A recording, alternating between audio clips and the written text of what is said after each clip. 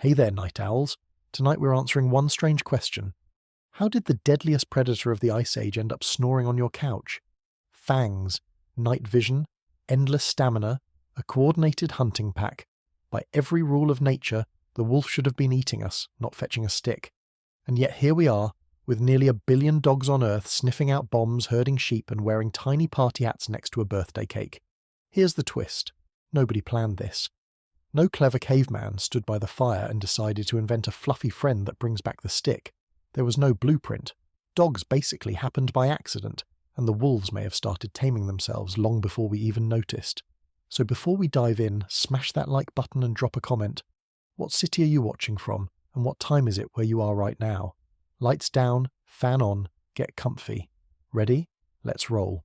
So let's set the scene properly, because the world we're rewinding into looks almost nothing like the one outside your window. We're travelling back somewhere between 20 and 40,000 years, deep into the long cold stretch that scientists call the late Pleistocene. There are no farms, no villages, no metal, no writing, and absolutely no central heating, which becomes a real problem when winter arrives and decides to stay for half the year. Much of the northern world is locked under ice or frozen grassland, vast open plains where the wind never seems to stop, and the temperature treats your survival as an optional extra.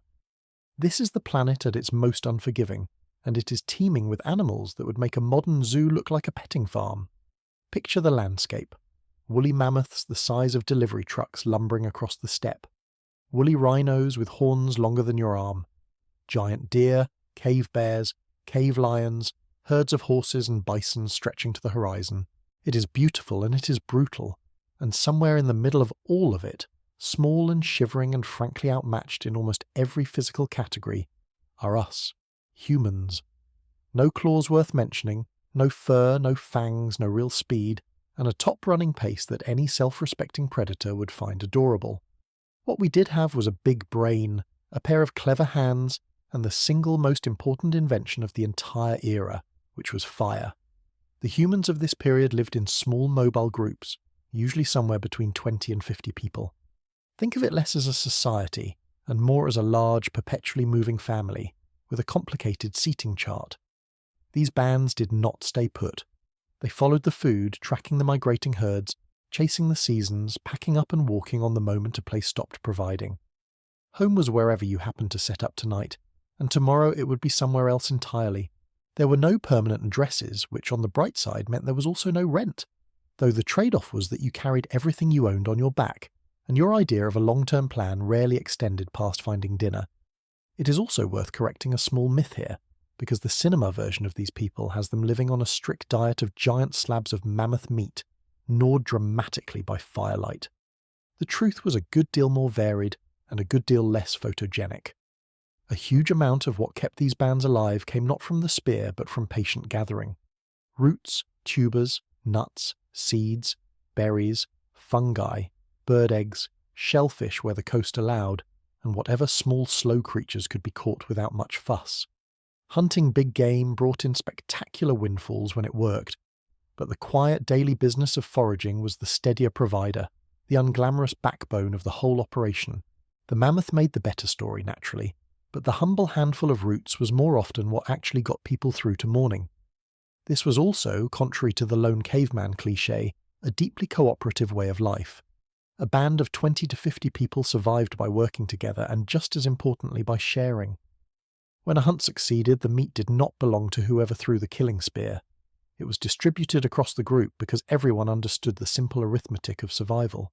The hunter who feasts alone today is the hunter who starves alone next month, when his luck turns and someone else has to feed him.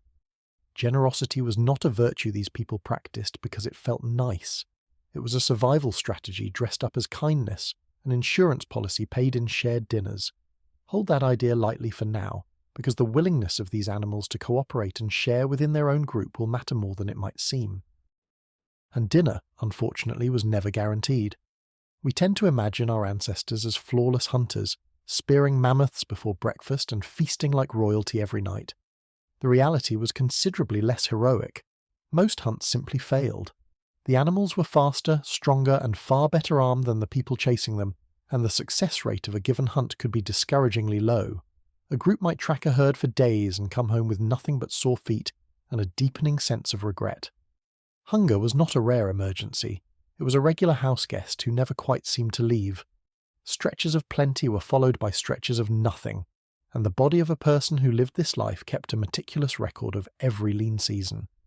Then there was winter, which deserves a category of its own. When the cold settled in, the plants died back, the herds thinned out or moved away, and the entire calorie supply of the region quietly closed for the season. Staying warm burned energy, finding food burned energy, and the two demands fought each other in a way that did not always end well. Cold killed the young, the old, and the unlucky, and it did so without ceremony. There were no doctors, no medicine cabinets, and the nearest thing to a hospital was a warm fire and the hope that whatever was wrong with you would simply go away on its own. It usually did not. Injury was the other quiet executioner. We think of a broken leg today as an inconvenience, a few weeks in a cast and a parking spot closer to the entrance. Back then it could be a death sentence. A person who could not walk, could not keep up with a group that needed to keep moving, could not hunt, could not gather, and became a heavy demand on a community already living right at the edge of what it could afford. A bad fall, an infected cut, a tooth gone wrong, any of these ordinary misfortunes could quietly tip the balance from alive to not. This was a world with no margin for error and very little patience for bad luck. Survival was not a guarantee you were born with. It was a daily exam you could fail at any moment. In the middle of all this hardship sat the one thing that made any of it bearable, and that was the fire. The campfire was not a cozy decoration. It was the beating heart of the entire operation. It was warmth in a climate that wanted you dead. It was light pushing back against nights that lasted forever. It was the kitchen, since cooked food was safer and easier to digest. It was the workshop, the meeting hall, the source of safety, and the closest thing these people had to a living room. Everyone clustered around it. Everything important happened in its glow, and that glow had an edge, a clear boundary where the warm orange light gave up and surrendered to the dark. That boundary is where our story really begins. Just past the reach of the firelight, out in the cold dark where human eyes could not follow, something was watching. Something patient. You could not always see it, but on the right night, if you looked into the blackness beyond the camp, you might catch a pair of eyes reflecting the flames back at you, low to the ground, steady, unblinking. Then they would be gone. The people knew those eyes well, and they had a healthy respect for what they belonged to, because the creature out there in the dark was, on paper, one of the most accomplished killers in the entire frozen world. It was the wolf. And we need to be honest about what a wolf actually was in this period, because it was not the slightly nervous creature you might glimpse on a wildlife documentary today. These were large, powerful animals built for endurance, with jaws strong enough to crack heavy bone, and a nose that could read the landscape like a newspaper. They hunted in coordinated packs, communicating, cooperating, surrounding prey far bigger than themselves, and bringing it down through pure teamwork. They could travel enormous distances in a day without tiring. They had night vision that made human eyesight look like a cruel joke. By almost any measure that mattered in this environment, the wolf was a superior animal to the human. Faster, stronger, better equipped, better adapted to the cold, and operating on senses we could only dream of. The wolf was also not the only set of eyes in the dark, which is worth remembering. The Ice Age night around a camp was a crowded place, full of opportunists with the same idea. There were foxes slinking in for scraps, ravens watching everything from above with that unsettling intelligence corvids have, and in some regions hyenas and other formidable scavengers all competing for the same pile of human leftovers. The camp dump was a contested resource, and the wolf was merely one bidder among several. What set the wolf apart was not just its appetite, but the particular shape of its mind, and that shape turns out to be the quiet reason this relationship worked when it could so easily have gone nowhere. Because here is something genuinely striking about wolves, something that made them, of all the candidates lurking in the dark, uniquely suited to a future alongside us. A wolf pack is not a loose mob of individuals. It is a tightly organised social unit, usually built around a family, with a clear structure, cooperative hunting, shared care of the young, and a rich vocabulary of signals to keep everyone coordinated. They read each other constantly. They cooperate towards shared goals. They tolerate one another at close quarters, and they invest in the group rather than only in themselves. If that description is starting to sound familiar, it should, because it is a remarkably close echo of how the human bands lived. Two species, separated by an enormous evolutionary gap, had arrived independently at the same survival strategy.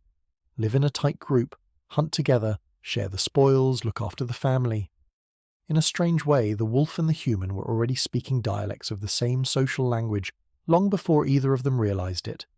That hidden compatibility is part of why the partnership had a fighting chance at all. So by every reasonable expectation, the relationship between these two species should have run in exactly one direction. The wolf was the apex predator. The human was a soft, slow, poorly armed mammal that would have made a perfectly reasonable meal. Logic says the wolves should have viewed the camp as a buffet and the people as the main course. The fact that the exact opposite happened, that the killer became the companion, is the central mystery we are slowly unpacking. And the answer to that mystery does not start with bravery or with some noble act of taming. It starts, somewhat unromantically, with garbage. Here is the detail that changes everything, and it is one that history books tend to skip because it is not exactly flattering. Human beings are, and always have been, extraordinarily messy eaters. We are wasteful, sloppy, and generous with our leftovers in a way no efficient predator would ever tolerate. When a wolf pack brings down prey, very little goes to waste. They are precise, thorough, and they treat a carcass with the respect of someone who genuinely does not know where the next meal is coming from. Humans, by contrast, leave a mess. We always have. Even at the worst of times, even during the hungry stretches, a human camp generated a remarkable trail of edible debris. Think about what got left behind after a band moved on.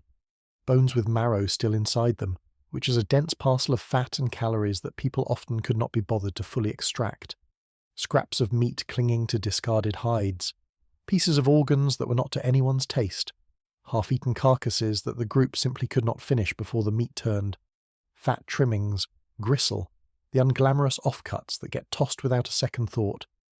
Add to that the general detritus of human living, and what you ended up with at every abandoned campsite was a steaming, fragrant pile of free food, conveniently pre-killed and laid out for collection by anyone brave enough to come and get it. And to a wolf, this was nothing short of a revelation. Out in the wild, food was earned through enormous effort and constant risk. Every meal required a hunt, and every hunt could end in failure, injury, or an empty stomach. But here, trailing along behind these strange upright apes, was a reliable, renewable, and frankly absurd source of calories that did not run away, did not fight back, and did not require a coordinated pack assault to obtain. The human band was, in the bluntest possible terms, a mobile mountain of free meals that walked itself across the landscape and refreshed its garbage supply every single day. From a calorie standpoint, following humans around was the single best deal in the entire Ice Age economy. To put the appeal in perspective, consider the math from the wolf's point of view, since this is ultimately a story about cost and reward. A wild hunt is enormously expensive. It burns precious energy, it risks broken bones and goring and death, and it carries a high chance of coming home with absolutely nothing to show for the effort. Scavenging a human camp, by contrast, cost almost nothing. No chase, no struggle, no danger of a panicked bison kicking your skull in. The food was already dead, already gathered in one convenient spot, and replenished on a schedule more dependable than any hunt could ever be. For an animal whose entire existence was a constant negotiation between energy spent and energy gained, the human dump was not just a meal. It was a cheat code, an opportunity so good it was almost embarrassing to pass up. Of course, there was a catch, because there always is. Getting at that easy food meant getting close to the humans, and the humans were not exactly welcoming hosts. They had spears, they had fire, and they had a deeply reasonable distrust of large predators with impressive teeth. So a wolf approaching a camp was making a genuine wager. On one side of the scale sat a guaranteed payoff of easy calories. On the other side sat the very real chance of getting a sharpened stick through the ribs for its trouble. This was the tension at the heart of the whole arrangement, and how an individual wolf resolved it would turn out to matter enormously, though no one involved had the faintest idea at the time. Because here is the part worth sitting with. The first step toward the dog was not a person reaching out a hand in friendship. Try to picture how it might actually have looked on a single ordinary night. The band has eaten and is settling in, the fire burned low, the leftovers tossed beyond the edge of the camp where nobody wants the smell. Out in the dark, a wolf has been watching for a long time, motionless, weighing the same calculation it has weighed 100 times before. Tonight, for whatever reason, the hunger edges out the fear by the slimmest margin. It takes a step, then another. It freezes when someone shifts by the fire ready to bolt, every instinct screaming at it to retreat. But nothing happens. The humans are tired and full and uninterested, so it takes the last few steps, snatches a bone from the pile, and vanishes back into the blackness to eat in safety. Nothing dramatic occurs. No bond is formed, no eyes meet across the flames in a moment of cinematic understanding. It is just a frightened animal stealing scraps and getting away with it. And yet that unremarkable little theft, repeated night after night by the right kind of wolf, is the actual seed of the entire relationship. What made that first approach possible at all was the strange power of the fire itself, which cut both ways. To most animals, fire meant danger, a thing to flee from on pure instinct. But for the wolf willing to override that instinct, the firelight marked the edge of an extraordinary opportunity, a glowing boundary with rivals and safety on one side and easy food on the other. The threshold between the light and the dark became a kind of test, and the wolves that could stand to linger near the flames without panicking gained access to a resource the more skittish ones never dared to reach. The campfire was not just the centre of human life, it was also, quietly, the gateway through which a wild predator would one day walk into our world. The first step was a garbage dump. It was a heap of human leftovers sitting at the edge of a camp, and a hungry wolf deciding that the reward was worth the risk.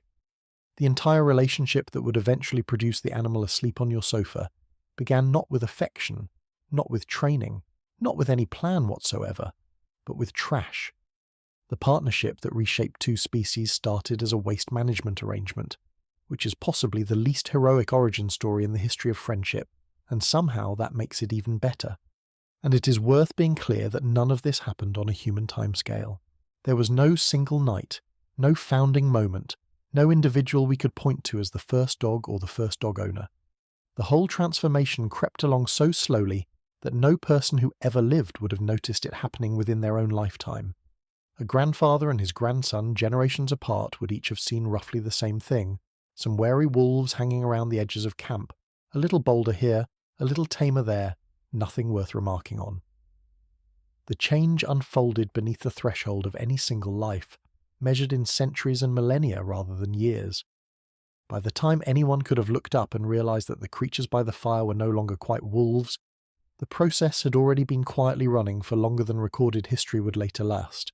It was less an event than a tide, slow and patient and utterly invisible to the people living through it.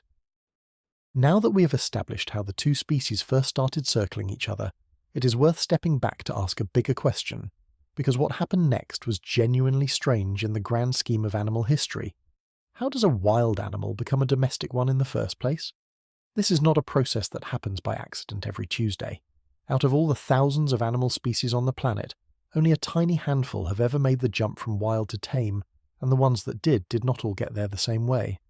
Zoologists who study this transition have noticed that domestication tends to arrive by one of three main roads, and understanding those roads is the key to appreciating just how peculiar the dog truly is. The first road is the direct one, the route that matches the story most people carry around in their heads. This is domestication by deliberate human action. A person decides they want a particular animal, goes out and captures it, brings it under control, and breeds it on purpose to suit their needs. It is hands-on, intentional, and driven entirely by human choice from the very beginning. The animal does not volunteer. It is collected, contained, and managed, with each generation selected to be more useful than the last. This is the version of taming that feels satisfying because it puts humans firmly in the driver's seat, plotting and selecting like a confident manager building a team. The horse is the classic example of this approach, though it is worth noting it came along much later in our history than the dog. Taming horses meant catching wild ones, controlling them, and gradually breeding animals that would tolerate being ridden, harnessed, and put to work. This was not a gentle stroll. Working with a large, powerful, easily panicked animal that would much rather be anywhere else requires patience, skill, and a real willingness to be thrown into the dirt repeatedly while you figure things out. The goat too, at least in part, came to us along a version of this directed road, with humans taking an active managing hand in the process. The common thread is that the animal did not choose this life. The choice was made for it. The defining feature of this first road is human intention from the very first moment. Someone wanted the animal, someone went and got it, and someone decided which individuals would breed and which would not. The whole arrangement is driven from the top down by deliberate human design, which is exactly why it feels so satisfying and so obvious to us. It matches our flattering self-image as the species that plans, controls, and engineers the world to suit itself. When we picture taming an animal, this is almost always the picture in our heads, which is precisely why the dog is going to feel so strange by comparison, because the dog did not follow this road at all, and it could not have, which is the part people rarely stop to consider. Imagine for a moment an Ice Age hunter deciding to domesticate the wolf the deliberate way, by force. Picture him heading out into the cold to capture a fully grown adult wolf, 100 pounds or so of muscle, teeth, and extremely strong opinions, and then attempting to drag it back to camp and persuade it to behave. The plan ends in one of two ways, and neither involves a loyal new pet. Adult predators do not surrender their wildness because a human asks nicely. They do not flip a switch and become cooperative. A captured adult wolf would have spent its remaining energy trying to escape or trying to remove the face of whoever was holding it. The directed road simply does not work on a creature like this. You cannot bully an apex hunter into friendship. The only path that could ever have produced a dog was one where the animal came willingly, on its own schedule, choosing closeness because closeness paid.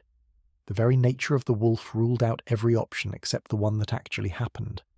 The second road is subtler and a little sneakier, and it usually grew out of hunting. Call it the prey route. It begins with humans hunting a particular animal for its meat, the way they had always done. But over time, instead of simply chasing and killing wild herds whenever they got hungry, people started to manage those herds. They began following them more closely, protecting them from other predators, steering their movements, perhaps holding back the most useful animals rather than eating everything in sight. What started as hunting slowly shaded into herding, and the prey animal that had once been pure quarry gradually became livestock. The relationship transformed from kill on sight into a long-term investment, which is a remarkable shift in thinking when you consider it. Sheep, goats, and cattle all came to us largely down this prey road. They began as animals that humans ate, and they ended up as animals that humans kept. The hunter who once tracked a wild herd became the herder who walked alongside a tame one, trading the thrill of the chase for the steadier returns of a managed flock. It was, in a sense, the moment our ancestors discovered the difference between catching a fish and owning a pond. And crucially, all of these animals share one important feature that made this transition workable. They are herbivores. They eat plants, they live in groups with natural social hierarchies, and they pose no real threat to the humans managing them. You can take charge of a sheep without lying awake at night worrying that the sheep is plotting against you. The third road is the strange one, the one that does not involve human intention at all, and this is the road the dog took. It is called the commensal pathway, and the word itself is rather charming once you unpack it. It comes from an old idea meaning roughly to share a table, and that is exactly what happened. On this path, the animal is not captured, not hunted into submission, not deliberately bred by anyone. Instead, the animal shows up on its own. It is drawn to human settlements by the food and the opportunity. It lingers around the edges, it gets comfortable, and over a long stretch of time it simply stays. Nobody invites it, nobody plans it. The animal essentially decides, on its own behalf, that life is better near these strange fire-keeping apes, and it moves in. The dog is the textbook example of this third road, and that is precisely what makes it so extraordinary. Remember those wolves circling the garbage at the edge of camp, weighing the risk against the reward. No human went out and captured them. No human dragged a wolf back to the fire, locked it in an enclosure, and set about breeding a more cooperative version. There was no project, no program, no far-sighted ancestor with a vision of a loyal companion. The wolves came to us. They arrived under their own steam, attracted by our wastefulness, and the boldest and calmest among them gradually settled into the strange new niche of living alongside humans. The first move was made by the animal, not the person. If the idea of an animal quietly volunteering for domestication sounds far-fetched, it is worth knowing the dog is not actually alone in this. There is a second famous member of the commensal club, and it is sitting on a windowsill somewhere right now, judging you. The cat took almost exactly the same road, just much later, and under different circumstances, Cats arrived once humans had settled down and started farming, because farms meant stored grain, and stored grain meant mice, and mice meant an irresistible supply of small rodents gathered conveniently in one place. The wild ancestors of the cat wandered in to hunt the vermin, found the living easy, and simply stuck around. Nobody captured them either. We did not so much adopt the cat as fail to evict it, and anyone who has ever lived with one will recognize that the cat has never fully accepted the terms of the arrangement. The dog moved in for the leftovers and decided to adore us. The cat moved in for the mice and decided to tolerate us. Two animals, the same self-invited path, two wildly different attitudes about the whole thing. This is why scientists who study the subject have become increasingly careful with their wording. For a long time, the standard phrasing was that humans domesticated the wolf, which sounds confident and tidy, and puts our species firmly in charge. But the more researchers dug into how it actually unfolded, the more that phrasing started to feel misleading. A growing number of experts now prefer to say that the wolf began to domesticate itself. It is a subtle change of words with an enormous change of meaning. It moves us from the role of master to the role of opportunity. We did not reach out and tame the wolf. We left out enough free food and enough open space that a certain kind of wolf could quietly tame itself by moving closer, one cautious generation at a time. And once you frame it this way, a genuinely remarkable fact comes into focus. Look back over those 3 roads and notice the pattern. The animals that came to us through the directed route and the prey route, the horses and the goats and the sheep and the cattle, share a defining trait. They are, almost without exception, herbivores. They are plant-eaters, prey animals, creatures that were lower than us on the food chain and that we brought under our control through effort, management and force. We took them. We rounded them up, fenced them in, and bent them to our purposes, and they had very little say in the matter. That is the ordinary shape of domestication. The strong species reaches down and claims the weaker one. The dog breaks that mold completely, and this is the detail worth carrying with you through the rest of the story. The dog is the great exception. It is the only large predator that domesticated itself by walking toward us, rather than being captured and forced. Every other major domestic animal is a herbivore we subdued. The dog descends from an apex hunter, a creature that by rights should have regarded us as competition, or as a meal, and instead of being taken by force, it made the approach on its own terms. It was not prey we managed. It was not a beast we captured. It was a fellow predator that looked at the human campfire, weighed up the strange warm-blooded apes huddled around it, and chose to come closer. No other animal of comparable power ever made that move toward us first. Hold on to that frame, because it changes how everything that follows should feel. It is hard to overstate how unlikely this outcome really was.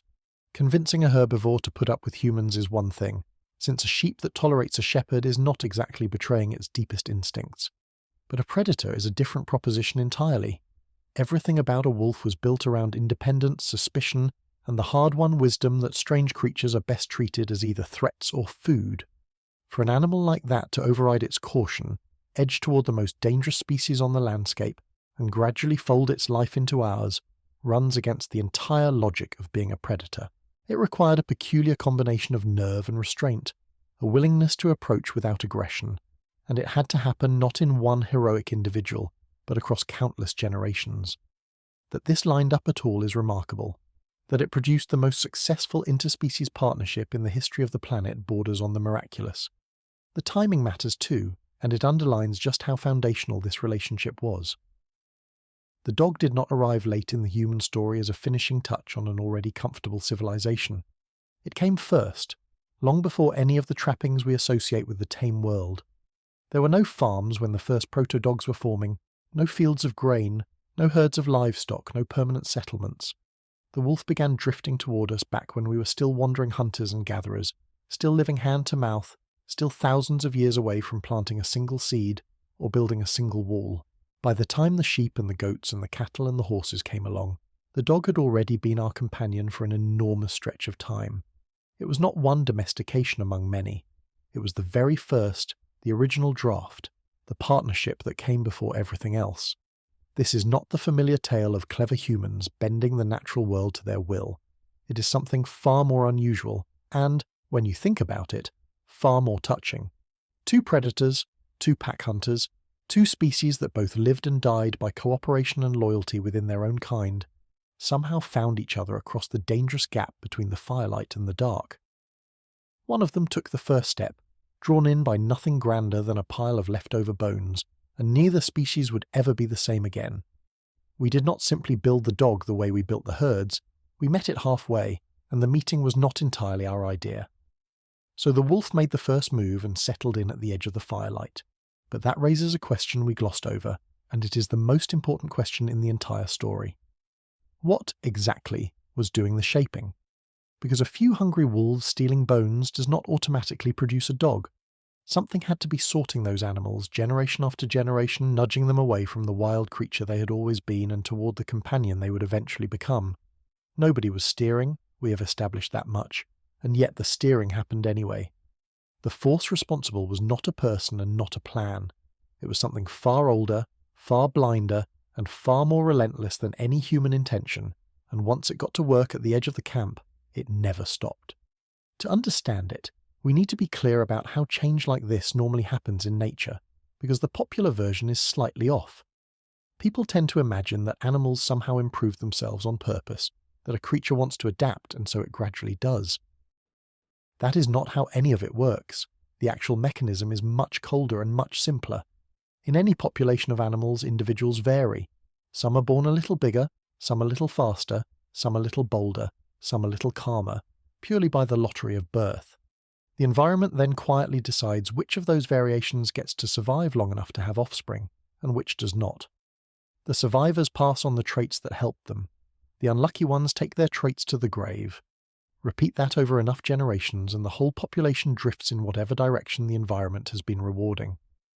No animal ever tries to evolve. It simply lives or dies, and the math does the rest. The crucial part of that idea, the part that unlocks everything, is that the rules depend entirely on the environment. There is no universal definition of a winning trait. What counts as an advantage in one setting can be a fatal handicap in another. Thick fur is brilliant on a frozen plain, and a death sentence in a desert. Bright colouring helps you attract a mate, and also helps a predator spot you from a comfortable distance. The environment writes the rule book, and the animals play whatever game they have been dealt. Change the environment, and you change the rules, and the moment the rules change, a completely different kind of animal starts to win.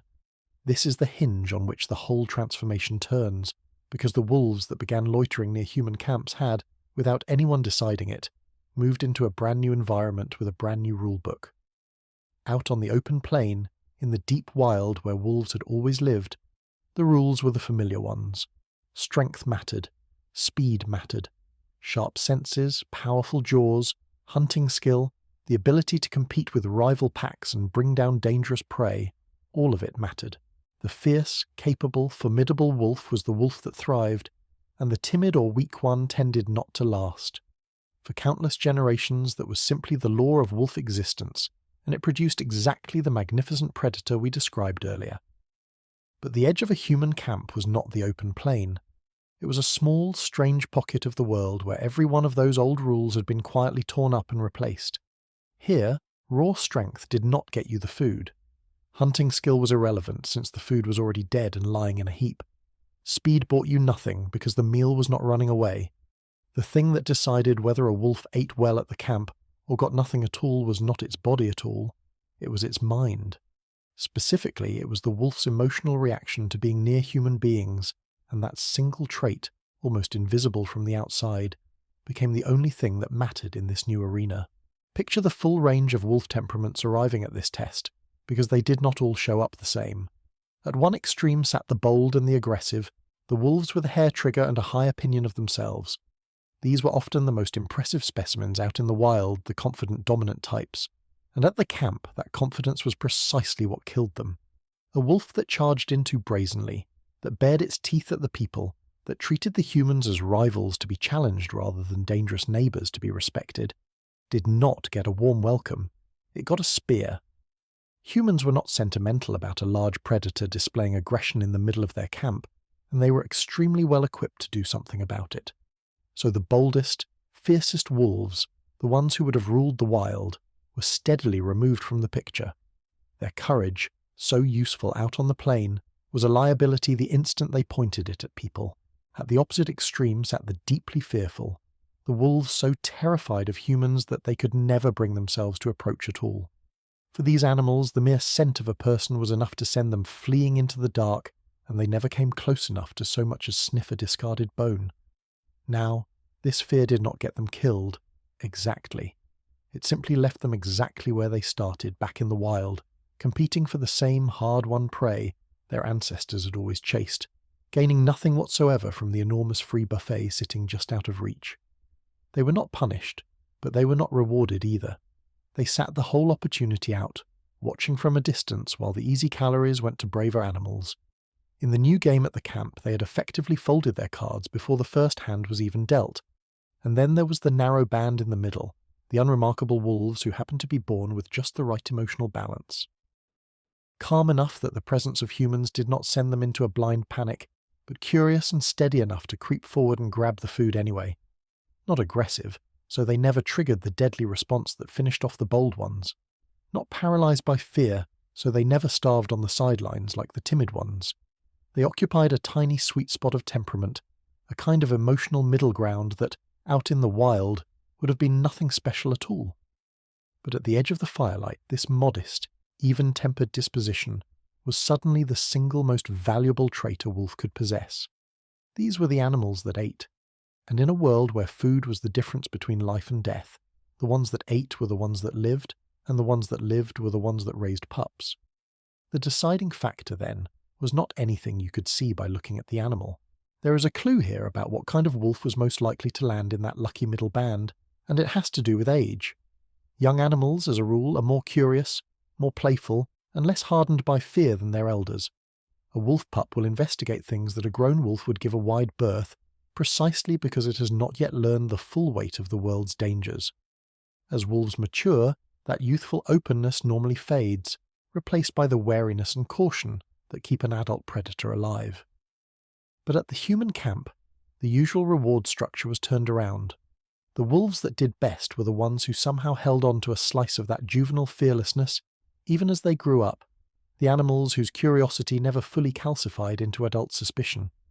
In a sense, the camp was favouring wolves that stayed a little bit young in temperament their whole lives, that kept the trusting, exploratory openness of a pup long past the age when it should have hardened. This is a quietly profound idea, because it suggests the dog is, in part, a wolf that never quite finished growing up emotionally, an animal selected to carry its playful, approachable, puppyish disposition all the way into adulthood. The next time a fully grown dog greets you with the bouncing, delighted enthusiasm of a toddler who has just discovered you can throw a ball, that is not an accident. It is a feature, and in the deepest sense it was the entire point. It was not the size of its muscles or the length of its fangs or the cleverness of its hunting. It was something happening inside, in the wiring of its nervous system, in how readily it tipped into fear or anger when a human came near. And this is where the genetics matter, because that emotional threshold is not simply a matter of an individual animal learning to relax. A growing body of modern research points to the same conclusion, which is that temperament has a strong inherited component. Some wolves are quite simply born less fearful and less reactive than others, in the same way that some are born larger or darker. The baseline level of jumpiness, the speed with which the body floods with stress and the urge to fight or flee, is shaped substantially by the genes an animal inherits, not just by what it experiences after birth. That detail is what makes the whole thing tick, and it is worth slowing down on, because it is easy to skim past and miss the magic of it. If calmness around humans were purely learned, a skill each wolf had to pick up from scratch, then nothing permanent would ever accumulate. Each new generation would start from zero. But because that calmness was at least partly written into the genes, it could be passed down. The even-tempered wolves who survived at the camp had even-tempered pups, who inherited that slightly higher tolerance for human company, who in turn survived a little better, ate a little more reliably, and passed the trait down again. The placid disposition was not just rewarded once, it was banked, compounded, and handed forward, getting a little more common in the camp-edge population with every passing generation. There is even a simple, almost measurable way to picture this inherited difference, and biologists who study wild animals use it all the time. Every animal carries an invisible boundary around itself, a comfort zone, beyond which the approach of something threatening triggers the urge to flee. You can think of it as the distance at which the animal decides enough is enough and bolts. A jumpy, fearful creature has a huge version of this zone, taking off the moment anything unsettling appears on the horizon. A calmer creature lets things come much closer before its nerve finally breaks. Now imagine that boundary varying from wolf to wolf, written in part by the genes each one was born with. The fearful wolves, with their vast comfort zones, could never shrink that distance enough to reach the food.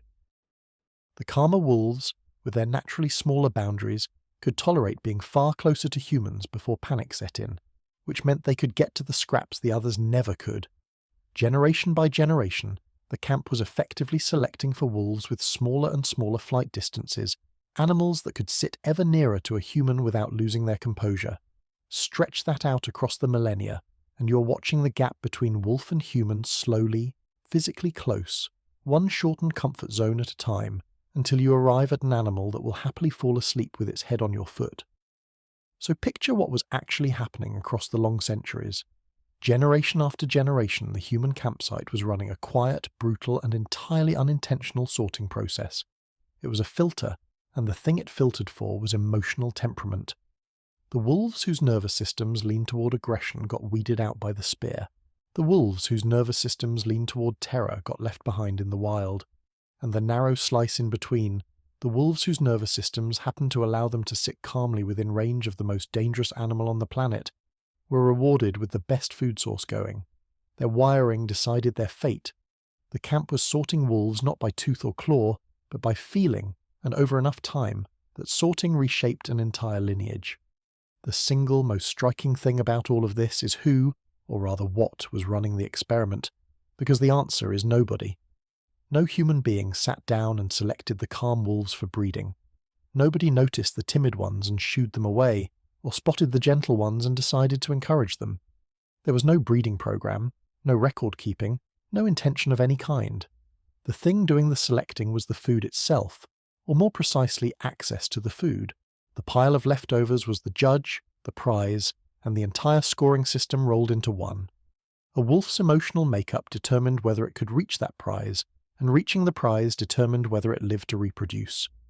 The humans simply went about their lives, dropping scraps and occasionally throwing spears, completely unaware that they were the unwitting administrators of one of the most consequential selection processes in the history of life on Earth.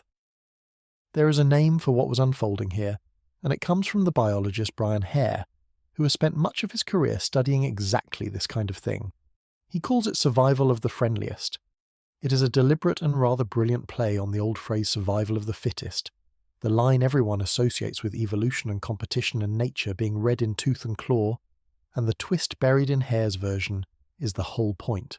We're used to imagining that the winners of the evolutionary game are the strongest, the fiercest, the most ruthless, the ones who outfight and outmuscle their rivals. That is the version of nature we grew up with, all sharp teeth and dramatic conquest. But at the edge of the human camp, the fittest wolf, the one most likely to survive and pass on its genes, was not the strongest or the fiercest at all. It was the friendliest. It was the one most able to tolerate, approach, and coexist with another species. Friendliness, of all things, turned out to be the winning move, and once you sit with that, you start to appreciate just how strange and backwards it really is, because in almost every other context in the natural world, friendliness toward a strange and dangerous species is a wonderful way to get yourself killed. Out in the wild, a trusting animal, one that wanders up to investigate something unfamiliar and potentially lethal, tends not to survive long enough to pass that trusting nature along. Caution keeps you alive. Suspicion keeps you alive. The instinct to flee first and ask questions never is, generally speaking, an excellent survival strategy, which is exactly why most wild animals have it in abundance. Trust is expensive, and nature usually charges the full price. For the entire history of life up to this point, being unusually gentle and approachable toward a fearsome neighbour had been, quite reliably, a fast track to an early death. The human camp flipped that ancient logic completely on its head, and that is what makes this moment genuinely unprecedented. For the very first time, in this one peculiar corner of the world, the gentle disposition was not a liability, but the single greatest advantage an animal could have. The trusting wolf did not get eaten or outcompeted. It got fed. The friendly temperament that would have doomed an animal almost anywhere else became the very thing that let it thrive. Friendliness, after billions of years of evolution treating it as a bug, suddenly became a feature. It was, as far as we can tell, one of the first times in the long story of life on this planet that being nice was the smart evolutionary play, and the wolves who happened to be born nice cleaned up.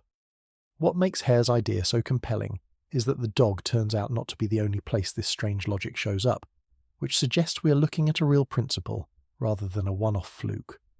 Hare points to the bonobo, one of our closest living relatives, as another likely example. Bonobos and chimpanzees are nearly identical genetically, yet bonobos are famously far more peaceful, tolerant and cooperative, while chimpanzees can be aggressive and violent.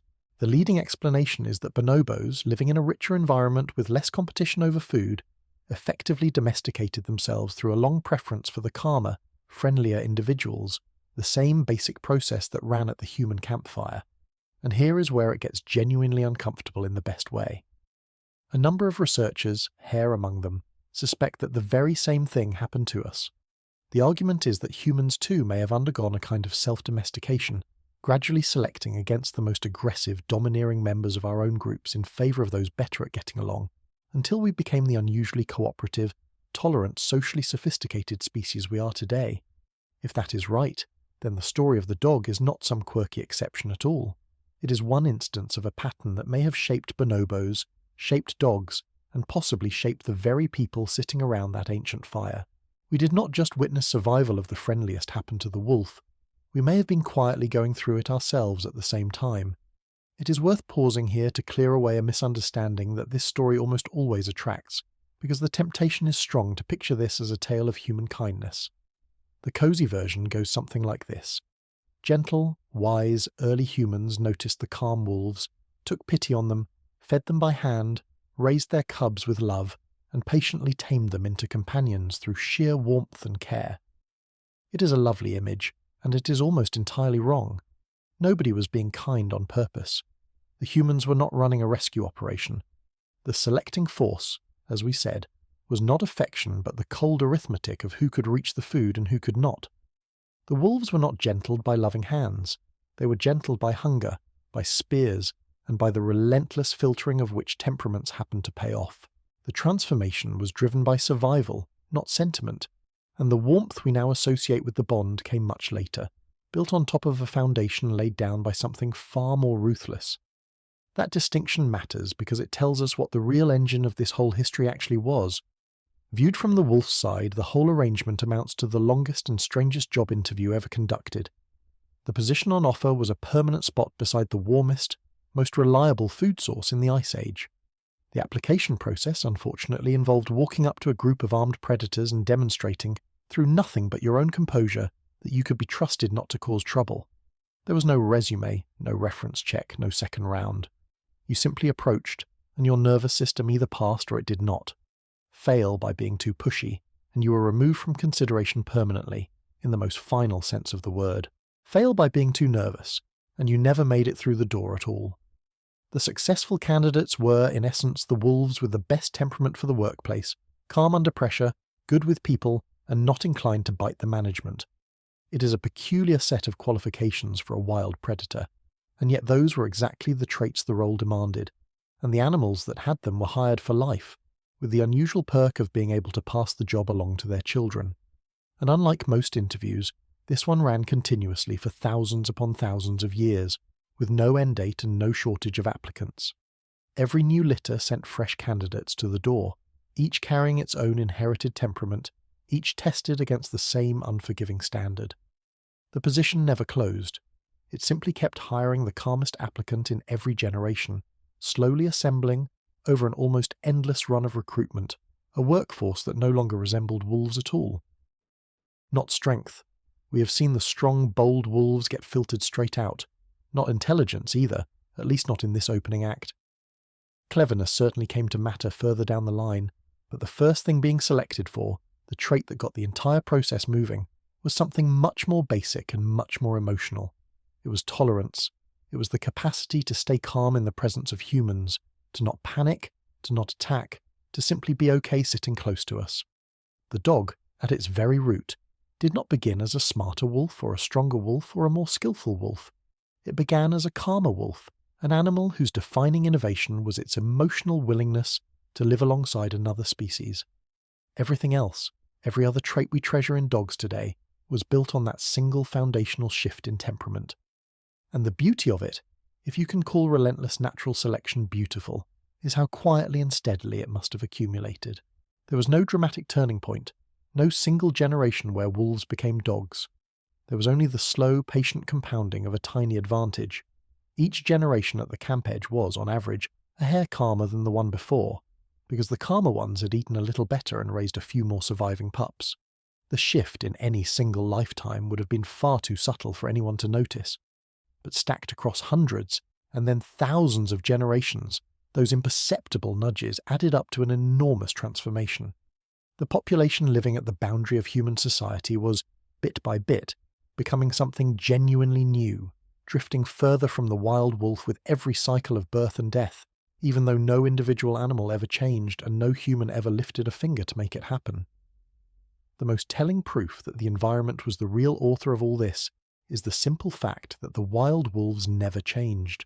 While the camp edge population was busy transforming, their cousins out on the open plain carried right on living the old life under the old rules. For them, nothing about the environment had shifted. Strength and ferocity and caution still paid exactly as well as they always had. So selection kept producing the same magnificent wild predator it had produced for ages. Two groups of essentially the same animal were now running two completely different evolutionary races at the same time, sorted into different rulebooks by nothing more than whether they hung around humans or not. And the result is something you can still see for yourself today. The wild wolf is right there, alive and well, looking very much as its ancestors did, because its world never asked it to become anything else. The dog, meanwhile, wandered off down a road that only existed at the edge of the firelight. Same starting point, same raw material, two destinations, and the only thing that decided which path an animal took was a difference in temperament so small you would have needed to live among them to spot it. We should also be honest about the fact that this gentle drift was anything but gentle for the individual animals involved. It is worth tracing where this trajectory was actually heading, because the sorting did not stop once a wolf could grab a bone without bolting. That was merely the entrance exam. As the camp edge population grew calmer over the generations, the boundary of what humans would tolerate and what the wolves dared kept creeping inward. The animals that were most at ease did not just snatch scraps from the outer darkness and flee. They lingered. They drifted a little closer to the fire, hung around between meals, and gradually became a familiar, accepted presence rather than a fleeting shadow. And as they did, a new layer of advantage opened up. The closer an animal could comfortably get, the better its access to food and warmth and safety, which meant the very calmest of the calm were rewarded yet again, pulled steadily deeper into human society. So the process was not a single threshold crossed once and forgotten. It was a slow, continuous migration from the cold edge of the firelight toward its glowing centre, each generation tolerating a little more closeness than the last. The journey that began with a terrified animal stealing a bone from the dark ended, eventually with an animal lying contentedly inside the circle of human warmth, no longer a visitor to the camp but a member of it. Every inch of that journey was paved by temperament, and every inch rewarded the friendlier animal a little more generously than the one before it. The selection was real, which means the failures were real too. For every calm wolf that ate well and raised a healthy litter, there were bolder ones brought down for their aggression, and timid ones that went hungry in the wild. Nature does its sculpting by subtraction, and the dog was carved out of the wolf the same way every other creature has been shaped, through the steady removal of everyone who did not happen to fit the new rules. It is a process with no malice and no mercy, just consequences. The friendliest survived, yes, but only because the alternatives, one by one, did not. What we are left with, then, is the true beating heart of the entire dog story, the mechanism that drove everything that followed. It is worth being precise about what this earliest version of friendliness actually was, because it is tempting to read our modern feelings back into it. The friendliness being selected for at the dawn of this process was not love. It was not loyalty, not devotion, not the soulful gaze of a dog watching its owner reach for a coat. It was something far more modest and far less romantic. It was simply the absence of panic and the absence of aggression, a basic emotional willingness to exist near a human without fleeing or fighting. The first proto-dogs did not adore us. They tolerated us because tolerating us paid. Everything warmer and deeper that we now associate with dogs, the affection, the attachment, the sense that this animal genuinely cares whether we come home, came afterward, layered on top of that plain foundation over a very long time. But none of it could have existed without that first humble step. You cannot build devotion onto an animal that bolts or bites the instant you come close. Calmness had to come first. It was the ground floor on which the entire towering structure of the human and dog bond would eventually be raised, and at the very start it really was nothing grander than a wild animal deciding that you were not worth panicking about. A new environment with new rules, a trait, emotional tolerance for humans, that suddenly became the path to survival, a heritable temperament that could be passed down and compounded, and an invisible, unintending selector, the food supply itself, quietly choosing the winners across an unimaginable span of time. Put those pieces together and you do not need a clever caveman, a breeding program, or a single act of deliberate taming to explain how a fearsome predator started its long journey toward the hearth. You just need hungry wolves, careless humans, and enough time for friendliness to do what friendliness, in this one strange place, had finally been given the chance to do, which was win. Now, this is a genuinely elegant theory, and it explains a great deal. There is a deep irony sitting at the centre of all this that is worth letting land before we move on. The animal we now hold up as the very symbol of gentleness, loyalty, and unconditional affection, the creature whose entire reputation rests on being soft-hearted, was forged by one of the least sentimental processes imaginable. There was no tenderness in the mechanism that made the dog gentle. It was built by hunger, by danger, by the steady removal of every animal that did not fit, by a filter that showed no kindness whatsoever to the individuals it rejected. The sweetness of the dog is the product of something that was anything but sweet, and yet that is exactly what makes the outcome so quietly astonishing rather than diminishing it. Out of a cold, indifferent, purely mathematical sorting process, with no goal and no compassion behind it, emerged the warmest interspecies friendship our planet has ever produced. The paradox we opened with, the fearsome predator becoming the trusting companion, turns out not to be a paradox at all once you see the engine clearly. It was never about a beast being conquered or a monster being tamed by love. It was about a particular kind of nervous system, the calm and curious kind, being handed an opportunity that the rest of nature had never offered before, and quietly, across an almost unfathomable stretch of time, making the most of it. Fear and hunger did the carving. What they happened to carve, against every expectation nature had ever set, was a friend. But a fair-minded listener should be raising an eyebrow at this point, because it does have the faint whiff of a story that is too tidy to trust. It is one thing to claim that selecting an animal purely for calmness and friendliness, generation after generation, could slowly turn a wild predator into something tame. It is quite another to actually prove it. After all, nobody was around to watch the original process unfold, since it took place across thousands of years in the deep prehistoric past with no notes, no cameras, and no scientists. So how could anyone ever test such an idea? How could you possibly demonstrate that selecting for friendliness alone, and nothing else, is enough to transform an animal? It sounds like the kind of claim that can never be checked. And yet, remarkably, it has been. In the middle of the 20th century, in one of the coldest and most unlikely corners of the world, a scientist set out to run precisely this experiment, choosing animals for one single trait and watching in real time what happened next. The corner of the world in question was Siberia, and the scientist was a Soviet geneticist named Dmitry Belyaev. The year was 1959. The place was a research institute near the city of Novosibirsk, and the conditions were, by any reasonable standard, deeply unpromising. This was not a well-funded laboratory in a comfortable democracy, where a curious mind could chase whatever question it liked. This was the Soviet Union at a moment when the very science Belyaev wanted to practice was not merely unfashionable, but officially forbidden, which is a rather significant obstacle when your entire experiment depends on the thing that has been banned. To appreciate just how dangerous Belyaev's work was, you have to understand the strange situation that genetics had fallen into in the Soviet Union at the time. For political reasons that had very little to do with actual biology, The study of genes and heredity had been branded as a kind of bourgeois pseudoscience, the wrong sort of thinking for a proper Soviet citizen. The official line, pushed by a powerful and well-connected agronomist whose ideas have not aged well, held that traits were shaped by environment and effort rather than by inherited genes, and that the entire field of genetics was a dangerous Western delusion. Disagreeing with this in public was not a career risk in the way we think of careerists today. It was the kind of disagreement that could end with you losing your job, your freedom, or considerably more. Belyaev himself had a brother, also a geneticist, who had already been arrested and killed for holding the wrong scientific opinions.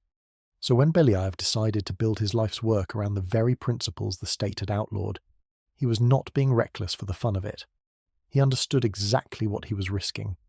His solution was a quiet kind of cleverness. Officially on paper, he was not running a forbidden genetics experiment at all.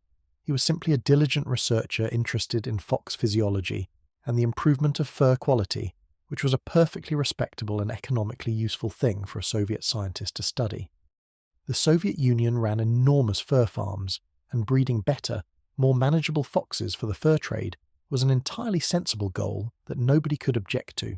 Underneath that cover story, however, Belyaev was chasing a question that had nothing to do with fur and everything to do with the deepest mystery of domestication. He wanted to know whether the entire transformation from wild animal to tame companion could be driven by selecting for a single trait. And he wanted to do something almost outrageous in its ambition. He wanted to take a process that, in the case of the dog, had taken many thousands of years and compress it into the span of a human career so he could watch it happen with his own eyes. The choice of the fox was a smart one. The silver fox, a striking dark-coated variant of the red fox, was a close enough relative of the wolf and the dog to be a fair stand-in, yet it had never been domesticated. Crucially, the foxes Belyaev had access to were farm animals, raised in cages for their fur, but make no mistake, they were not tame in any meaningful sense. A fur farm fox wanted nothing to do with people. It would cower at the back of its cage, or it would lunge and snap at any hand foolish enough to reach inside. Their feelings about humans range from terrified to furious, with very little in between, which made them perfect raw material for the question Belyaev was asking. Here was an animal that genuinely disliked us, and the plan was to find out how quickly that could change. The method Belyaev settled on was almost insultingly simple, and that simplicity was the whole point. He did not train the foxes. He did not reward them with treats, teach them tricks, or attempt to socialize them with patient hours of human contact. Doing any of that would have ruined the experiment, because then any tameness might just be learned behavior rather than something heritable. Instead, the rule was pure and ruthless. Each generation, every young fox was tested for its reaction to a human. Did it shrink away in fear? Did it bare its teeth in aggression? Or did it tolerate, even welcome, the approach of a person? Only the calmest, least fearful, least aggressive individuals, a small fraction of each litter, were permitted to breed and pass on their genes. Everyone else was left out of the next generation. That was it. No teaching, no taming by hand, no clever conditioning. The foxes were selected on temperament alone, exactly the way the human campfire had unconsciously sorted the wolves, except now it was being done deliberately, on purpose, and at high speed. This was not a project for the impatient, and it became the life's work of more than one person. It is worth picturing what the actual selection test looked like, because the deciding moment was as low-tech as it gets. A researcher would approach a young fox, offer a hand, and simply observe. Did the animal retreat into the corner trembling? Did it snarl and snap? Or did it hold its ground, sniff, perhaps even lean in with something like curiosity? That single reaction, scored and recorded, decided the fox's entire future and the genetic future of its line. No instruments, no elaborate apparatus, just a person, a hand, and a fox making up its mind. It is faintly comical that one of the landmark genetics experiments of the century came down, generation after generation, to a long series of staring contests with foxes, but that is essentially what it was, and it worked precisely because it was so direct. There is a detail here that makes the proof even tighter, and it is one people often miss. Alongside the line bred for tameness, the researchers also maintained a separate line selected for the opposite trait. In this second group, they bred together the most fearful and aggressive foxes, the ones that lunged hardest and hated people most. The result, unsurprisingly, was a lineage of increasingly vicious defensive animals that grew more hostile with each generation, the dark mirror image of the tame line. This was not cruelty for its own sake, it was rigorous science.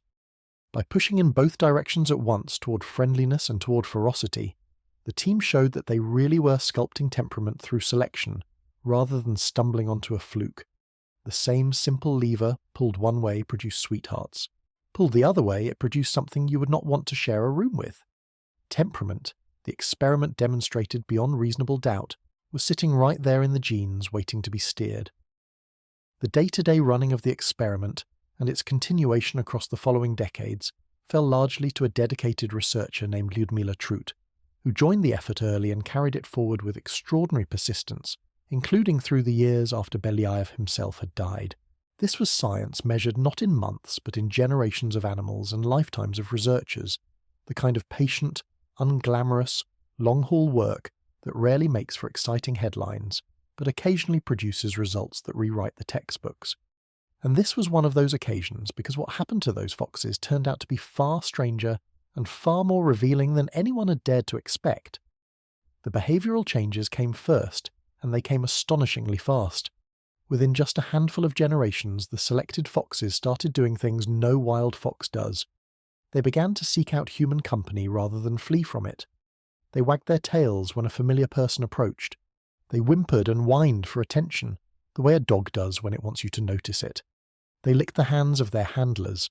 They grew excited and delighted at the sight of people rolling over, soliciting affection, behaving for all the world like friendly pet dogs rather than the snarling, terrified fur farm animals their own grandparents had been. It is worth letting the timescale sink in. In the space of a few short generations, a deliberate program of selecting only for calmness had begun turning a creature that hated humans into one that actively adored them. Nobody had taught them to love people. They had simply been bred for the temperament, and the affection came bundled along with it. As the generations rolled on, the effect only deepened. By somewhere around the 30th to 35th generation, the project had produced what the researchers described as an elite class of foxes, animals so thoroughly tame and people-loving that they were essentially indistinguishable in temperament from a friendly dog. These foxes did not merely tolerate humans. They craved human contact, competed for attention, and treated their caretakers with the kind of joyful devotion we usually reserve for the family pet. From a starting point of genuine hostility, a few decades of selecting purely for a gentle disposition had manufactured an animal that wanted nothing more than to be near us. On the behavioural side alone, the experiment was a stunning confirmation that the engine we described earlier, the slow sorting of temperament, really could transform a wild animal and could do it far faster than anyone had assumed. To grasp how complete the reversal was, it helps to set the two ends of the experiment side by side. Reach toward the cage of an ordinary unselected fox, and you are met with a creature that wants you gone, flattening itself against the back wall in terror or twisting around to deliver a warning bite, an animal for whom your hand is a threat and your presence a crisis. Reach toward one of the tame foxes a few decades down the line, and you get the opposite in almost every particular. It scrambles to meet you, tail going, making the soft, eager sounds of an animal that has decided you are the best thing to happen all day, practically begging to be picked up and fussed over. These are the same species. Their ancestors lived in the same sheds. The only difference between the snarl and the snuggle is a few decades of choosing, each generation, the slightly calmer animal to become a parent. It is a difference written entirely in temperament, and seeing it laid out so starkly is what made the result so impossible to wave away. But the behaviour, remarkable as it was, is not the part that made scientists around the world sit up and stare. The part that made the experiment legendary was something nobody had asked for and nobody had selected for at all. The bodies of the foxes started to change. Remember, the only thing being chosen, generation after generation, was temperament. Nobody was selecting for appearance. Nobody was picking foxes for the shape of their ears or the colour of their coats. The breeding decisions were based entirely on how the animals felt about humans. Full stop. And yet, as the tame lineage developed, a whole collection of physical features began appearing that had nothing obvious to do with friendliness whatsoever. The ears were the first surprise. Some of the tame foxes developed floppy, drooping ears the soft folded-over ears we associate with puppies instead of the sharp, erect, alert ears of a normal fox. Then there were the tails. Curled, curved tails started showing up, tails that wagged and arched the way a happy dog's does, rather than the straight, bushy tail of a wild fox. The coats changed too. Patches of white fur began appearing, irregular splashes and stars of depigmented hair, often on the face and chest, breaking up the uniform silver coat that the foxes had started with. The faces themselves shifted, with snouts becoming shorter and rounder, jaws growing a little smaller, the whole head taking on a softer, more juvenile, frankly more adorable shape. None of this was on the menu. Belyaev and his team had ordered tameness, and somehow the kitchen kept sending out floppy ears, curly tails, and cute spotted faces as an unrequested side dish. This was the genuinely mind-bending discovery, and it is what elevated the Fox project from a clever demonstration into one of the most important biology experiments of the 20th century. The changes were not only skin-deep either. When the researchers looked inside the tame foxes, they found the animals were different right down to their body chemistry. The tame line showed markedly lower levels of the hormones associated with stress and fear, the chemical signature of an animal whose internal alarm system had been quietly turned down. This makes perfect intuitive sense, since calmer behaviour ought to go hand in hand with a calmer hormonal state, but it was striking to see it confirmed in the blood work. There were other deep changes too. The tame pups tended to develop their fear response later than ordinary foxes, meaning there was a wider window in early life during which they stayed open and unafraid, more willing to form bonds. Their breeding patterns shifted as well, with some animals maturing differently or breeding outside the usual narrow season. In other words, selecting for friendliness had not merely rearranged the surface of these animals, it had reached deep into their hormones, their development, and the very timing of their lives. Tameness, it turned out, was not a thin behavioural veneer painted over an otherwise unchanged fox. It went all the way down, and that detail will matter a great deal when we come to explain the why of it. A single selection pressure, applied to one single trait, calmness toward humans, had dragged an entire cascade of unrelated-looking physical changes along behind it. It was as if temperament and appearance were secretly wired together, as if you could not pull on the one thread of friendliness without unravelling a whole tangle of other features at the same time. Tameness and cuteness, it turned out, were not separate things you had to select for one by one. They came as a package, two ends of the same hidden mechanism, and pulling on the behavioural end automatically reshaped the physical one. The implications for our story are enormous, and they reach right back to those wolves at the edge of the firelight. The Fox experiment proved, in real time and under controlled conditions, two things that had previously been educated guesses. First, that domestication does not require any conscious plan, any far-sighted intention, or any deliberate human design. You do not need a clever breeder with a vision. You only need calmer animals to consistently out-reproduce nervous ones, and the rest follows on its own. Second, it proved that the process can happen with shocking speed, not over the vast unhurried millennia we tend to imagine, but potentially within mere dozens of generations. Suddenly, the transformation of wolf into dog looked far less mysterious.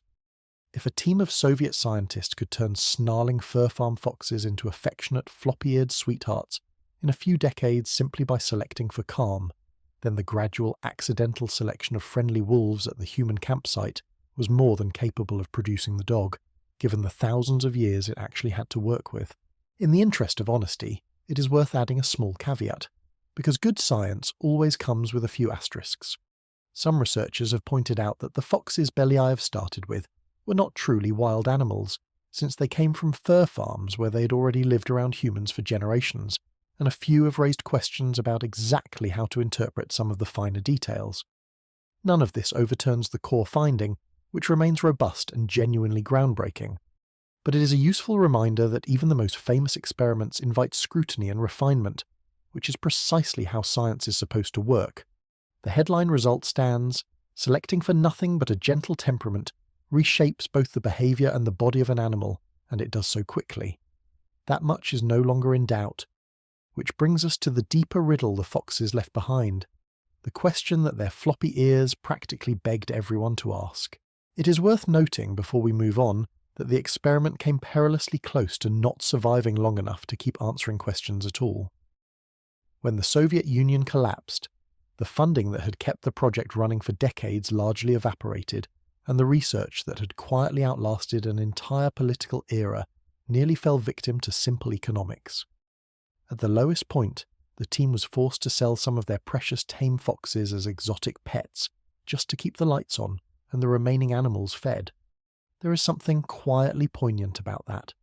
A line of animals bred across half a century to be the friendliest foxes that had ever existed, very nearly undone not by science or skepticism, but by a budget shortfall, with a few of them ending up dozing on the sofas of whoever could afford one. The project endured, against considerable odds, and carries on to this day, which means the foxes are still out there, still being studied, still wagging their curly tails at anyone who comes near.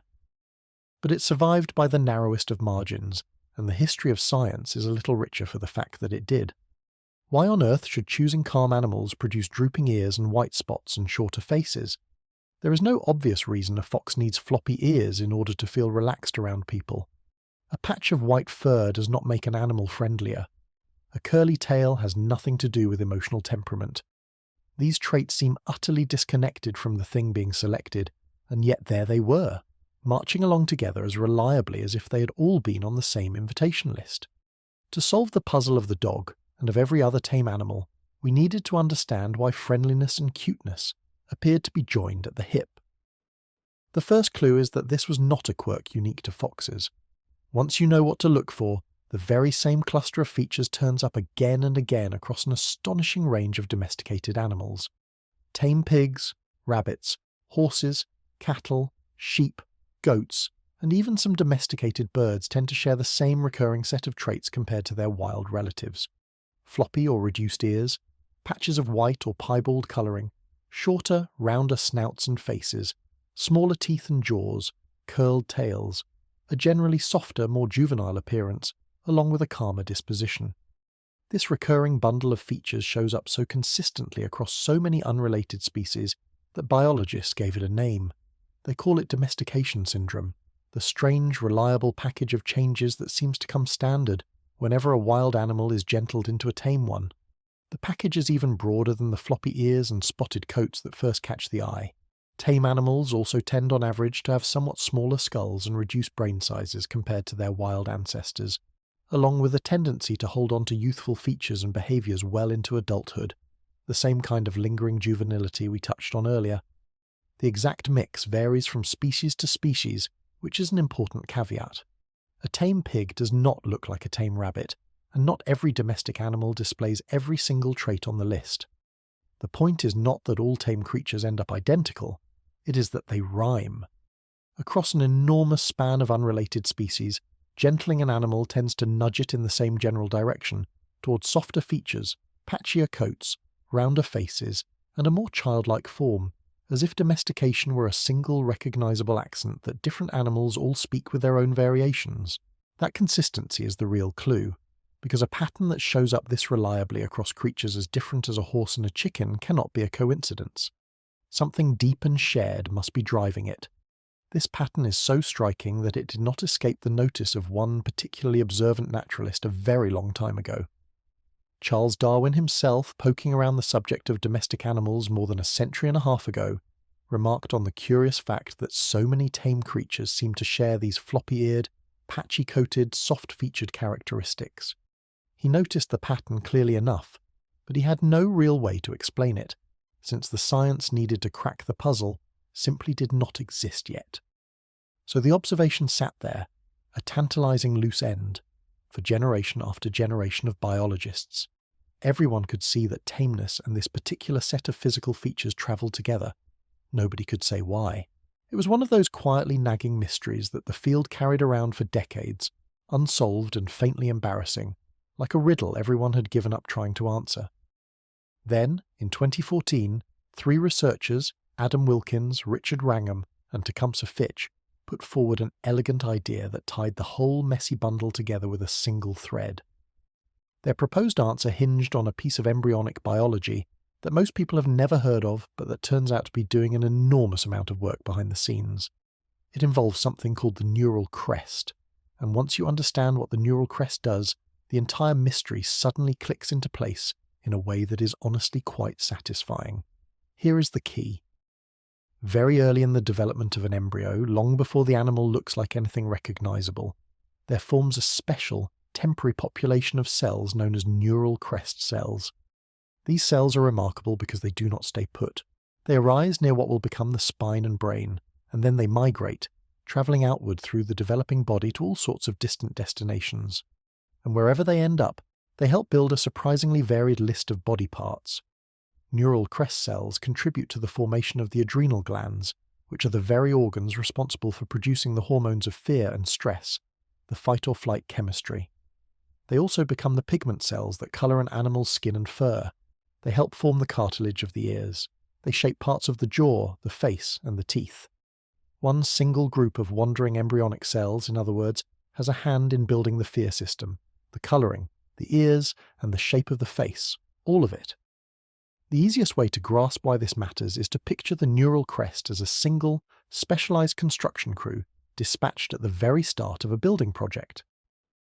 This one crew is responsible for an oddly varied list of jobs scattered across the whole site. They wire up the alarm system, they handle the paintwork and colouring, they install the ear fittings, and they frame out the shape of the front of the structure. Now suppose you give the order to dial back this crew, to send out slightly fewer workers, or to have them finish their rounds a little early. The most noticeable result you are aiming for is a quieter, less twitchy alarm system, which is exactly what you wanted. But the same reduced crew cannot help leaving its fingerprints on every other job it was assigned. The paintwork comes out patchy and incomplete, leaving bare white spots. The ear fittings are not quite finished, so they flop instead of standing firm. The framing at the front comes out shorter and softer than the original blueprint called for. You only asked for a calmer alarm system, but because one overstretched crew was handling all of it, every project they touched came out subtly altered in the same direction. That is the heart of the idea, and it explains why the bundle of changes is not random but tightly linked. Now watch how beautifully this explains everything. The hypothesis proposed by Wilkins, Wrangham, and Fitch is that when you select an animal for tameness, what you are really selecting for at the biological level is a mild reduction in the activity of these neural crest cells. Calmer animals, the idea goes, tend to have slightly less active or slightly fewer neural crest cells migrating during development, and here is the crucial consequence. Because these same cells build the adrenal glands, a reduction in their activity means a smaller, less reactive fear and stress system, which produces exactly the calm, unflappable temperament that was being selected for in the first place. So far, so good. But the very same reduction in neural crest activity simultaneously affects every other thing those cells were supposed to build. Less pigment reaching the right places produces white patches. Underdeveloped ear cartilage produces floppy ears. A subtly altered jaw and face produce a shorter, softer snout. The calm temperament and the cute appearance are not two separate outcomes at all. They are two visible effects of one single underlying change, the gentle dialing down of one busy population of embryonic cells. What makes this explanation more than just a tidy story is that it lines up neatly with something we already saw in the foxes. Recall that the tame foxes were found to have noticeably lower levels of stress and fear hormones, the products of the adrenal system. The neural crest hypothesis predicts exactly that, because the adrenal glands are partly built by those same wandering cells, so a slight reduction in neural crest activity should, on this account, produce both a damped-down adrenal response, which is the lower stress hormones the researchers actually measured, and the floppy ears and white patches they actually saw, all at once. The behaviour, the body chemistry, and the appearance all point back to the same root.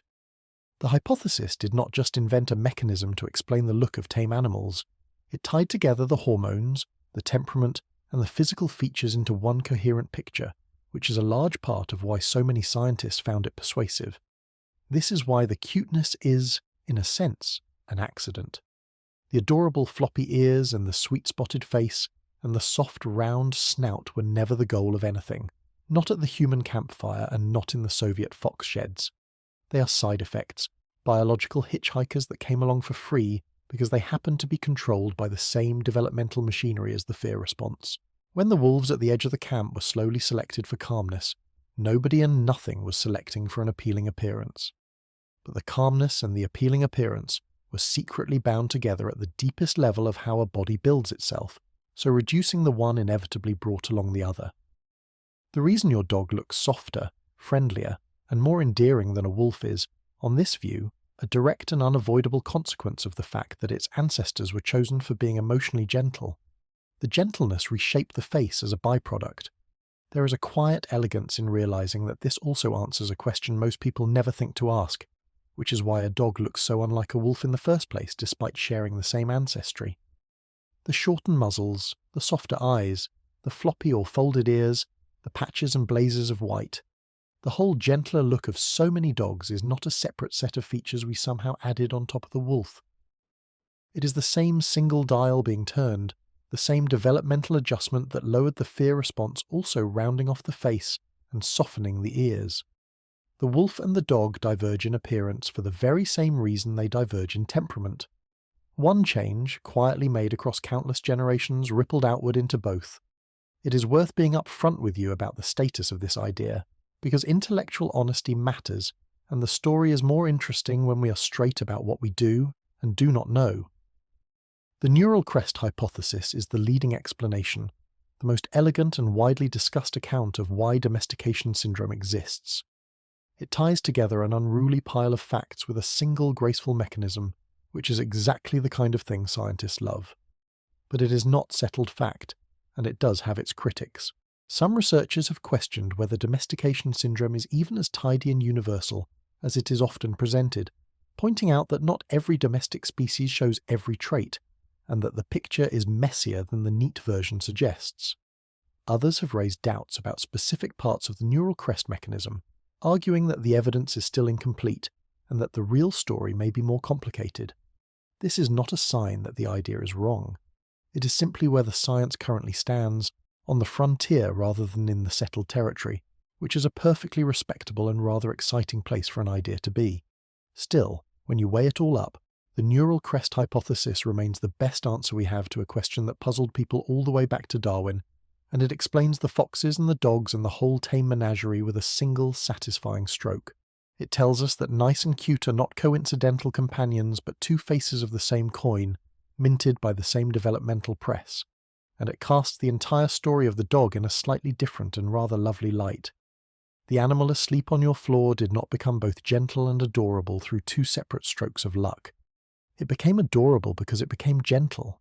The softness we see in a dog's face is the visible signature of the softness in its temperament, the outward trace of an inward change that began tens of thousands of years ago, with nothing more than a few wolves deciding that the strange apes by the fire were not so frightening after all. The friendliness came first, and the face simply followed, quietly tracing in fur and bone the gentle change that had already taken place within. So we understand the mechanism now, and we have watched a sped-up version of it play out in real time with the foxes. But step back for a moment and you will notice we have quietly skipped over two of the most basic questions anyone could ask about the birth of the dog. Not how it happened, which we have covered, but when and where. These are the sort of plain, journalistic questions you might expect to have tidy answers by now. When exactly did the wolf become the dog, and on what patch of the planet did it first occur? You would think, after all the digging and sequencing and arguing, that science would have nailed these down to a comfortable line on a map and a date in a textbook. It has not. And the fact that two of the simplest questions in the entire story remain genuinely unsolved is, in its own way, one of the most fascinating twists of all. The trouble starts with a problem that is almost comically inconvenient for anyone trying to study this. The earliest dogs looked very nearly identical to wolves. This should not surprise us since a freshly domesticated wolf is, after all, basically still a wolf, with all the cuteness and the floppy ears still many generations away from showing up. But it makes life miserable for archaeologists. When someone digs up an ancient canine skull from 20 or 30,000 years ago, the obvious question is whether it belonged to a wolf or to an early dog, and the maddening answer is that you often genuinely cannot tell. The differences in the beginning were so subtle, so easy to confuse with the natural variation you find among wild wolves anyway, that experts can stare at the same bones and walk away with completely opposite conclusions. There is no helpful label on the skeleton reading "proud first dog." There is just an old bone, a lot of careful measuring, and a great deal of professional disagreement. For a long time, that was essentially all anyone had to work with, which meant the question of the dog's origin was stuck. Bones could only take you so far when you could not reliably tell whose bones they were. What was needed was a completely different way of looking into the past, a method that did not depend on squinting at the shape of a jaw and hoping. And, conveniently, biology had been hiding exactly such a method inside every living creature the whole time. The answer was written in the DNA. This is the part that feels genuinely like science fiction, even though it is now routine. The genetic material inside an animal is not just a blueprint for building that animal, it is also, in a sense, a historical document, a record of where that lineage has been. By reading and comparing the DNA of modern dogs and modern wolves, and increasingly by recovering fragments of ancient DNA directly from old bones, scientists can reconstruct a rough family history stretching back tens of thousands of years. It is, in effect, a genetic time machine, and it lets researchers ask questions that the bones alone could never answer. The catch, as we will see, is that the time machine does not always come back with a clear and consistent story. Sometimes it comes back with a riddle. It is worth appreciating just how difficult recovering ancient DNA actually is, because it is nothing like the clean process science fiction would have you imagine. DNA is a fragile molecule, and the moment an animal dies, the genetic material in its remains begins to break down, shattering into ever smaller fragments and degrading a little more with every passing century. Reading the genome of an animal that died 14,000 years ago is therefore less like opening a book, and more like reconstructing one that has been shredded, soaked, scattered, and left to rot, and then trying to piece the original text back together from the surviving scraps.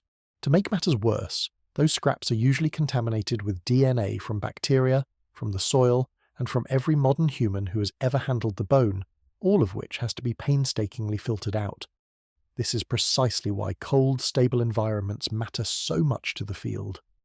Remains that have spent their long afterlife frozen in the permafrost of the far north tend to preserve their genetic material far better than those that baked in a temperate climate, which is one quiet reason the icy reaches of Siberia keep turning up so prominently in these studies.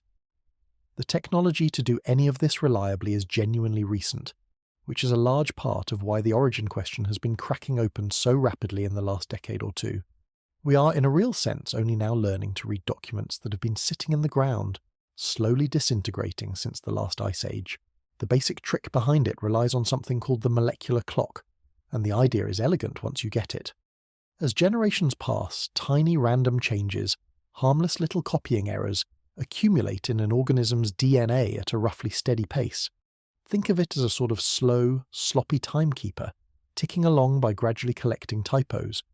If you know roughly how fast those typos pile up, then by counting the number of genetic differences between two related groups, in this case dogs and wolves, you can estimate how long ago they parted ways.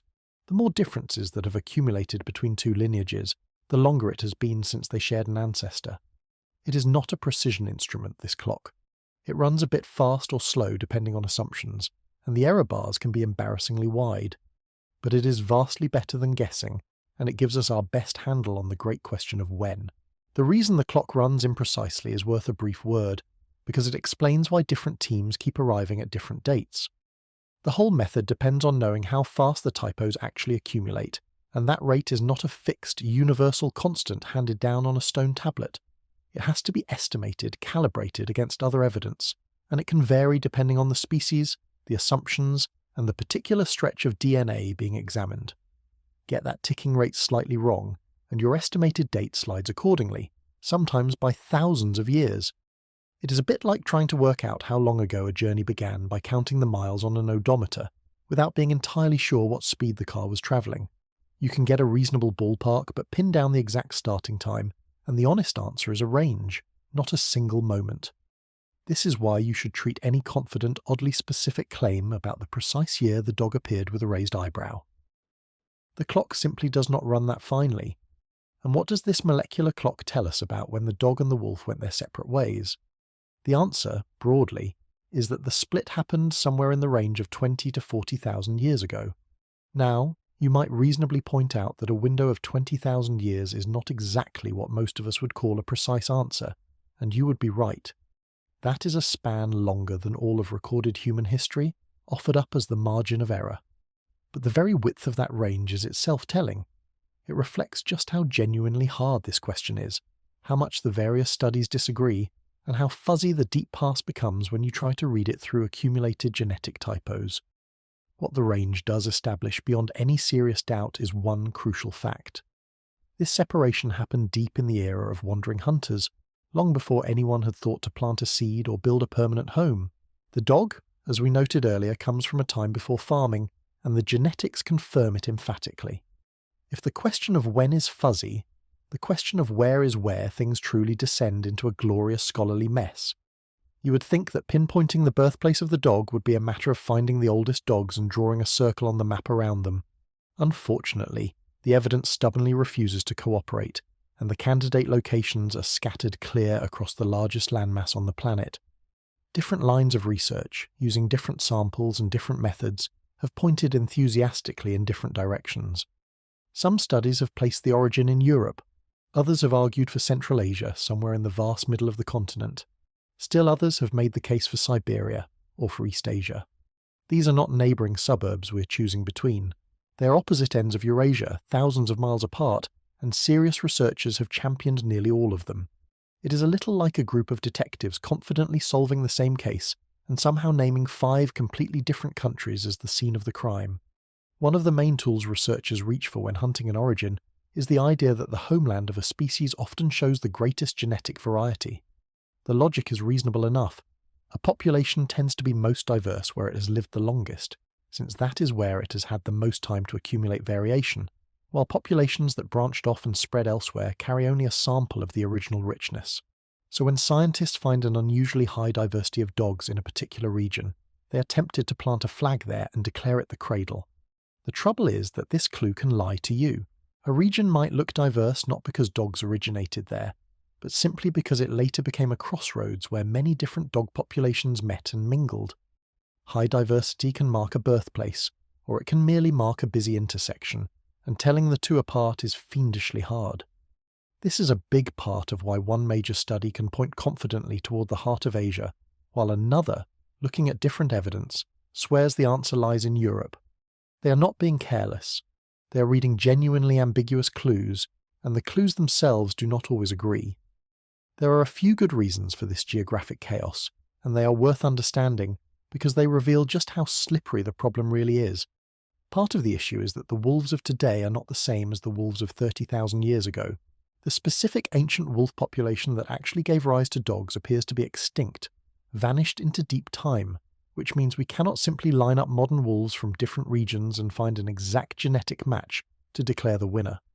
We are chasing a ghost, an ancestral group that no longer exists to be tested. On top of that, dogs have spent tens of thousands of years travelling alongside humans, who are not exactly known for staying put. As people migrated across the world, they took their dogs with them, and those dogs interbred with local wolves and with other dog populations along the way, smearing the genetic signal across the map until the original point of origin became extraordinarily difficult to recover. The trail, in other words, has been thoroughly trampled by everyone who walked it afterward. Things got even more interesting when one influential study, led by the researcher Laurent France and his colleagues in 2016, floated a genuinely provocative idea. What if the dog was not invented once, but twice? Their analysis suggested the startling possibility that wolves may have been domesticated independently in 2 separate places, at opposite ends of Eurasia, by 2 different groups of humans who never coordinated and likely never met. Picture it as 2 completely separate startups, on opposite sides of the world, accidentally inventing the same product without either one knowing the other existed. Under this scenario, there would have been an eastern dog and a western dog, each the product of its own local population of friendly wolves, and only later, as humans and their animals moved around, did these 2 lineages encounter one another and partly merge. If true, it would mean the dog is not a single lucky accident but a repeated one, which would tell us something rather profound. It would suggest that given a pile of leftovers, a population of wolves and enough time, this partnership is not a freak event at all, but something close to inevitable, a thing that nature will stumble into more than once if you give it the chance. The reasoning behind the 2 origins proposal was not pulled from thin air, and it is worth understanding why it tempted serious researchers. The team had noticed a deep genetic division between dogs in the eastern and western reaches of Eurasia, a split that looked old enough to hint at separate beginnings, rather than a single source that later spread. Layered on top of that was an apparent gap in the archaeological record, with early dog remains turning up at both ends of the continent, in a pattern that was awkward to explain with one tidy point of origin. Put those pieces together and a double domestication started to look like a reasonable way to account for the mess. Critics naturally were not convinced, and pointed out that the same patterns could arise from a single origin, followed by a lot of later migration and mixing, which we already know happened in abundance. So the idea sits in that productive limbo where a great deal of science lives, neither confirmed nor dismissed, a live possibility that keeps the debate honest and the researchers digging. Whether the dog was invented once or twice, the very fact that we cannot yet rule out the double version tells you something about how readily this partnership seems to form. That dual origin idea remains debated rather than settled, but it set the tone for what came next, which was the growing realization that the dog's family tree is less a tidy tree and more a tangled, overgrown thicket. A landmark effort to read ancient DNA directly from old remains, led by Anders Bergstrom and colleagues in 2020, drove this home. By sequencing the genomes of dogs that lived thousands of years ago, the team found that even as far back as 11,000 years ago, there were already at least 5 genetically distinct lineages of dogs living in different parts of the world. Let that sink in for a moment. 11,000 years ago, before the first cities, before the first writing, before metal tools, dogs had already diversified into at least 5 separate populations spread across the globe. This tells us that whatever happened at the origin, it happened early enough, and long enough ago for dogs to have already fanned out and differentiated into distinct groups by a date that is itself staggeringly ancient. The history was not a simple straight line from one founding event to the modern dog. It was complicated, branching, and full of populations meeting, mixing, splitting, and moving, a genuine tangle rather than a clean diagram. That same body of work revealed something else rather poignant, which is that the story of dogs and the story of people are deeply intertwined but not identical. For much of prehistory, as humans moved across the world, their dogs moved with them, and you can see the migrations of people partly mirrored in the genetics of their dogs, as though the animals were furry footnotes to human history. Where a group of people went, their dogs tended to go too, and so the spread of dog lineages becomes a kind of shadow map of human wanderings. But the match is not perfect. There are moments where the dog story and the human story diverge, where dog populations were replaced or reshuffled in ways that do not line up neatly with what was happening to the people around them. This makes dogs a genuinely useful tool for studying our own past, a living archive of where humanity has travelled, while also reminding us that dogs had a history of their own, with its own twists, that was never merely a copy of ours. The two species walked together, but the dog was always something more than baggage. So the honest summary of the genetic evidence is that it gives us a confident sense of roughly when, a deeply contested sense of where, and a clear picture that the whole affair was far messier and more interwoven than anyone first assumed. This might feel unsatisfying, the kind of answer that leaves you wanting the tidy version. But there is something rather wonderful about a mystery this durable. The origin of the dog is not a solved case filed away in a textbook. It is an active frontier, still argued over by serious people with serious data, and every new batch of ancient DNA has the potential to rewrite the map again. The riddle is not a failure of science. It is science still in the middle of the chase. It is fair to ask why anyone should care so intensely about pinning down the birthplace of an animal, beyond the simple itch of an unanswered question. The reason is that the dog is a window into us. The moment a population of humans formed a lasting partnership with another species, it tells us something about what those humans were like, about their patience, their social sophistication, their capacity to extend a kind of trust beyond their own kind. Working out when and where that first happened would help illuminate when our ancestors developed the particular blend of qualities that made such a bond possible in the first place. And because dogs travelled with us almost everywhere we went, mapping their journey helps map ours, sharpening our picture of how and when humans fanned out across the planet. Solving the puzzle of the dog, in other words, is partly a way of solving puzzles about ourselves. The animal is a thread, and pulling on it unravels a surprising amount of human prehistory along with it, which is exactly why so many clever people refuse to let the question rest. What makes this feel genuinely exciting rather than merely frustrating is how alive it remains. The picture is not fixed, and it has a habit of lurching whenever a well-preserved old bone surfaces from the permafrost, or a new genome is teased out of some long-dead jaw. A single remarkable specimen, recovered from the right place at the right depth, can shift the leading theory, strengthen one candidate homeland, or quietly demolish an idea that had looked solid for years.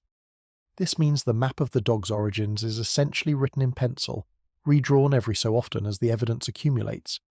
Anyone who tells you the matter is closed is, frankly, ahead of the data. The likelier truth is that some of the most important clues are still sitting underground, frozen and patient, waiting for someone to dig them up and rewrite a paragraph of the story. It is one of those rare scientific questions where the next big answer could arrive at almost any moment, which is a thrilling state for a mystery to be in. While the DNA wrangles with these grand questions, the old bones have not gone entirely silent, and they offer their own kind of evidence to set alongside the genetics. The crucial thing the bones can provide when conditions are right is something the DNA alone cannot, which is context. And the single most important piece of physical evidence in the entire story comes from a place called Bonn-Oberkassel in Germany. There, archaeologists uncovered a burial dating to roughly 14,200 years ago, and what they found there is widely regarded as the oldest undisputed dog ever discovered. The reason it is undisputed when so many older finds are bitterly contested comes down to that magic ingredient of context. This animal was not just lying around looking vaguely dog-shaped. It had been deliberately buried, together with a man and a woman, as part of a human grave. You do not bury a wild wolf alongside your own dead. The act of burial itself, the inclusion of this animal in a human funeral, speaks volumes about the relationship, and we will return to the deeper meaning of that grave later, because it has more to tell us than just a date. There are, to be fair, much older finds that some researchers believe may also represent early dogs, and these push the possible timeline back dramatically. The most famous of these contested specimens is a skull from a place called Goyet, in Belgium, which is staggeringly old, on the order of 30-some thousand years. There are a handful of other candidates of similar antiquity scattered across Eurasia. If any of these truly were dogs, it would mean the partnership is far older even than the undisputed evidence suggests. The problem, predictably, is the one we ran into at the very start. These specimens are old enough and wolf-like enough that experts cannot agree on whether they represent genuine early dogs, a now extinct line of wolves that flirted with domestication and then vanished, or simply unusual wolves that have been overinterpreted by hopeful researchers. Their status remains very much up for debate, which is the polite scientific way of saying that the people studying them have not stopped arguing. The heart of these disputes usually comes down to the painstaking business of measuring bones and deciding what the measurements mean. Researchers pore over the proportions of a skull, the width of the snout, the crowding and size of the teeth, looking for the subtle shifts that tend to accompany early domestication, such as a slightly shorter, broader muzzle, or teeth packed a little more tightly into a shrinking jaw. The problem is that wild wolves vary among themselves quite a lot to begin with, so a single odd-looking skull might be an early dog, or it might simply be an unusual wolf having an off day, genetically speaking. To capture this awkward in-between zone, some scientists use the cautious term incipient dog, meaning an animal that seems to be partway down the road from wolf to dog without having clearly arrived. It is a useful label precisely because it admits the truth, which is that domestication was not a switch that flipped on a single afternoon, but a gradual slide across countless generations, and somewhere in the middle of that slide there were animals that no honest expert can confidently sort into one box or the other. The fuzziness is not a flaw in the evidence. It is an accurate reflection of how the change actually happened, by slow degrees, with no clean boundary line for us to find. But whether you take the cautious date or the bold one, the conclusion that really matters is the same, and it is worth pausing to feel the full weight of it. The dog is astonishingly, almost unimaginably old, as far as our companions go. This is not an animal that joined us recently, somewhere on the comfortable shelf of recorded history. The dog was already at our side in the deep prehistoric dark, long before any of the things we typically think of as defining human civilization had even been dreamed up. Consider the sheer order of events. Dogs were already living with humans in an age of stone tools, when a sharpened flint was the height of technology, and writing lay unimaginably far in the future.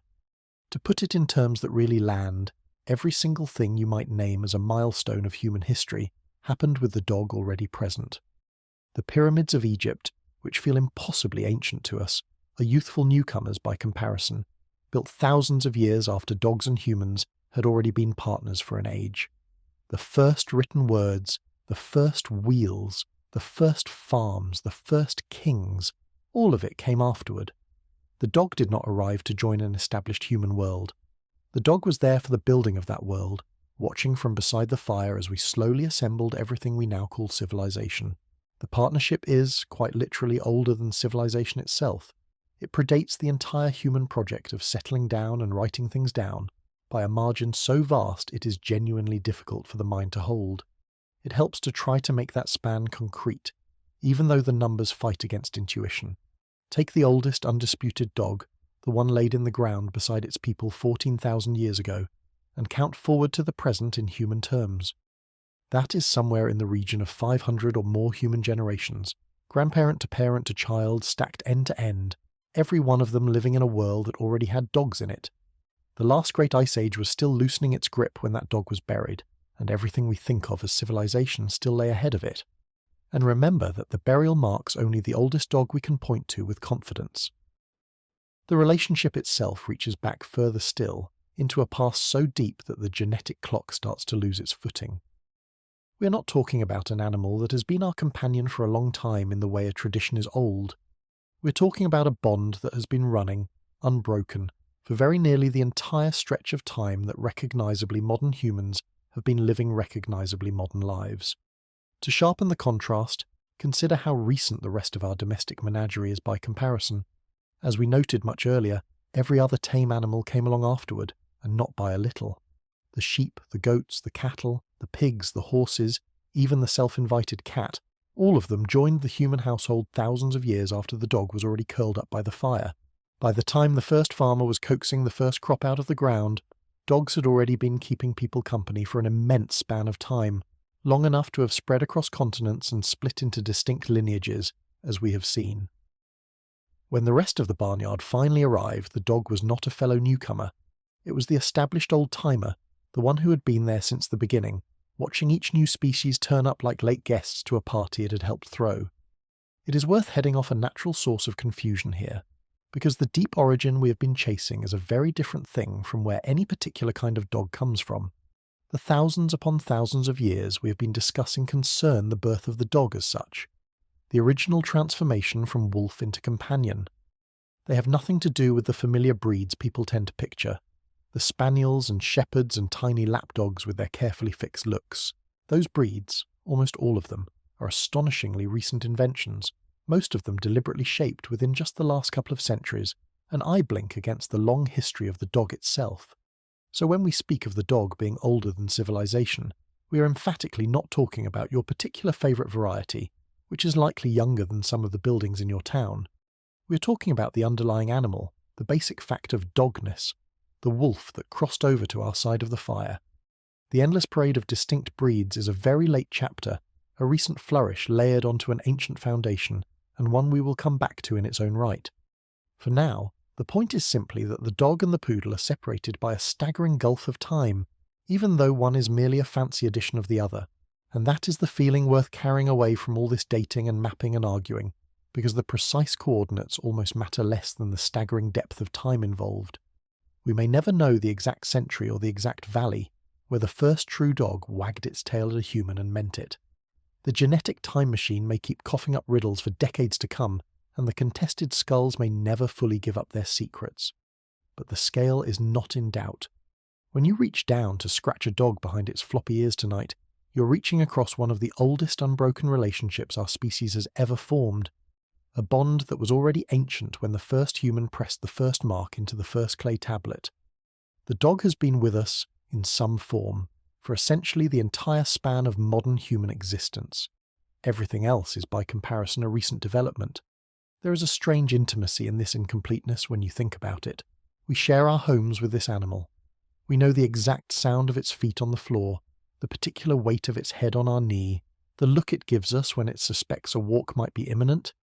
It is arguably the creature we know best in all the world, and yet we cannot say with any confidence where it was born, or precisely when, or in which valley the very first of its kind chose us over the wild. We have welcomed into the centre of our lives a companion whose origins remain a genuine mystery, a familiar face with an unknown homeland. It is the closest of strangers, intimate and unplaceable at the same time, and there is something quietly beautiful about loving an animal so completely, while the story of its beginning still hides from us in the dark of deep time. Yet for all that the DNA struggles to tell us exactly where and when this began, it turns out to be remarkably eloquent on a different and far more intimate question. Because the same genetic record that leaves us arguing over maps and dates holds, written into the dog itself, the answer to something we have only hinted at so far.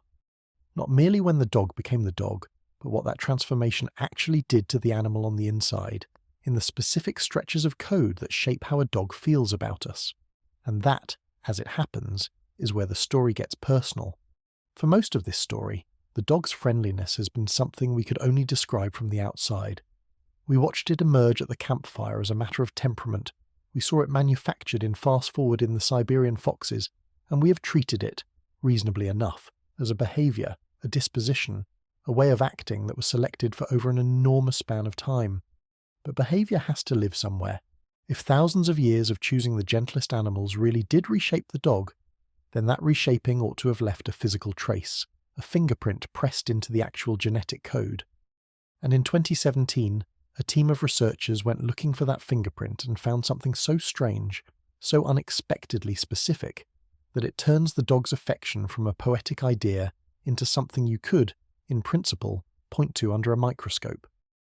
The question they were really chasing is one worth stating plainly, because it cuts to the heart of what a dog even is.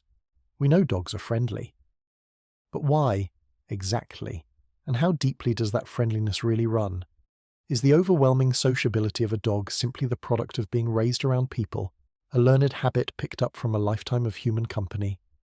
Or is it something deeper, something the animal is born with, baked into its biology before it ever meets a single human being? In other words, is a dog's love for us nurture, or is it nature?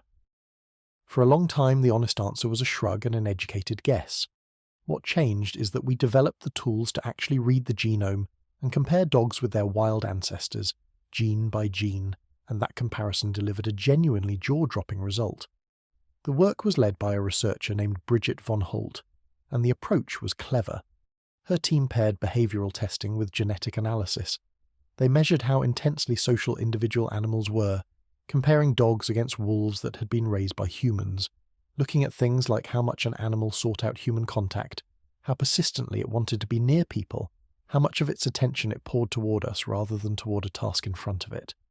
Then they looked at the genetics underneath those behavioural differences, hunting for stretches of DNA that lined up with the most relentlessly sociable animals. And the trail led them to a particular region of the genome, a specific neighbourhood of genes, where dogs and wolves differed in a telling way.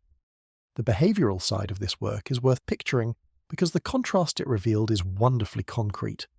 In tests of this kind, an animal is typically given a problem to solve, something like a puzzle box with food inside, or simply placed in a room with a person sitting quietly nearby. What researchers watch for is where the animal directs its attention. A wolf, faced with a tricky puzzle, tends to be admirably businesslike. It focuses on the task, works at the problem with its own paws and teeth, and largely ignores the human in the corner, treating the person as roughly as relevant as the furniture. A dog, given the same puzzle, behaves very differently. It will have a go at the problem, then almost immediately turn to the nearest human with an expectant look, as if to say that surely you, the person, can sort this out. Dogs spend a strikingly large share of their attention gazing at us, soliciting our help, simply wanting to be near us, even when doing so does nothing whatsoever to get them the food. This is the hypersociability at the heart of the study. The wolf treats humans as a sometimes useful feature of the environment. The dog treats humans as the entire point.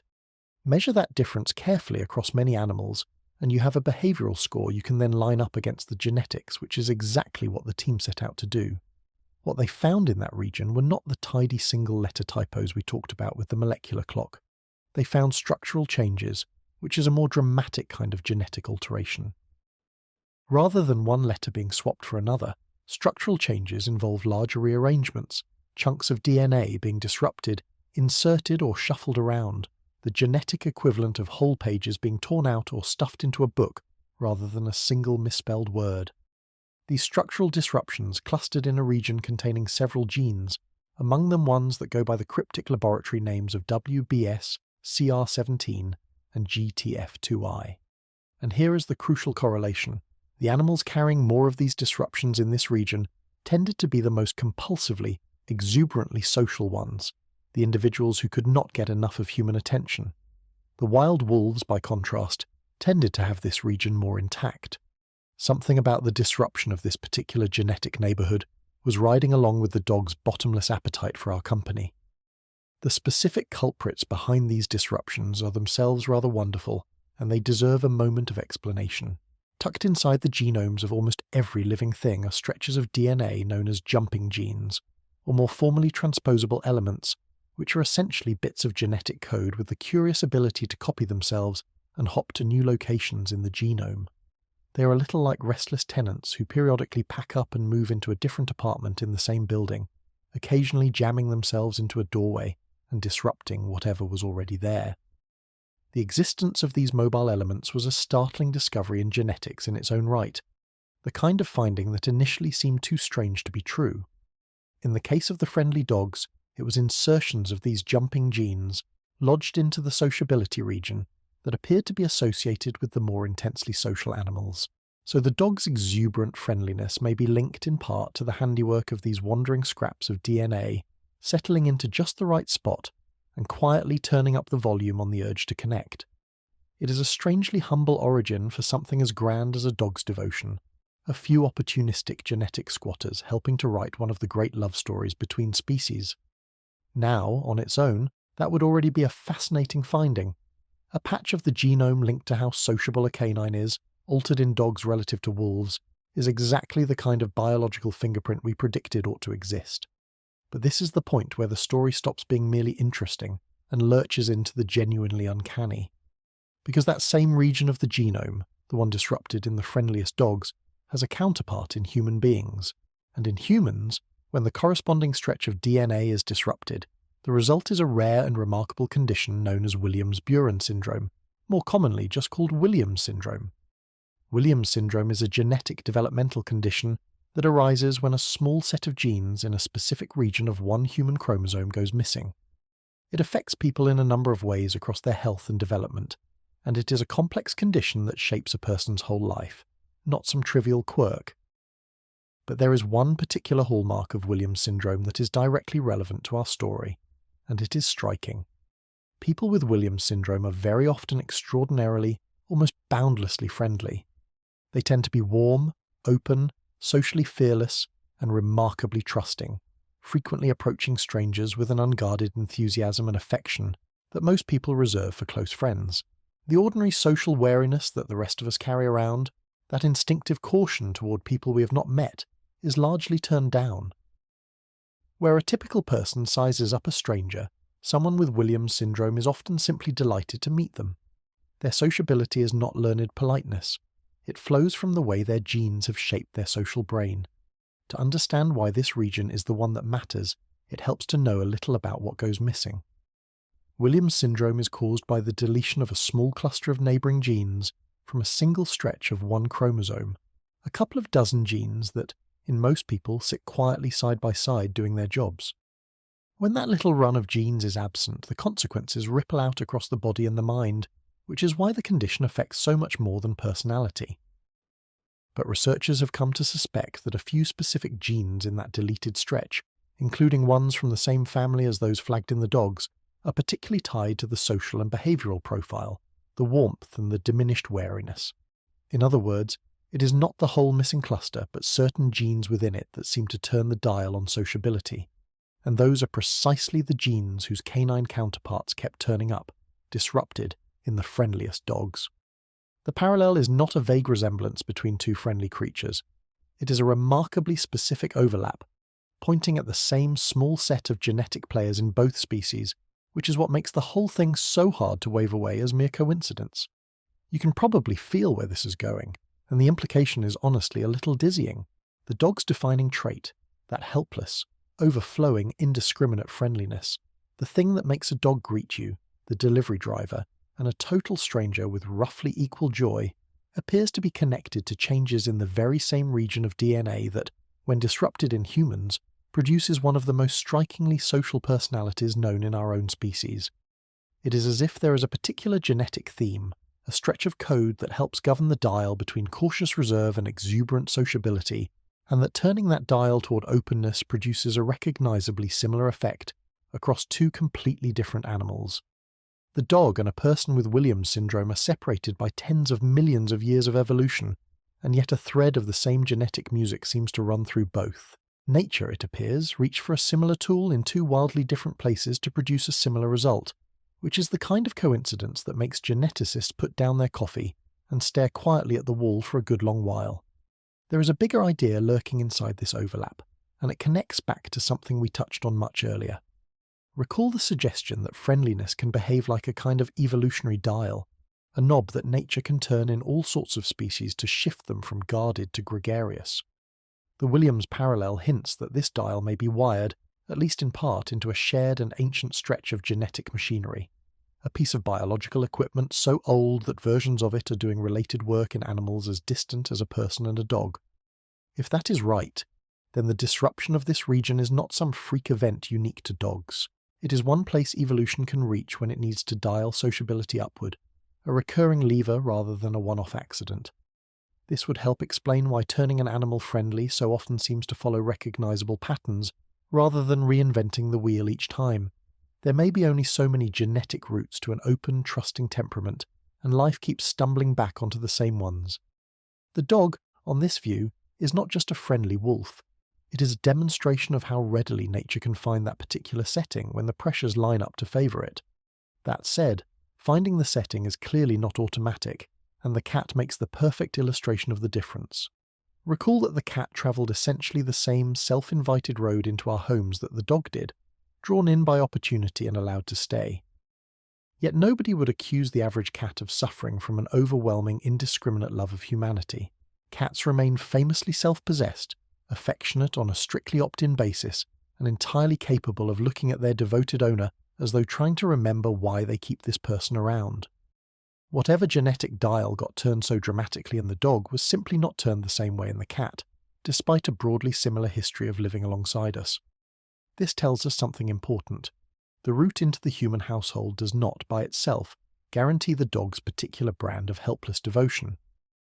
The dog's hypersociability is a specific biological outcome, not an inevitable consequence of domestication, which is exactly why it is worth marvelling at. The cat moved in and kept its independence. The dog moved in and rewired itself to adore us. Same opportunity, two utterly different hearts, and the difference is written, at least partly, in the genes. A natural question tends to surface at this point, which is whether, knowing all this, we could simply engineer the same devotion in other animals on purpose, dialing up sociability wherever we please. The honest answer is that it is nowhere near so simple, and probably for the best. A complex behaviour like friendliness emerges from many genes interacting with development and environment in ways we are only beginning to map, not from a single tidy lever waiting to be pulled. Even the dog itself was not designed but slowly shaped across an immense stretch of time by accident and selection, working together, as we have seen. So the dream of conjuring an instantly affectionate version of any creature you like remains firmly in the realm of imagination, which is comforting in its own way. There is something fitting about the fact that the dog's devotion cannot be casually replicated to order. It was earned the slow way, across thousands of generations, and that long, unhurried, unplanned making is a large part of what gives it its weight. The dog is not a product we manufactured. It is a relationship that grew, and relationships, as anyone knows, are not so easily mass-produced no matter how cleverly we learn to read the code they are written in. What this transforms more than anything is how we should think about a dog's affection. We tend to flatter ourselves that our dogs love us because of who we are, because of the walks and the dinners and the years of shared companionship, and there is genuine truth in that. But this finding tells us that a substantial part of the dog's drive to adore us was there before we ever earned it. It is written into the animal at the level of its genes.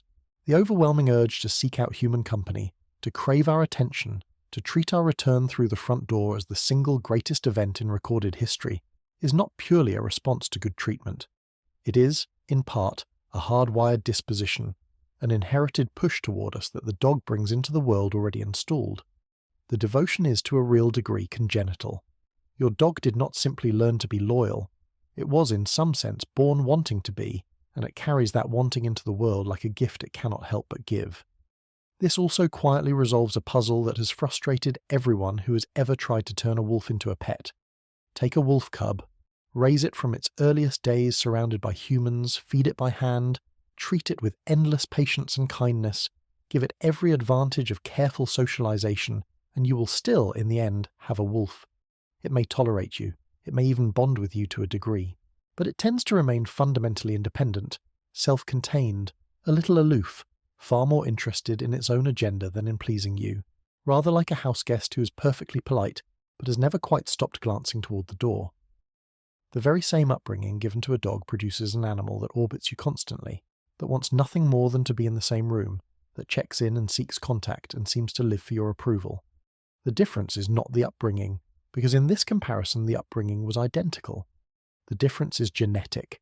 The dog comes preloaded with a craving for connection that the wolf simply does not have, and no amount of loving care can install in a wolf what evolution declined to write into its code. There is a slightly poignant way of reading all this, and it is worth sitting with for a moment. The wolf is, within its own world, a deeply social and discriminating animal. It forms careful, lasting bonds, but it reserves them, extending its loyalty to its own pack, and treating outsiders with appropriate suspicion. Its sociability is precise, earned, and aimed where it counts, which is exactly what you would want in a wild predator whose survival depends on trusting the right individuals and no one else. The dog, in becoming our companion, traded a good deal of that careful reserve for something far more open and far less discriminating. Where the wolf is choosy, the dog is generous to a fault, ready to love almost anyone who shows up. In a sense, what we selected for and what those disruptions in the genome reflect is a loosening of the wolf's natural caution, a softening of the boundaries that once kept its affection guarded and rationed. We did not so much add friendliness as remove the brakes on it.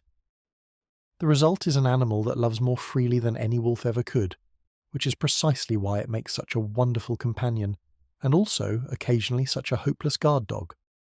The same open heart that greets you with rapture would, in many cases, greet a burglar with equal warmth, having never received the wolf's memo about treating strangers with suspicion.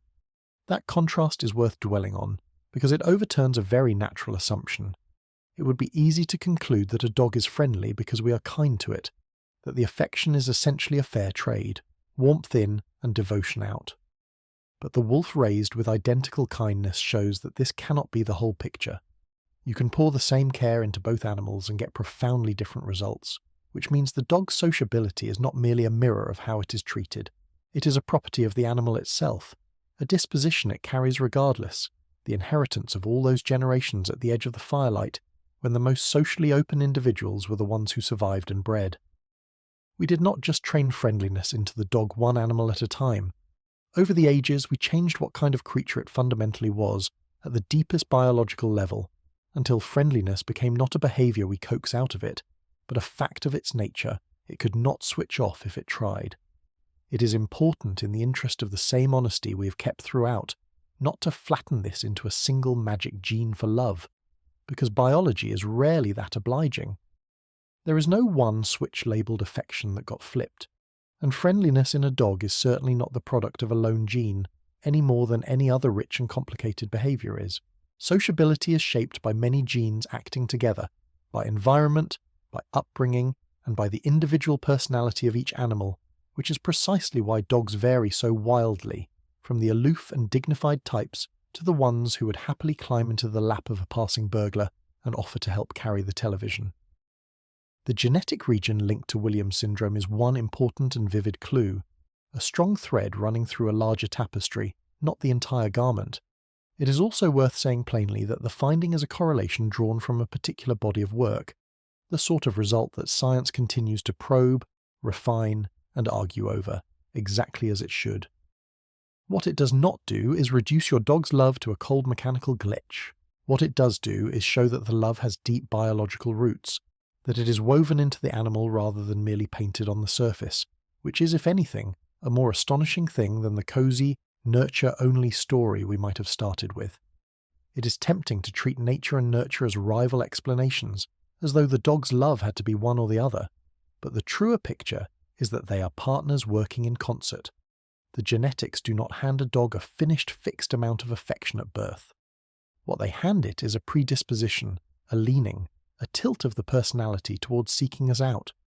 Whether that predisposition blossoms into a rich and trusting bond or curdles into something more anxious still depends enormously on how the animal is raised and treated. A genetically sociable dog that is neglected or mistreated will not flower the way the same dog would in a loving home. The genes set the stage and supply the cast, but the relationship itself is still performed, night after night, in the ordinary business of living alongside one another. So the discovery does not steal the warmth out of the story by reducing it to biology. It simply tells us that biology stacked the deck in love's favour, and then left the actual playing of the hand to the dog and to us. The inheritance is an invitation, not a script. You can see the fingerprints of that inheritance too in the sheer variety among dogs, which is itself a quiet piece of evidence that this is genetic. If a dog's friendliness were purely a matter of upbringing, you would expect dogs raised in similar circumstances to turn out fairly uniform. Instead, anyone who has known more than a couple of dogs knows how dramatically they differ in temperament, from the breeds and individuals who are reserved, independent and faintly suspicious of strangers, to the ones who appear to have been assembled from pure enthusiasm and have never met a human they did not instantly adore. That spread of personalities, persisting even among dogs given comparable care, is exactly what you would predict if sociability were shaped by genes that vary from animal to animal. The dial we've been describing is not set to the same place in every dog. It is tuned a little differently in each one, which is why your friend's aloof, dignified hound and your own shameless attention seeker can both be perfectly normal dogs. Once you know to look for it, this inherited social hunger shows up in 100 small daily behaviours that we usually take entirely for granted. It is there in the way a dog follows you from room to room, including into rooms that hold nothing of interest to a dog, content simply to be wherever you are. It is in the way a dog watches your face, studying your expression for clues about what you are feeling and what might happen next, monitoring you with a closeness no wild animal would bother to spend on a member of another species. It is in the unease many dogs show the moment they cannot account for your whereabouts, the soft anxiety of an animal that needs to know where its person has gone. None of this is the behaviour of a creature that merely tolerates us for the food.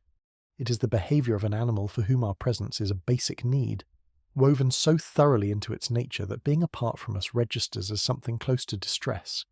The wolf feels no such pull toward us. The dog feels it constantly, and that ceaseless, gentle orientation toward the nearest human is the everyday face of the very genetics we have been describing, playing out quietly on your living room floor. And when you set this discovery alongside everything that came before, the whole arc of the story suddenly snaps into a satisfying focus. Recall the engine that started it all, the slow selection at the human camp for the calmest, most socially tolerant wolves. For a long time that was an abstract idea, a plausible mechanism we had to accept partly on faith. But here, in a specific patch of the genome, is the physical residue of that ancient process. Thousands of years of favouring the friendliest animals did not just nudge the dog's behaviour in passing. It reached down into the genetic code itself and rearranged it, leaving disruptions in this sociability region as a permanent signature of what we, all unknowing, had been selecting for. The unconscious choices made at the edge of the firelight became, over the eons, hardwired biology. The behaviour we accidentally encouraged turned, in the fullness of time, into the very nature of the animal, written so deeply that it now shows up when you sequence a dog's DNA. This also offers a gentle reassurance to anyone who has ever felt faintly rejected by a more independent dog. If you have lived with a dog that keeps its own counsel, that is affectionate on its own terms rather than in a constant overflowing torrent, it can be easy to wonder whether you have somehow failed to earn its love. The genetics suggest a kinder reading.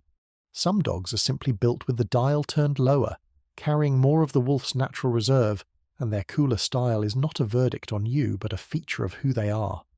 A dog that loves quietly is loving no less truly than one that flings itself at the door. It is merely expressing the same ancient bond through a different temperament. Understanding that the disposition is partly inborn takes the sting out of it. You're not being judged. You're simply living with an individual whose particular blend of inheritance leans toward dignity over delirium, and there is a great deal to be said for the company of a dog who treats you with calm devotion, rather than treating every reunion like the return of a long-lost monarch. There is also a broader scientific prize hidden in all of this, beyond what it tells us about dogs specifically. Social behavior, the deep urge to seek out and bond with others, is one of the great unsolved puzzles of biology, and it is fiendishly difficult to study at the level of genes, especially in humans. The dog, it turns out, may be one of the best windows we have into that puzzle. Here is an animal that became dramatically more social than its wild ancestor in a relatively short evolutionary span, with the genetic changes still legible in its code, which makes it a kind of natural experiment in the biology of friendliness. By studying how sociability is wired in dogs, researchers hope to learn things that apply far more widely, including, potentially, to the genetics of human social behavior and the conditions that affect it. The animal we bred for company may end up teaching us about the machinery of connection itself, which would be a fitting role for a creature whose entire existence is built around the bond between two species. The dog did not just join our world. It may help us understand one of the most important and mysterious parts of our own nature. It is worth appreciating how much this kind of evidence shifts an old and stubborn argument. For a very long time, thoughtful people debated whether animals can truly feel anything like love at all, or whether what looks like devotion is just clever conditioning, an animal performing the behaviors that reliably earn it food and shelter. Under that skeptical view, your dog does not adore you so much as it has learned that acting adoring keeps the kibble coming, which is a rather bleak way to regard the creature curled up against your leg. The instinct to dismiss animal affection as mere anthropomorphism, as us projecting our own feelings onto a furry opportunist, ran deep for generations. Findings like this one do not settle every philosophical question about the inner lives of animals, and they should not be oversold. But they do tilt the scales. When a behavior is so deeply rooted that it leaves a mark in the genome, shaped over tens of thousands of years of selection, it becomes very hard to write it off as a cheap trick performed for treats. The dog's drive toward us is not a con. It is a real, biological, inherited part of what the animal is, which means that when it feels, to you, as though your dog genuinely loves you, the science is increasingly inclined to agree. So the next time your dog detonates with joy at the sound of your key in the lock, performing the full ecstatic routine of spinning and wagging and the frantic hunt for a toy to present to you, as though you have returned from a decade at war rather than a 10-minute trip to the shop, it is worth remembering what you are actually witnessing. That is not flattery, and it is not simply a habit drilled in by routine. It is, at least in part, an inheritance. It is the visible expression of a genetic disposition to adore, shaped across an almost unimaginable depth of time and handed down to the animal currently trying to climb into your arms. Your dog loves you for who you are, certainly, but your dog also loves you, in a real and literal sense, at the level of its DNA, with a devotion that was building toward you long before you were ever born. There is something genuinely moving in that. The idea that the bond is not only emotional but inscribed, a love letter written in the language of genes across tens of thousands of years, signed quietly by countless generations of wolves who each, in their own small way, chose to come a little closer to the fire. But wanting to be close to us, as it turns out, was only half of what made the dog into the perfect companion.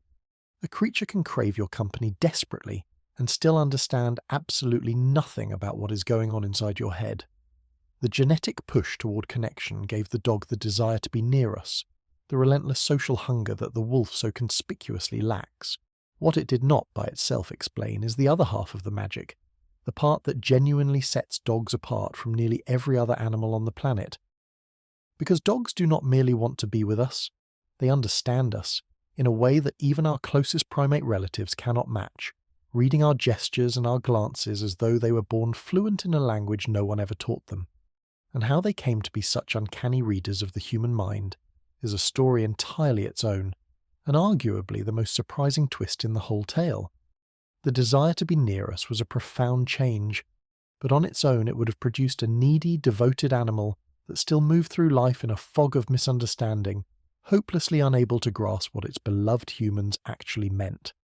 A dog like that would love you intensely and comprehend you not at all, which is a recipe for a frustrating relationship rather than a great one. What turned the dog from an affectionate hanger-on into the uncanny companion we know is that somewhere along the way, it also developed a startling talent for reading us, not just wanting our attention, but understanding our signals, interpreting our intentions, following the meaning of our gestures with an ease that turns out to be almost unique in the entire animal kingdom. To feel why this is such a big deal, you have to set aside how effortless it seems from our side. If you point at something, a fellow human instantly understands that you're not simply waving your arm around for exercise. They understand that the gesture means something, that you're directing their attention to a particular spot, that the point is a kind of silent sentence saying, "Look over there." We absorb this so early and so completely that it feels like the most obvious thing in the world, but it is not obvious at all. Understanding a pointed finger requires a surprisingly sophisticated mental leap. The animal has to grasp that another creature is deliberately trying to communicate, that the gesture refers to something beyond itself, and that the helpful thing to do is follow where it leads. Most of the animal kingdom finds this utterly mystifying. Point at something for the vast majority of animals and they will at best stare politely at your finger, having absolutely no idea that the finger is supposed to be about anything at all. The person who did the most to reveal just how special the dog is in this regard is the same researcher we met earlier, Brian Hare, the one who gave us the phrase about survival of the friendliest. He and others ran a beautifully simple experiment that has since become a classic. The setup goes like this. You take two identical containers, two upturned cups or bowls, and while the animal watches, you hide a piece of food under one of them. Crucially, the test is arranged so that the animal cannot simply smell which cup holds the treat, because that would make the whole thing a sniffing contest rather than a test of understanding. With the scent cue removed, the animal is left with a genuine 50-50 guess. Then a human steps in and offers a hint, and the hint is purely social. The person points at the correct cup, or in some versions simply turns their head toward it, or even just glances at it with their eyes. The question is whether the animal can read that human signal and use it to find the food. When you run this test on dogs, the result is almost comically lopsided in their favour. Dogs get it, immediately and spontaneously. You point, and the dog trots over to the correct cup as though you had just asked it the easiest question imaginable. They follow not only the obvious extended arm point but also far subtler cues, a nod of the head, a shift of the gaze, signals so understated that you would think they would sail straight past an animal. Dogs pick up on them anyway. They treat a human gesture as meaningful information and act on it without hesitation, as if reading our communicative intentions was simply part of their basic operating equipment, which, as we will see, it more or less is. What makes this even more impressive is the flexibility of it, because a dog is not simply responding to one specific drilled-in signal. If a dog had merely memorized that an outstretched arm means go that way, you could dismiss the whole thing as a trained reflex. But dogs follow cues they have never encountered before. Point with an elbow instead of a finger, gesture with a foot, or set down a small marker beside the correct cup, and dogs will generally still understand that you're trying to indicate something and head for the right spot. They are not matching a memorized signal to a memorized response. They are grasping the underlying idea, the notion that you are attempting to communicate, and that your odd new gesture is meant to guide them. That capacity to generalize, to read the intent behind an unfamiliar signal rather than just reacting to a familiar one, is the mark of real comprehension rather than rote learning, and it is exactly what you would not expect from an animal merely going through trained motions. Now here is where the story takes its first genuinely surprising turn, because the obvious thing to assume is that any reasonably intelligent animal would manage this. Surely our clever cousins, the chimpanzees, with their famous problem-solving abilities and their close kinship to us, would breeze through such a basic task. Chimps can use tools, solve complicated puzzles, remember long sequences, and outperform dogs handily on all sorts of raw cognitive challenges. By any general measure of intelligence, a chimp leaves a dog in the dust. And yet, when you give a chimpanzee this simple pointing test, it largely fails. Our brilliant primate relatives, faced with a human helpfully pointing at the cup with the food, tend not to get it. They do not reliably follow the gesture, do not treat the point as a clue, and end up guessing more or less at random. The academic overachiever of the animal world, the one who aces every other exam, somehow flunks the one about reading a simple human hint. The reason chimps stumble here is itself revealing, and it is not that they are blind to social cues in general, because they plainly are not. The leading interpretation is that a chimpanzee tends to approach a human as a rival rather than a helper. In the wild, much of a chimp's social life revolves around competition, and they are sharply attuned to cues that signal a contest over food or status. Tellingly, when these object choice tasks are reframed as a competition, where the chimp has to outwit a person who is trying to keep the food, chimps suddenly perform far better at reading the human. Their social intelligence is real, but it is wired for rivalry, not cooperation. They struggle to believe that the strange human is simply, generously, trying to help them find the treat, because helping for its own sake is not the lens through which they view the world. The dog operates on the opposite assumption. It treats the human as a trustworthy partner whose gestures are meant to assist, and so it follows the point without suspicion. The difference, in other words, is not raw intelligence, but the basic stance each animal takes toward us, the chimp seeing a competitor, and the dog seeing a collaborator.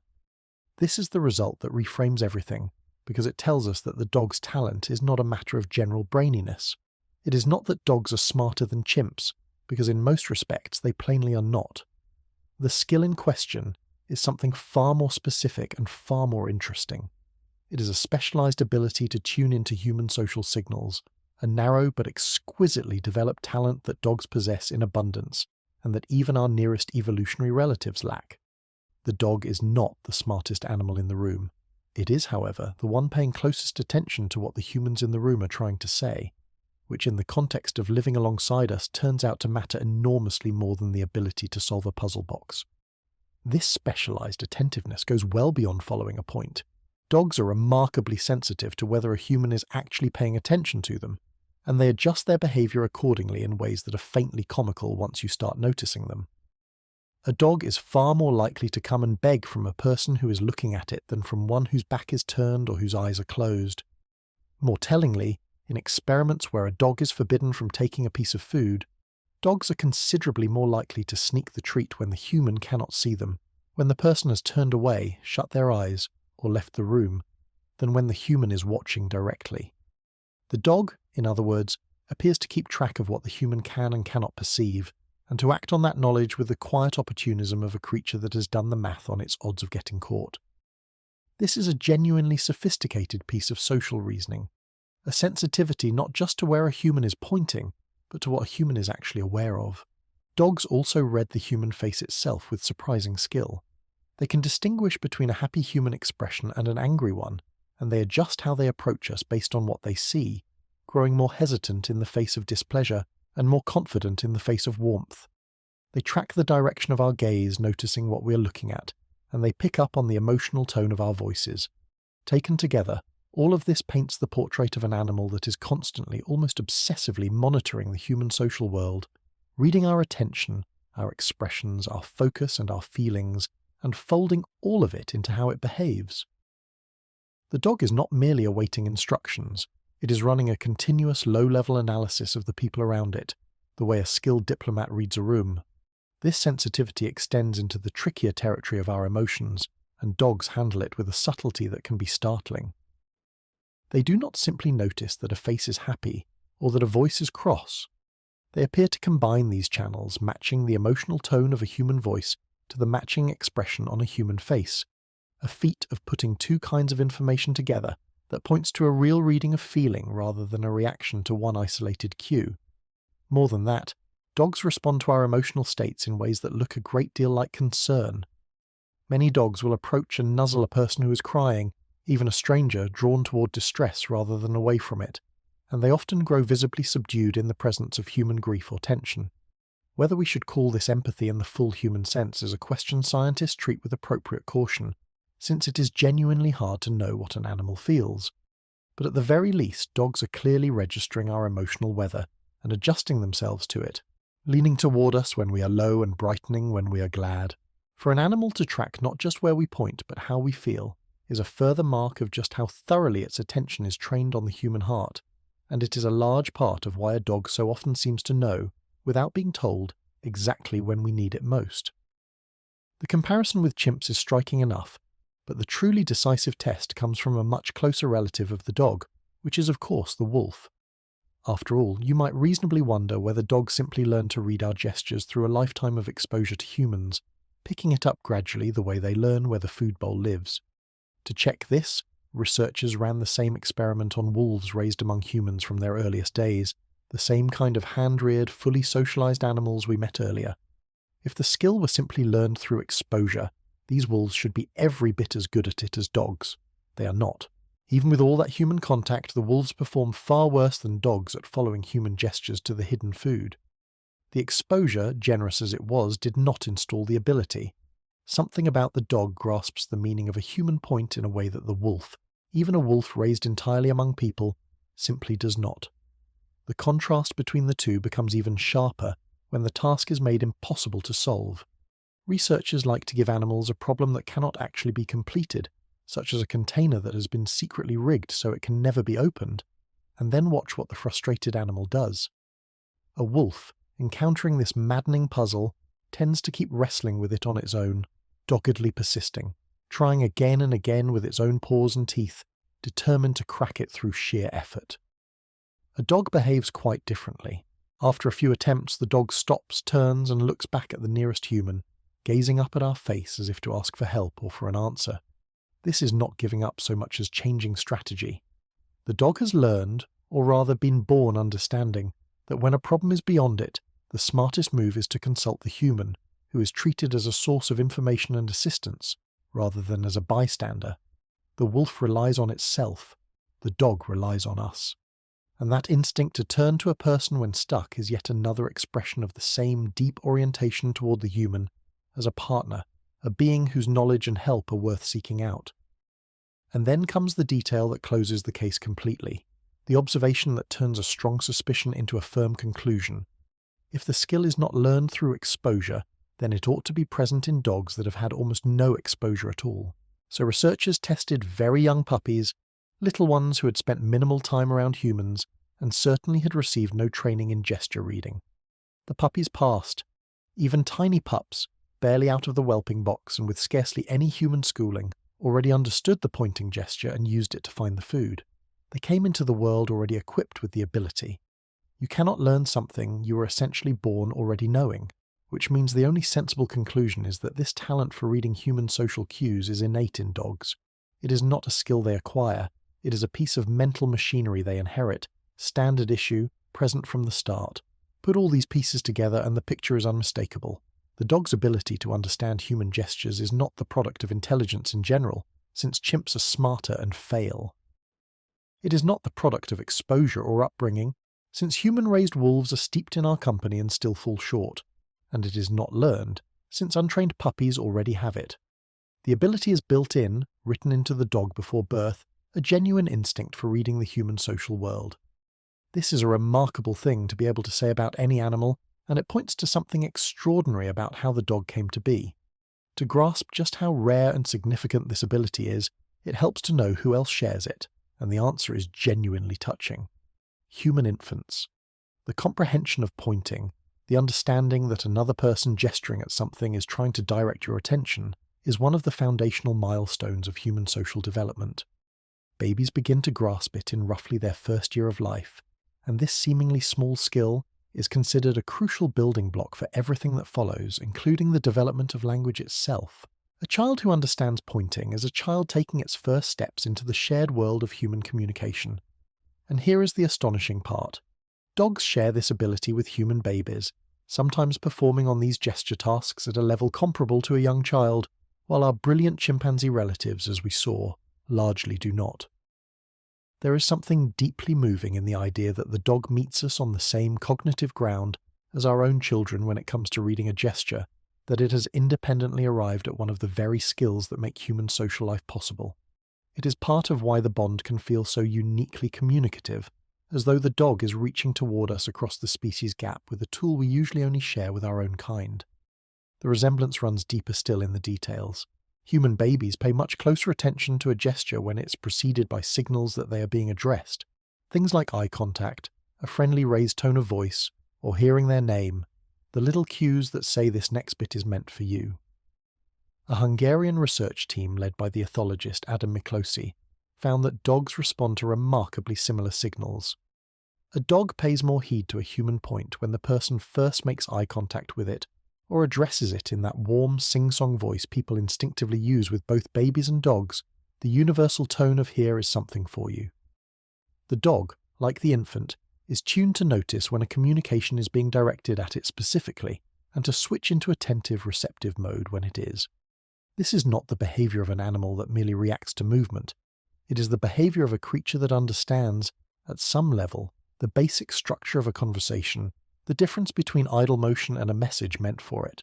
The explanation, when you trace it back, is the same engine that has driven this entire story, only now operating on a different part of the animal. We have seen how the slow selection at the human camp shaped the dog's temperament, making it calmer, and how it shaped its emotions, making it crave our company. But selection does not confine itself to one trait at a time. The same pressures that favoured friendly wolves would also have quietly favoured perceptive ones. Consider what an advantage it would have been for an animal living in close partnership with humans to be able to read what those humans wanted. A wolf-turned proto-dog that could follow a glance, anticipate a gesture, sense from a human's posture and attention what was about to happen, would have been a far more valuable companion than one that remained baffled by our signals. It would have cooperated better, fit more smoothly into human life, and earned its place at the fire more securely. Over countless generations, the animals who were better at reading us would have done better, survived better, and bred more. And so the dog's mind, not just its body and its heart, was gradually retooled to specialize in understanding people.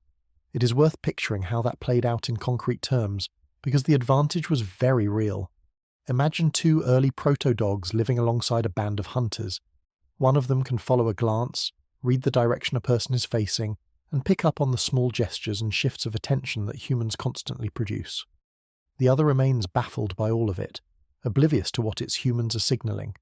The perceptive one is simply a better companion in every practical sense. It can be guided with a look, coordinated with a gesture, and trusted to grasp what is wanted without elaborate effort, slotting into the rhythms of human life as if it belonged there. The oblivious one is a constant source of friction, forever misreading the situation and getting in the way. Across the long stretch of shared history, it is not hard to see which of the two would have been more welcome at the fire, more useful to keep around, more likely to thrive and leave descendants. Generation after generation, that quiet preference for the dog that understood us would have accumulated, sharpening the breed's talent for reading human intention into the finely tuned instinct we see today. The mind, like the body before it, was shaped by the simple fact that being good at humans paid. This is the part of the story that is easy to underestimate, and it deserves to be stated plainly. Domestication did not merely make the wolf gentler and softer looking and more affectionate. It reached all the way into the animal's cognition and rebuilt a portion of its mental world around us. The dog did not just come to love humans, it came to understand humans, to be born already fluent in the basics of our silent communication, already primed to treat our gestures as meaningful and our attention as something to track and interpret. In a very real sense, the dog is a specialist, an animal whose particular genius is the reading of people.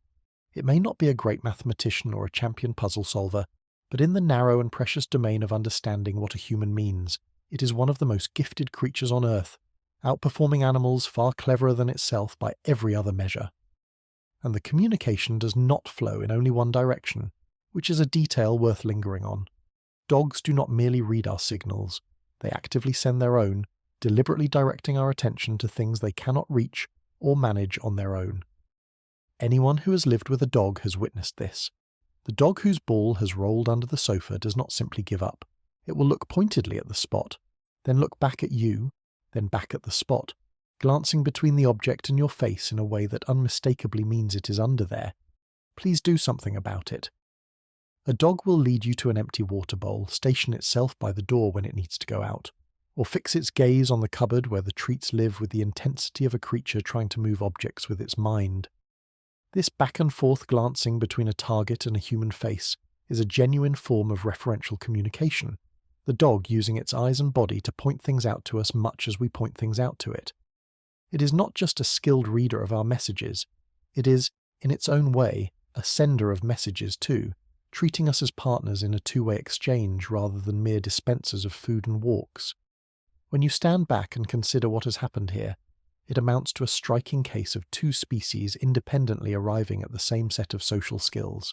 Humans evolved an elaborate talent for reading one another, for following gaze and gesture and intention as the foundation of our intensely social way of life. Dogs, starting from a completely different animal and travelling a completely different evolutionary road, ended up converging on a strikingly similar toolkit for reading us. Two lineages, separated by tens of millions of years, both landed on the same essential ability to interpret social cues, simply because both found themselves in worlds where understanding others was the key to getting along. This is part of why dogs have become such a valuable subject for scientists studying the evolution of social intelligence. Here is an animal that developed human-like social skills entirely separately from us, which makes it a kind of natural laboratory for understanding how such skills arise in the first place. By studying how the dog came to read us, researchers gain a fresh window onto the deep question of how any creature, ourselves very much included, comes to understand the minds of others. All of this carries a quietly humbling lesson about what we mean by intelligence in the first place. We have a stubborn habit of treating intelligence as a single quantity, a ladder with simple creatures at the bottom and clever ones near the top, with us perched smugly at the summit. The dog gently demolishes that tidy picture. By the usual yardsticks of tool use and abstract problem solving, a dog is not especially brilliant and would rank well below a chimp and a fair few other animals besides. Yet in the one domain that defines its entire way of life, reading and cooperating with another species, it is a virtuoso, leaving those supposedly smarter animals far behind. The lesson is that intelligence is not one thing but many, and that the right question is never simply how smart is this animal, but rather what is this animal smart at. Each creature is sharpened by evolution for the particular challenges of its own world. The dog's world is us, and so the dog became a genius at the only subject that ever truly mattered to it, which was the understanding of human beings. It is a useful reminder that brilliance comes in many flavors, and that the most impressive mind in any given situation is often not the most generally capable one, but the one best fitted to the task at hand. There is something almost poignant in recognizing that this is the kind of mind we ended up with at our side. Not a rival intelligence, not a creature straining to outwit us, but an animal whose cleverness is aimed squarely and generously at understanding us better. The dog took its share of the wolf's considerable intelligence and pointed it, of all the possible directions, straight at the human face, learning to read our moods and our motions and our meaning. And it did this not because we sat down and taught it, but because the long, unplanned process of living together selected generation after generation for exactly this talent. The body changed, the emotions changed, and now we can add the final piece, because the mind changed too. The dog became, in the deepest sense, a creature built to know us, and the moment you understand that, the way your dog watches your every move starts to look less like simple devotion and more like the work of a lifelong, dedicated and remarkably skilled student of human beings. It is worth keeping the usual measure of honesty here, because scientists do continue to argue about exactly how deep the dog's understanding really goes. Some researchers caution that we should not get carried away and credit dogs with a full, human-like grasp of what is going on in our heads, pointing out that at least some of these impressive feats might be built on simpler forms of learning and association rather than true insight into our intentions. The debate over precisely what a dog comprehends and how much of it counts as genuine mind reading versus clever pattern tracking is ongoing and healthy, exactly the sort of argument that keeps the science honest. But the core findings that anchor the story are not in dispute. Dogs follow human gestures far better than chimps do. They outperform even human-raised wolves, and untrained puppies already have the knack. Whatever the precise depth of their understanding, the dog's special attunement to the human social world is real, robust, and clearly something it was born equipped for, not merely something it picked up along the way. You can watch this lifelong study of humanity playing out in the smallest moments of ordinary life, once you know to look.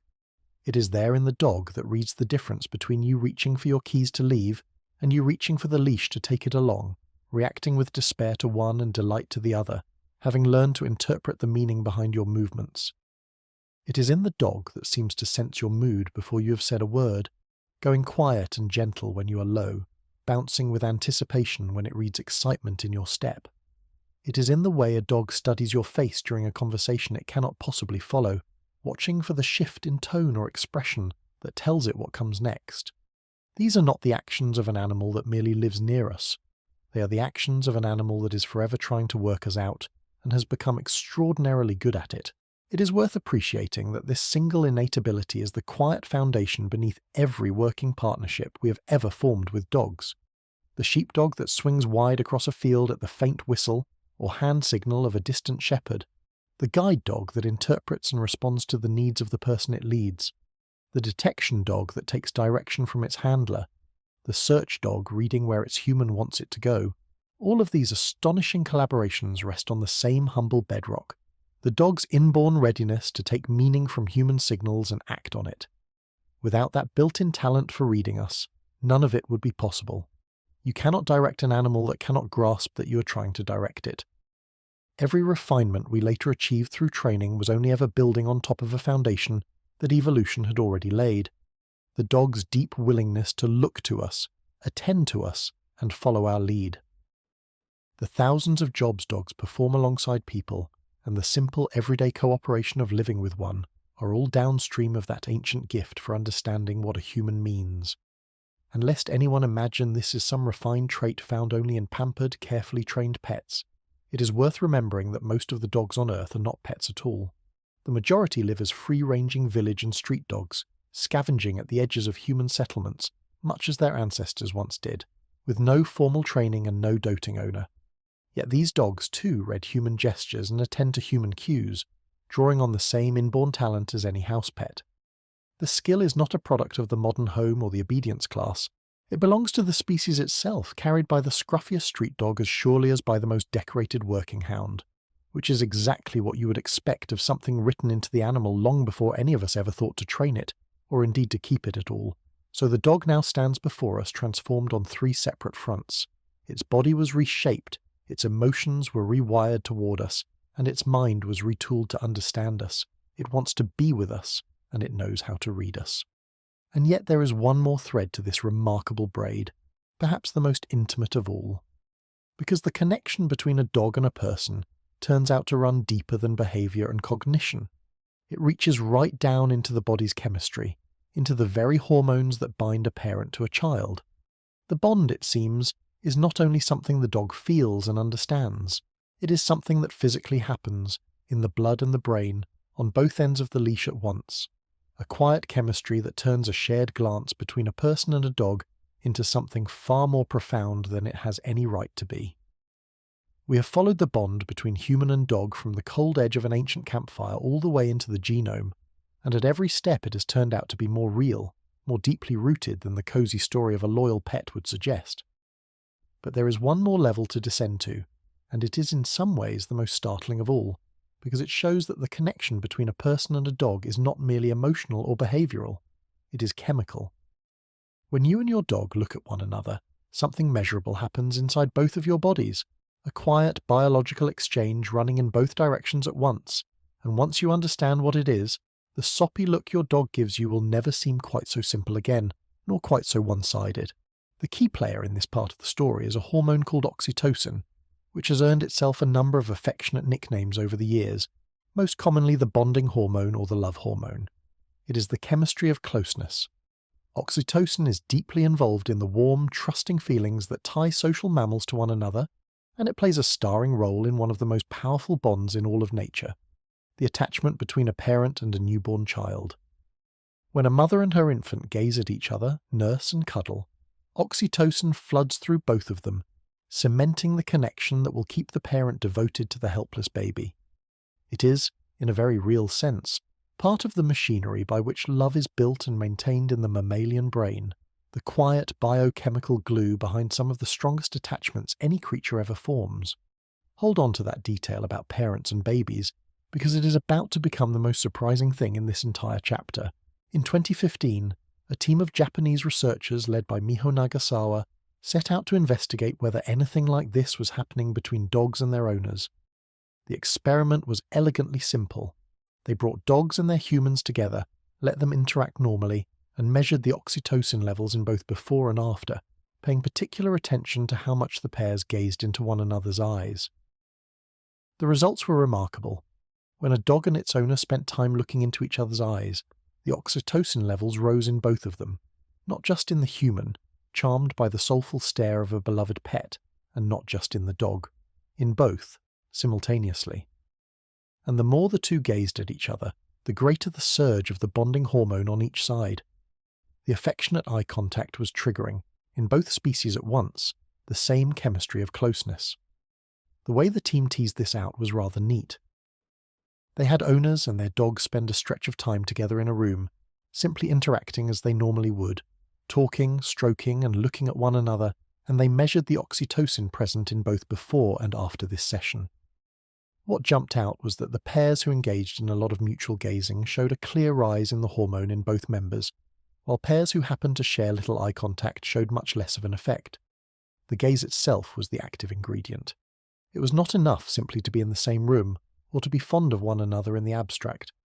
The boost tracked the looking, the actual locking of eyes, which is what pointed the researchers toward the conclusion that this particular behavior was doing something special, switching on a response that idle proximity alone did not. Now recall the detail I asked you to hold on to, because here is where it lands with real force.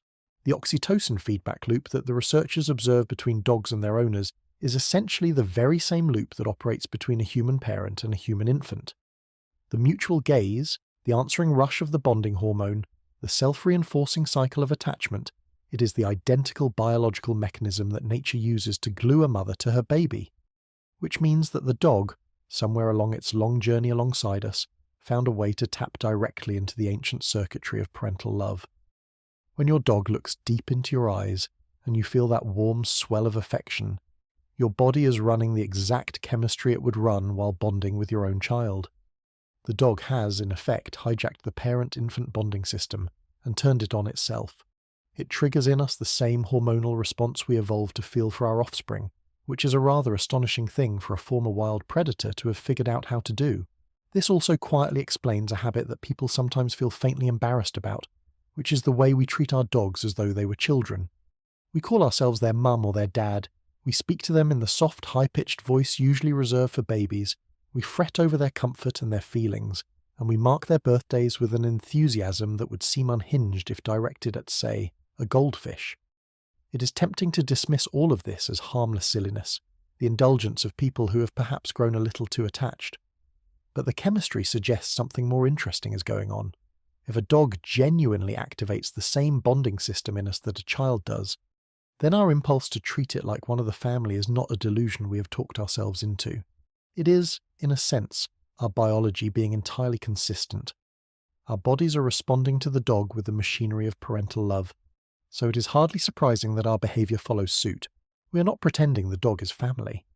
At the level of hormones, a part of us has genuinely filed it there, which makes the baby talk and the birthday cakes less an embarrassing excess than an honest reflection of what is happening inside us.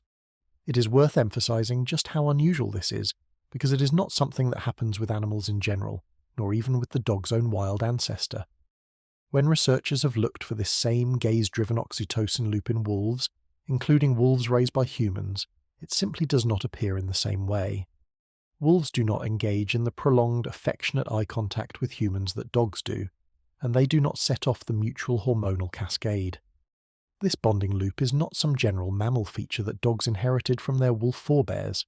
It is, as far as we can tell, a dog innovation, something that emerged specifically over the course of the dog's coevolution with us. The wolf, for all its intelligence and its rich social life within its own pack, never learned to look a human in the eye and start a feedback loop of love. The dog did, and that difference is written into the chemistry of every devoted gaze. To really appreciate how strange the dog's behavior is, you have to understand what eye contact means in the rest of the animal world, because it is very nearly the opposite of affection. For most animals, a direct, sustained stare is not a sign of tenderness, but a threat, a challenge, an act of aggression. To lock eyes with another creature is to square up to it. Wolves themselves treat a hard stare as a confrontational gesture, the kind of thing that precedes a dispute over rank, which is exactly why staring down a strange dog is such a famously bad idea. So when the dog evolved the habit of gazing softly and at length into a human face, it was not just picking up a charming new trick. It was overturning one of the oldest and most universal signals in nature, taking a gesture that almost every other animal reads as hostility and transforming it into an expression of intimacy and trust. The dog took the stare, that ancient symbol of menace, and rewrote its meaning entirely, turning a declaration of war into a declaration of love. That reversal is a far more radical achievement than it first appears, and it sits at the very heart of why the dog can do something with its eyes that no wolf ever could.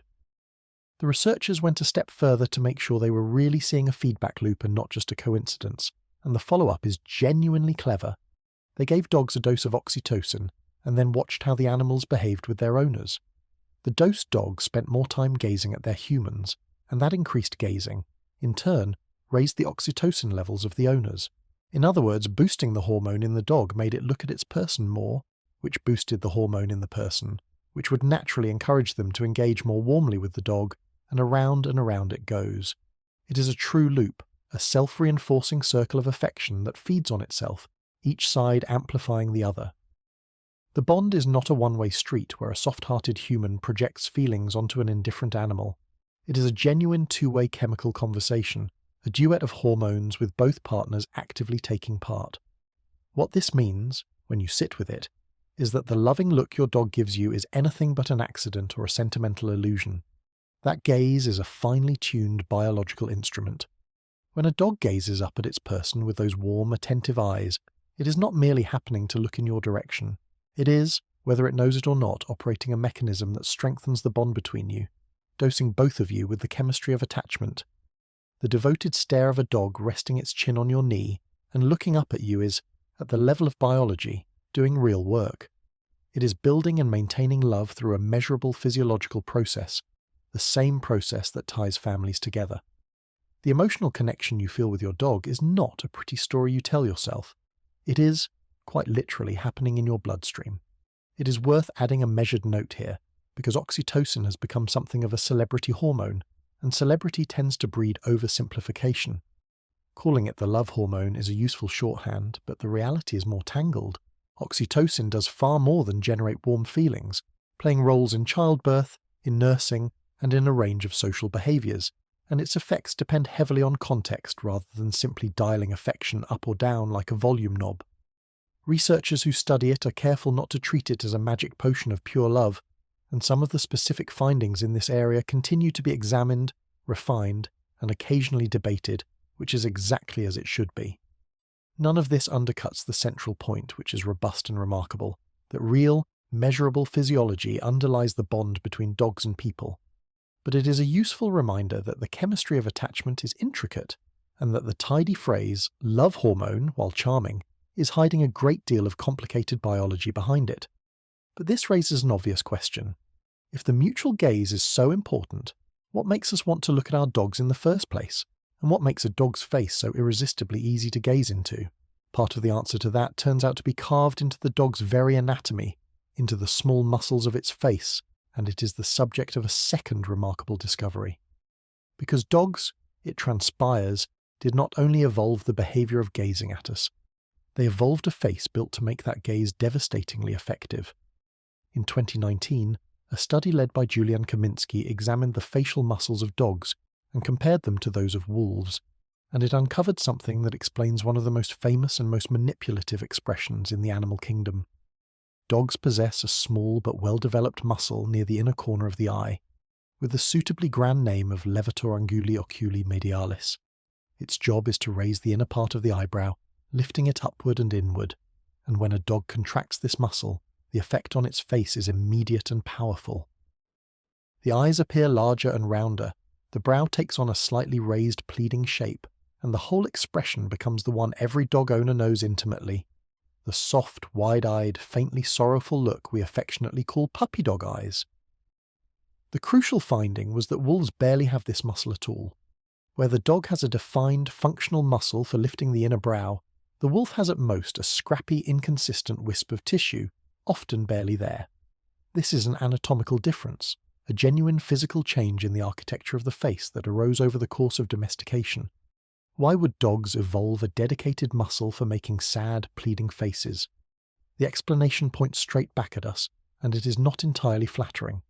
Human beings are deeply, instinctively responsive to certain facial features, especially those that resemble a human infant.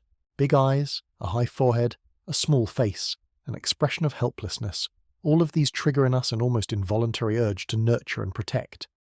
We are wired to find such features irresistible, because that wiring is what makes us care for our own vulnerable babies. The puppy dog eyes expression, with its enlarged eyes and its raised, worried-looking inner brow, hits these buttons squarely. It makes a dog's face look more infant-like, more sorrowful, more in need of care, and we respond to it exactly the way evolution designed us to respond to a needy child, with a melting rush of tenderness and an urge to do whatever the little face seems to be asking for. This susceptibility of ours even has a name in the scientific literature, the collection of infantile features that triggers our nurturing instinct. The big eyes, the round face, the small nose, the high forehead, was famously described long ago by the naturalist Konrad Lorenz, who noted that we are powerfully and automatically drawn to anything bearing the look of a baby. It is the reason we find kittens, baby seals, and cartoon characters with enormous eyes so achingly cute, and it is a deep, hard-to-override part of how the human mind works. Our caregiving machinery is set to fire at the sight of these features, more or less whether we like it or not. The puppy dog eyes expression works precisely because it nudges a dog's face a few steps closer to this irresistible infant template, borrowing the visual cues of a vulnerable child and aiming them straight at our softest instincts. In a sense, the dog learned to wear the face of a baby, and our ancient wiring did the rest, responding to the borrowed innocence exactly as it was built to. And so, the leading interpretation goes, this muscle flourished in dogs for a beautifully simple reason. Across the long history of living together, humans paid more attention to, cared more for, and were more drawn to dogs that could produce this appealing expression. A dog that could raise its inner brow and tug at our heartstrings was a dog we were more inclined to feed, to keep, to favour, and to look after. Over many generations, that preference quietly selected for the animals with the better developed muscle, until the modern dog arrived equipped with a built-in tool for melting human hearts. The dog, in other words, evolved a face specifically engineered to move us, shaped by our own helpless susceptibility to a sweet, sad-eyed expression. We did not just tolerate the puppy dog eyes. We are the reason they exist. There is a further wrinkle that suggests dogs deploy this expression rather than merely possessing it. Follow-up work from the same line of research found that dogs raise their inner eyebrows far more often when a human is actually looking at them than when no one is paying attention. Put a person in front of a dog and have them gaze at it, and out come the big, pleading eyes. Have the person turn away, and the expression largely subsides. This is telling, because it implies the brow-raising is not merely an involuntary tic, but something responsive to an audience, produced most strongly precisely when there is a human watching to be moved by it. The dog appears, at some level, to make the face for us, ramping up the heartbreaking look when it has someone to aim it at. Whether the dog does this with any conscious intent is impossible to say and probably unknowable, but the pattern itself is clear enough. The expression is tuned to its target. It emerges when it can do its work, which is to say when a human face is there to dissolve at the sight of it. There is a subtle but important distinction worth drawing here, because it connects to something we discussed much earlier. Recall that a great deal of the dog's general cuteness, the floppy ears and softer features, appears to have arrived as an accidental side effect, an unintended consequence of selecting for a calm temperament rather than a trait anyone was choosing for its own sake. The puppy dog eyes muscle looks like it may be a different and rarer kind of story. Here we seem to have a feature that was favoured more directly because of the response it provoked in us, a piece of anatomy shaped specifically by the fact that humans found the expression it produced irresistible. If that reading is right, then the inner brow muscle is not merely a byproduct that happened to ride along with friendliness. It is something closer to a trait we actively, if unconsciously, cultivated. By lavishing our attention and care on the dogs who could best tug at our feelings. The dog's sad eyes, in other words, may be one of the clearest cases of a feature that exists precisely because it works on us, sculpted by our own susceptibility into a tool aimed squarely at our hearts. There is a faint and very funny irony lurking in all of this, which is that the dog has, over the ages, developed what amounts to a piece of dedicated emotional manipulation equipment, and it works on us flawlessly every single time. Every dog owner who has ever caved at the dinner table, surrendering a forbidden morsel to a creature staring up with those impossibly soulful eyes, has been on the receiving end of a finely honed evolutionary tactic. The eyes are not an accident. They are a feature, refined over thousands of years precisely because your ancestors were just as helpless against them as you are. The dog learned, in the slow and wordless language of evolution, that the surest route to a human heart is a face that looks like it might cry, and it has been deploying that knowledge against us, with devastating success, ever since. When you put the two discoveries together, the oxytocin loop and the puppy dog eyes, they form a complete and rather beautiful system.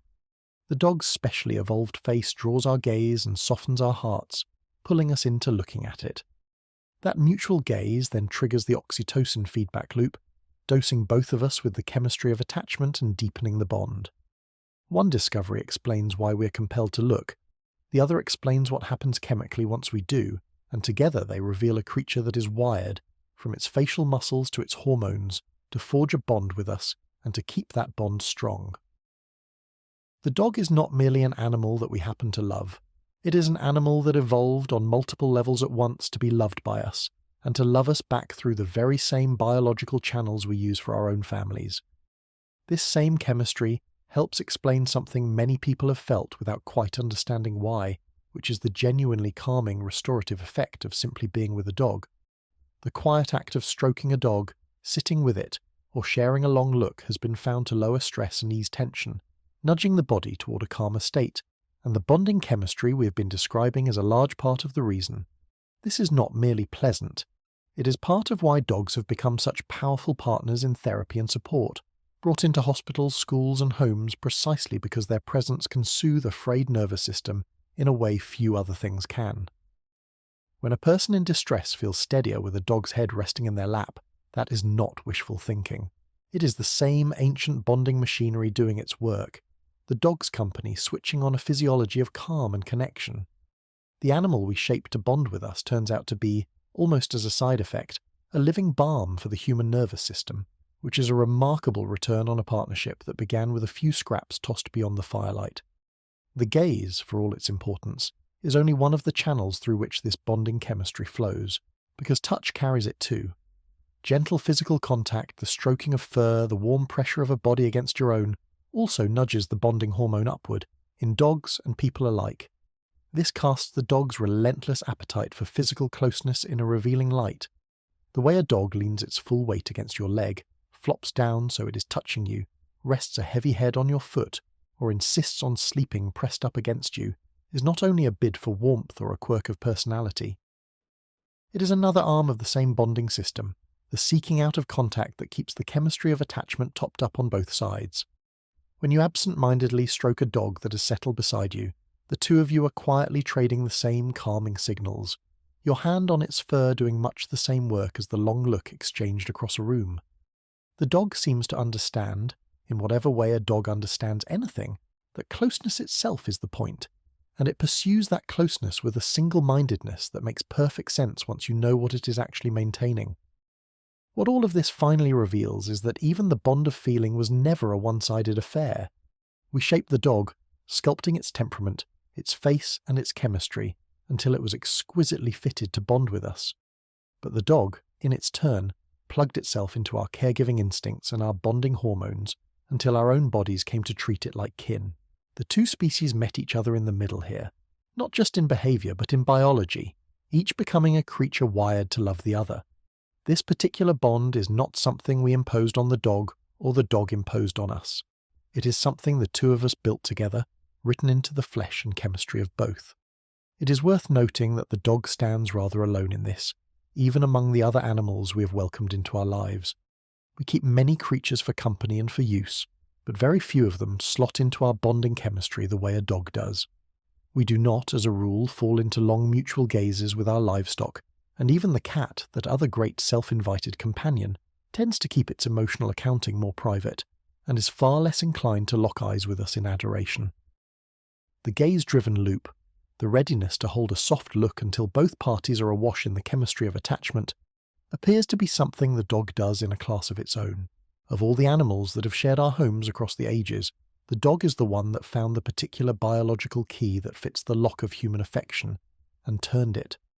That is a significant part of why, when people speak of an animal as a true companion rather than a pet or a working beast, it is so often a dog they have in mind. There is a deeper logic to why a bond built on shared chemistry would prove so durable, and it comes down to the fact that both sides are rewarded. Most relationships in nature are transactions, with one party getting the better of the other, but the chemistry running between human and dog pays out to both at once.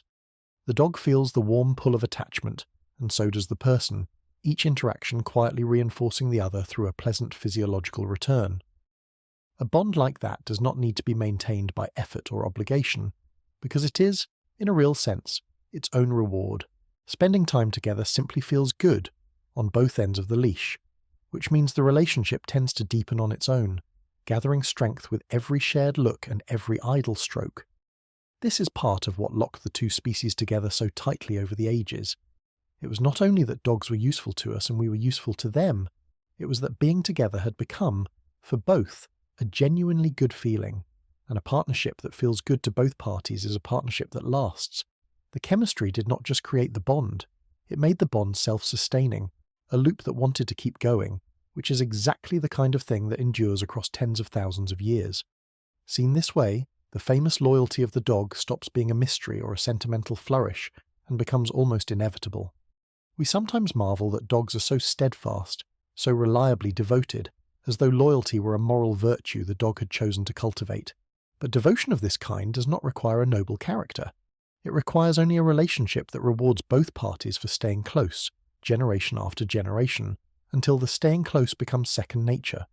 The dog is loyal not because it decided to be, but because everything in its biology, from its hormones to the muscles of its face, was shaped to keep it bonded to us and to keep us bonded to it.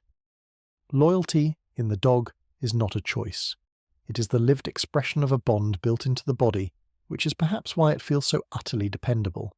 This is ultimately why a dog does not feel like a possession or a tool, the way a useful object might, but like a genuine member of the family. That feeling is not a charming exaggeration or a trick of sentiment. It is grounded in hard biology. At the level of hormones, your body responds to your dog in much the same way it would respond to a child, and the dog has the anatomy and the behavior to keep that response flowing.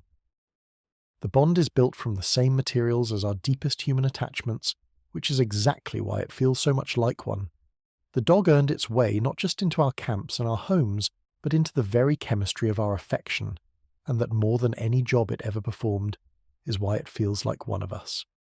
It is worth pausing just for a moment on the sheer improbability of where this leaves us. The story began, you will recall, with one of the most formidable predators of the Ice Age waiting in the dark beyond the firelight, an animal that by every reasonable expectation should have regarded us as competition or as a meal. And it ends, tens of thousands of years later, with that creature's descendant triggering in us the precise chemistry we evolved to feel while cradling our own newborn children. The same biological response, the same flood of the bonding hormone, the same melting tenderness. The journey from that wary shape in the darkness to the warm weight pressing against you on the sofa is not just a story of a wild animal growing tame. It is the story of a predator that found its way into the most protected, most sacred chamber of the human heart, the one we reserve for our young and somehow convinced our biology to let it stay. When you consider that, the ordinary sight of a person and a dog gazing fondly at one another stops looking ordinary at all. It is one of the strangest and most wonderful outcomes in the entire history of life on this planet, hiding in plain sight on living room floors the world over. There is something deeply satisfying in the way this hard biology confirms what people have always felt in their bones. Long before anyone could measure a hormone or dissect a facial muscle, humans across every culture and every age sensed that the bond with a dog was something real and reciprocal, something more than mere ownership. They wrote dogs into their stories and their art, mourned them when they died, and spoke of a loyalty and a love that ran both ways, often to the bafflement of more hard-headed observers who insisted it was all projection and wishful thinking. It turns out the ordinary dog owner, quietly convinced their animal genuinely loves them, was right all along, and the skeptics were the ones missing the picture. The feeling was never a fantasy. It was the conscious surface of a deep biological reality, the part of the bond we could feel long before we could explain it. Science did not discover the love between humans and dogs. It simply caught up, at last, with something people had known in their hearts for tens of thousands of years. So the next quiet evening when your dog crosses the room, settles against you, and turns its face up to meet your eyes in one of those long, unhurried looks that seem to say nothing and everything at once, you can know exactly what is passing between you. It is not your imagination, and it is not merely habit. It is a current of shared chemistry, the same warm tide that binds parents to children, flowing gently back and forth between two animals that have no business being this close, and somehow are. A wolf would never offer you that look. Your dog offers it without a second thought, because tens of thousands of years arrange for it to, shaping a creature whose deepest instinct, when it sees the person it loves, is simply to hold the gaze and let the old chemistry do the rest. And yet, for all the depth of this bond, the dog did not survive at our side on feelings alone. Affection may explain why we kept the dog close, but in the harsh world where this partnership was forged, sentiment by itself buttered no parsnips. The dog had to earn its keep, and it did, becoming a working partner whose usefulness reshaped how both species lived, hunted, and even ate. The story of how dogs followed us out of the wilderness and into the whole sweep of human civilization, changing themselves yet again to keep pace with us at every step, is the next thread to pull. For the bond we have just dissected, tender and chemical and real as it is, did not unfold in some peaceful garden. It was built in a world of hunger and danger and constant struggle, and a relationship forged in such a world has to be good for more than feelings. It has to help you survive. And as it turns out, the dog and the human helped each other survive in ways that would carry both of them, side by side, across the entire arc of history that was still to come. A bond built on shared chemistry is a lovely thing, but in the unforgiving world where this partnership took shape, lovely was not enough. For the relationship to last, it had to pay its way in the only currency that ultimately mattered, which was survival. And the moment each species began to measurably improve the other's odds of staying alive, the whole arrangement stopped being a slow, accidental drift, and became something with real momentum behind it. Two creatures that make each other harder to kill have every reason to stick together, and stick together they did, more and more tightly, until their fates were thoroughly braided into one. What is worth appreciating is how this turned into a self-reinforcing spiral, gathering speed as it went. The more useful a dog made itself, the more its humans valued it, fed it, protected it, and kept it close, which meant the most helpful dogs were precisely the ones most likely to survive and raise pups. Those pups inherited the qualities that made their parents useful, and so each generation of dogs tended to be a little more attuned to the partnership than the last, which made them more valuable still, which fed back into the cycle once again. The same went in reverse, with the humans who made the best use of dogs reaping the benefits and passing on their ways of working with them. A relationship that begins by rewarding both sides has a way of intensifying on its own, each round of benefit deepening the investment for the next. What had started as a tentative, accidental association at the edge of the firelight thus picked up a momentum of its own, accelerating from a loose arrangement of convenience into one of the closest partnerships between any two species on Earth, a relationship that, once it caught, would prove almost impossible to break. The first great gift the dog brought to the partnership was its senses, the very same superior equipment that had once made the wolf such a formidable threat to us. A dog can hear sounds far too faint and far too distant for human ears, and it can smell the world in a way we can scarcely imagine, detecting a scent on the wind long before its source comes anywhere near. Around a human camp, this turned the dog into something invaluable, a living alarm system stationed at the perimeter, perpetually scanning the darkness for trouble. Where a sleeping band of humans was effectively blind and deaf to the night, a dog was not. It would catch the approach of a prowling predator, the footfall of a hostile stranger, or the movement of game long before any person noticed a thing, and it would raise the alarm. The senses that had once allowed the wolf to stalk us were now pointed outward, on our behalf, keeping watch over the very people its ancestors might have hunted. It is hard to overstate just how lopsided this sensory partnership was in our favour. A dog's sense of smell operates on a scale that makes our own seem almost decorative by comparison, sensitive enough to detect traces so faint that we would need laboratory equipment to register them at all. Its hearing reaches into ranges and distances our ears cannot touch, picking up high, faint, far-off sounds that pass us by completely. What this meant in practice was that a human band with a dog had effectively borrowed a second, vastly more powerful set of sensory organs, extending their awareness far out into the dark in every direction. We are, frankly, a rather poorly equipped animal when it comes to detecting threats, relying on eyes that fail us the moment the sun goes down. The dog plugged that gap so completely that it was less like having a pet, and more like installing a permanent tireless sentry with senses we could only dream of, one who asked for nothing in return but a place by the fire and the occasional bone. This was no small upgrade to the quality of human life. Consider what it meant simply for sleep. A band without a dog had to remain in a state of low, gnawing vigilance even at rest, because anything could come out of the dark, and the first warning you got might be the last. A band with a dog could rest a little easier, trusting that those sharp ears and that twitching nose were on duty through the night, ready to sound off at the first hint of danger. Better rest, fewer ambushes, fewer nasty surprises in the small hours, all of it added up to a meaningful edge in a world where a single unguarded moment could end you. The dog was, in effect, the original home security system, with the considerable advantages of running on scraps and being delighted to do the job. The dog did not only warn of danger, it actively helped repel it. A camp ringed by alert, barking dogs was simply a harder target, both for the large predators that might otherwise have crept in after the people or their food, and for hostile bands of other humans. A dog willing to raise a clamour and stand its ground turned an exposed, vulnerable group into a defended one, complicating the plans of anything that meant the camp harm.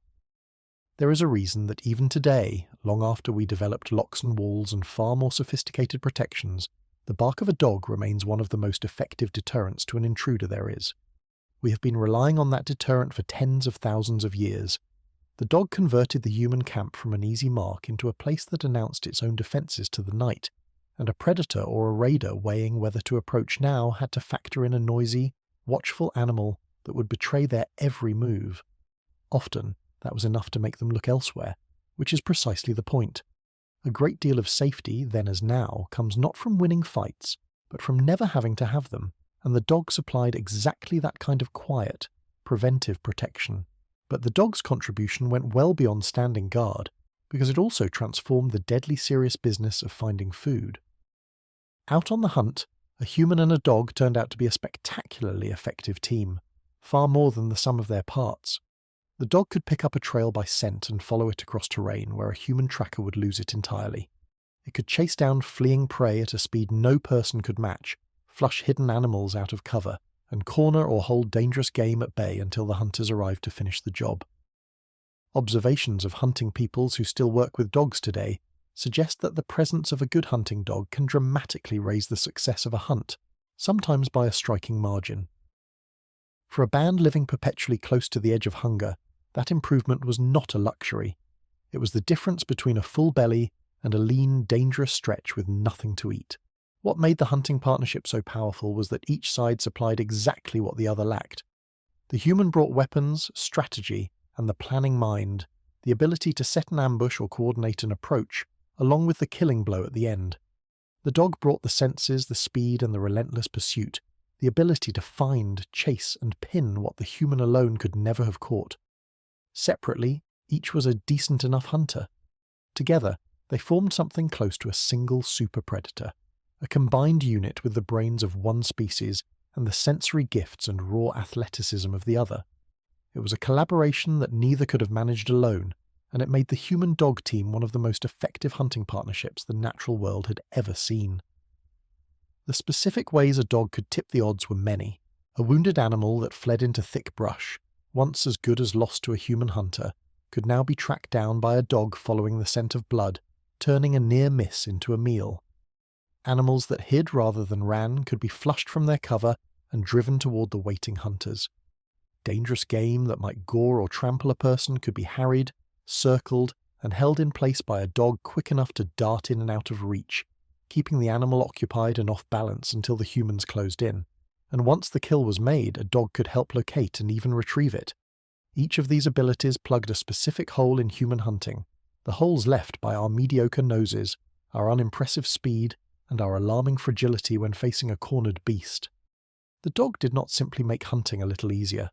It opened up styles of hunting that were barely possible without it, expanding the range of prey a band could realistically pursue and bring home. It is worth picturing the team in action, because the synergy was a thing of real beauty. Imagine a small band crossing the open country, the dogs ranging ahead with their noses to the wind, suddenly stiffening as they catch a scent the humans cannot detect. The hunters read the dogs read the hunters, and without a word the whole group shifts into the chase.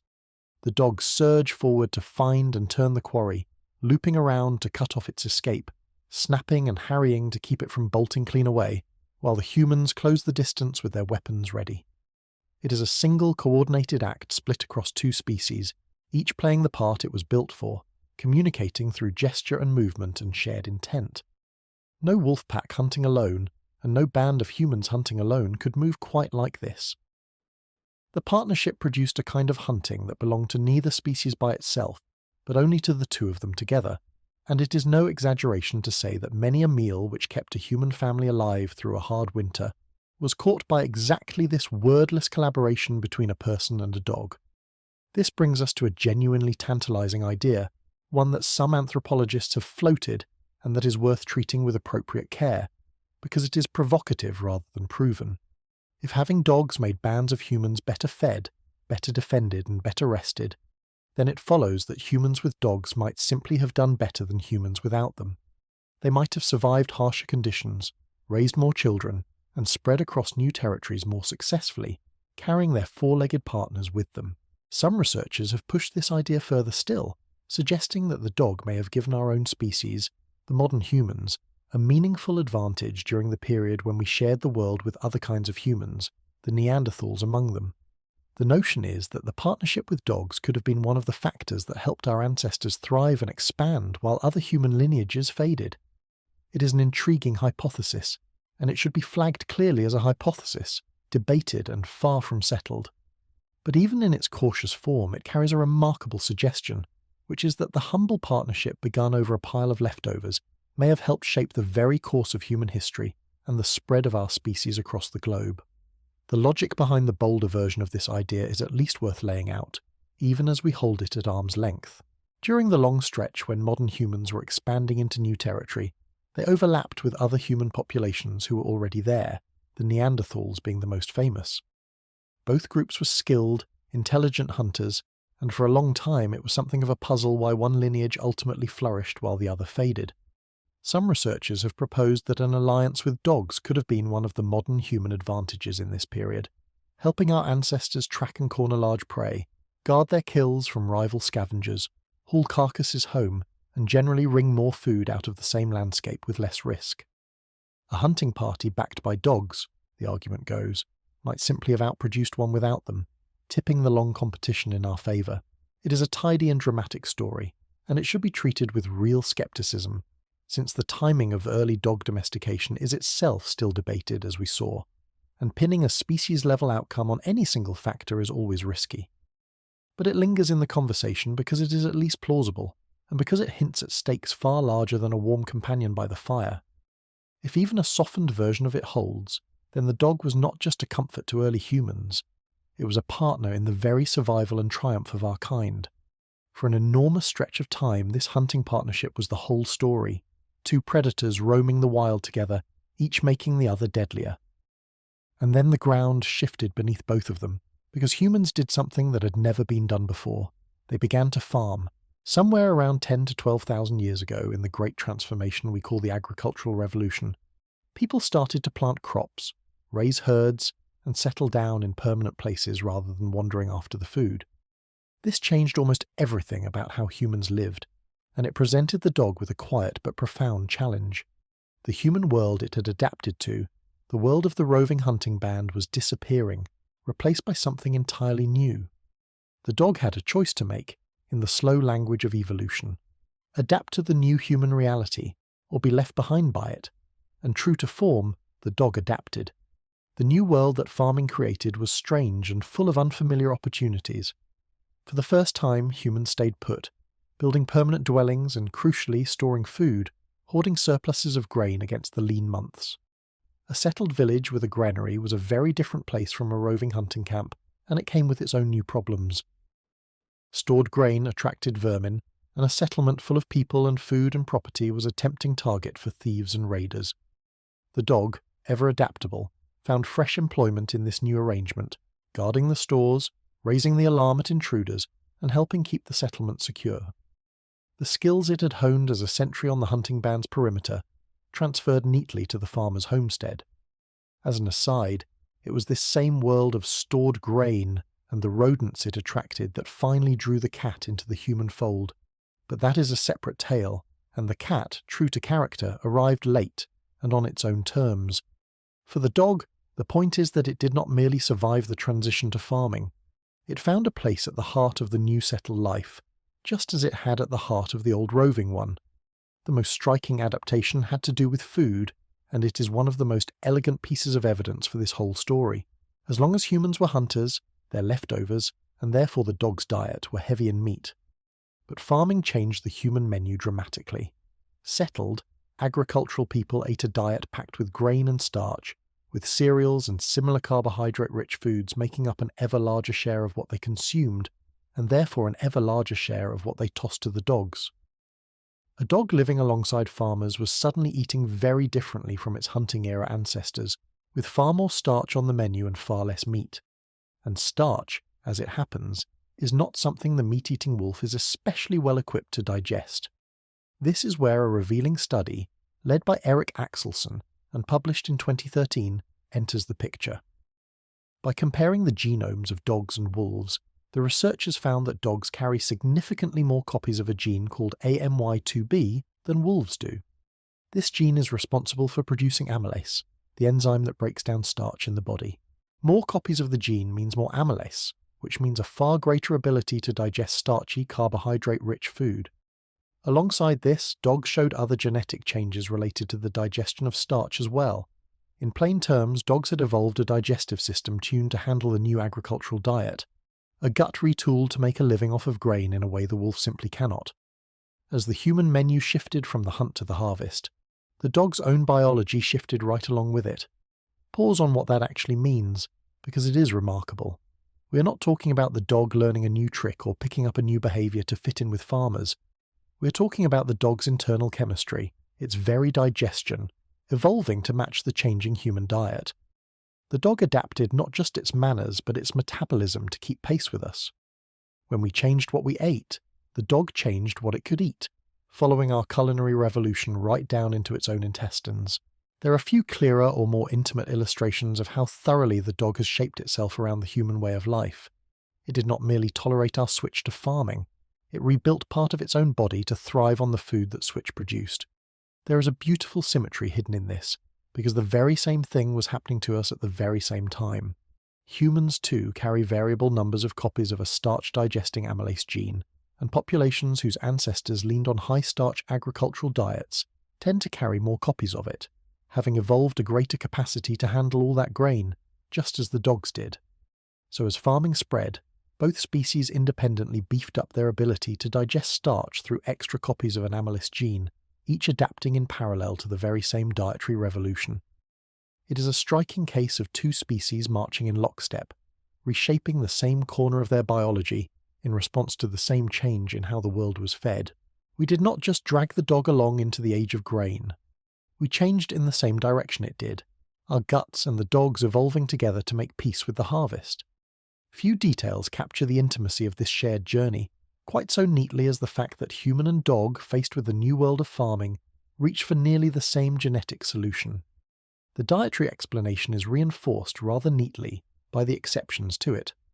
Dogs whose populations lived alongside peoples who never took up much farming, such as the sled dogs of the frozen north or the dingoes of Australia, tend to carry fewer copies of the starch digestion gene, staying closer to the wolfish original. Their ancestors never made the switch to a grain-heavy diet, so they never evolved the enhanced ability to process it. This is precisely what you would expect if the diet connection is real, which turns those exceptions into quiet confirmation. Where farming went, the starch-digesting dogs followed. Where it did not, the dogs stayed closer to their meat-eating roots. The dog's digestion, in other words, reads like a faithful map of the human diet it grew up beside, varying from one corner of the world to another according to what its particular people happened to put on the table. This is the essence of what scientists mean by coevolution, and the dog and the human are one of its finest examples. Coevolution is what happens when two species become such important features of each other's environment that they begin to drive changes in one another, each shaping the other's evolution over time. We were not a passive backdrop against which the dog evolved. We were the single most important force in its world, and as we changed it. And the influence flowed both ways, because the dog was a powerful force in our world too, altering how we hunted, how safely we slept, how far we could spread, and how we lived. The two species were locked in a long mutual dance, each step on one side prompting an answering step on the other, across thousands and thousands of years. It is worth dwelling on the fact that we were genuinely changed by the dog, not merely served by it, because we tend to tell this story as though only the animal was transformed. But a species that hunts with dogs, sleeps under their guard, and expands across continents with their help is a species living a different kind of life than it otherwise could. Some of the vigilance we might once have needed could be handed off to a partner with better senses. Hunts that would have been impossible became routine. Whole landscapes that might have been too dangerous or too poor in game to settle may have become livable with dogs at our side. And beyond the practical, the dog wove itself into the fabric of human culture, becoming a fixture of our stories, our beliefs, and our sense of home, until a life without dogs became, for many human societies, nearly unimaginable. We did not come through these tens of thousands of years unmarked by the partnership. The dog helped shape how we lived, where we went, and even how we saw ourselves, which is exactly what you would expect from a true two-way bond rather than a one-sided act of taming. We made the dog, yes, but the dog also helped make us, or at least helped make the particular kind of humans who have always had a dog nearby. It is the combination of the two halves of this story, the practical and the emotional, that made the dog's place at our side so unshakable. A purely useful animal, valued only for what it produces, is always at risk of being discarded the moment something more efficient comes along. A purely beloved one with no practical worth can be a luxury that hard times cannot afford. The dog was both at once, indispensable in the daily struggle to survive and, as we have seen, woven into the very chemistry of our affection. That double grip is extraordinarily strong. You do not abandon an animal that guards your sleep, fills your belly, and also happens to be family. The earlier chapters of this story explained why we came to love the dog. This chapter explains why we could never afford to be without it. Put the two together and you have a bond locked in from both directions at once, by the heart and by the harsh arithmetic of staying alive, which is about as secure as any relationship between two species could possibly be. You can see the depth of that bond in the simple fact of where dogs have ended up, which is everywhere we are. As humans spread across the entire planet, into every climate and onto every habitable continent, the dog came along for the whole journey, the one animal that accompanied us essentially everywhere. It crossed into new worlds with the first people to reach them, padded into the frozen Arctic, the scorching deserts, the dense forests and the remote islands, always at the side of the wandering humans who brought it.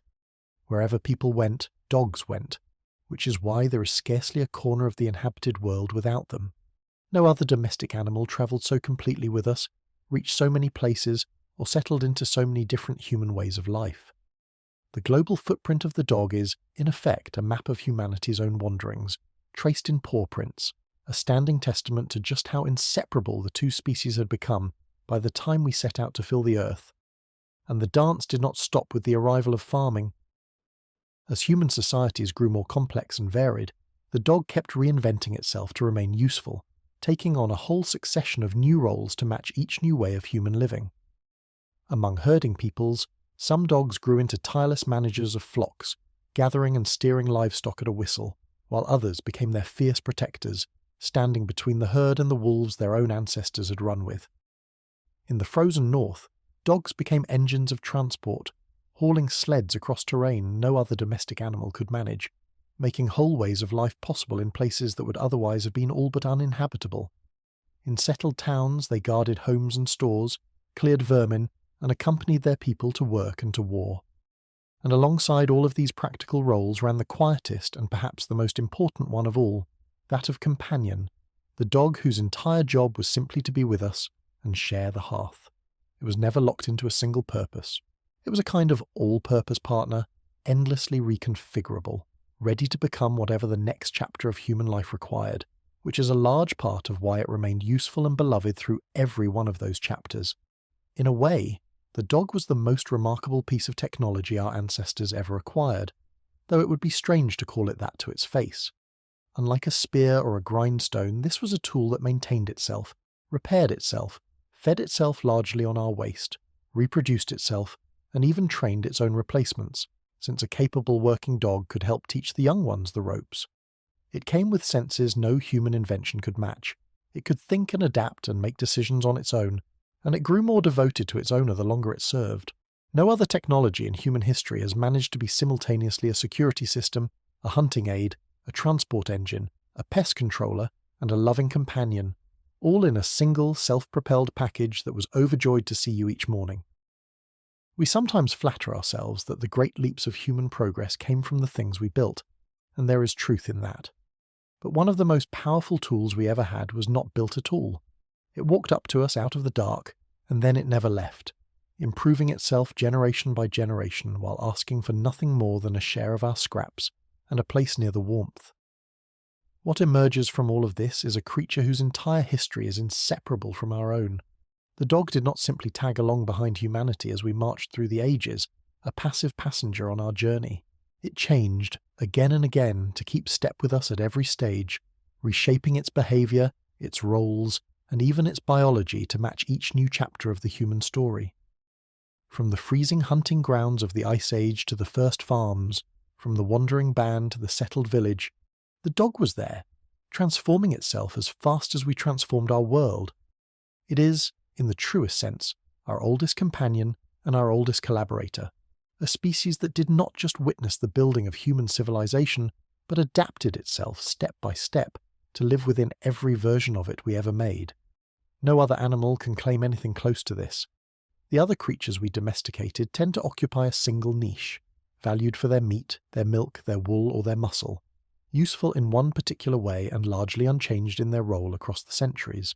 The dog alone has been a hunter's partner, a guardian, a herder, a hauler, a soldier, a vermin catcher, and a cherished friend, often several of these at once, shifting its part to suit each new act of the human drama. It is the only animal that has accompanied us through every stage of our journey, from the first hunting bands to the modern household, remaking itself again and again to stay relevant. That versatility, that willingness to become whatever we needed, is itself one of the dog's defining traits, and it is the reason the dog, almost uniquely among animals, has never been left behind by the changing tides of human life.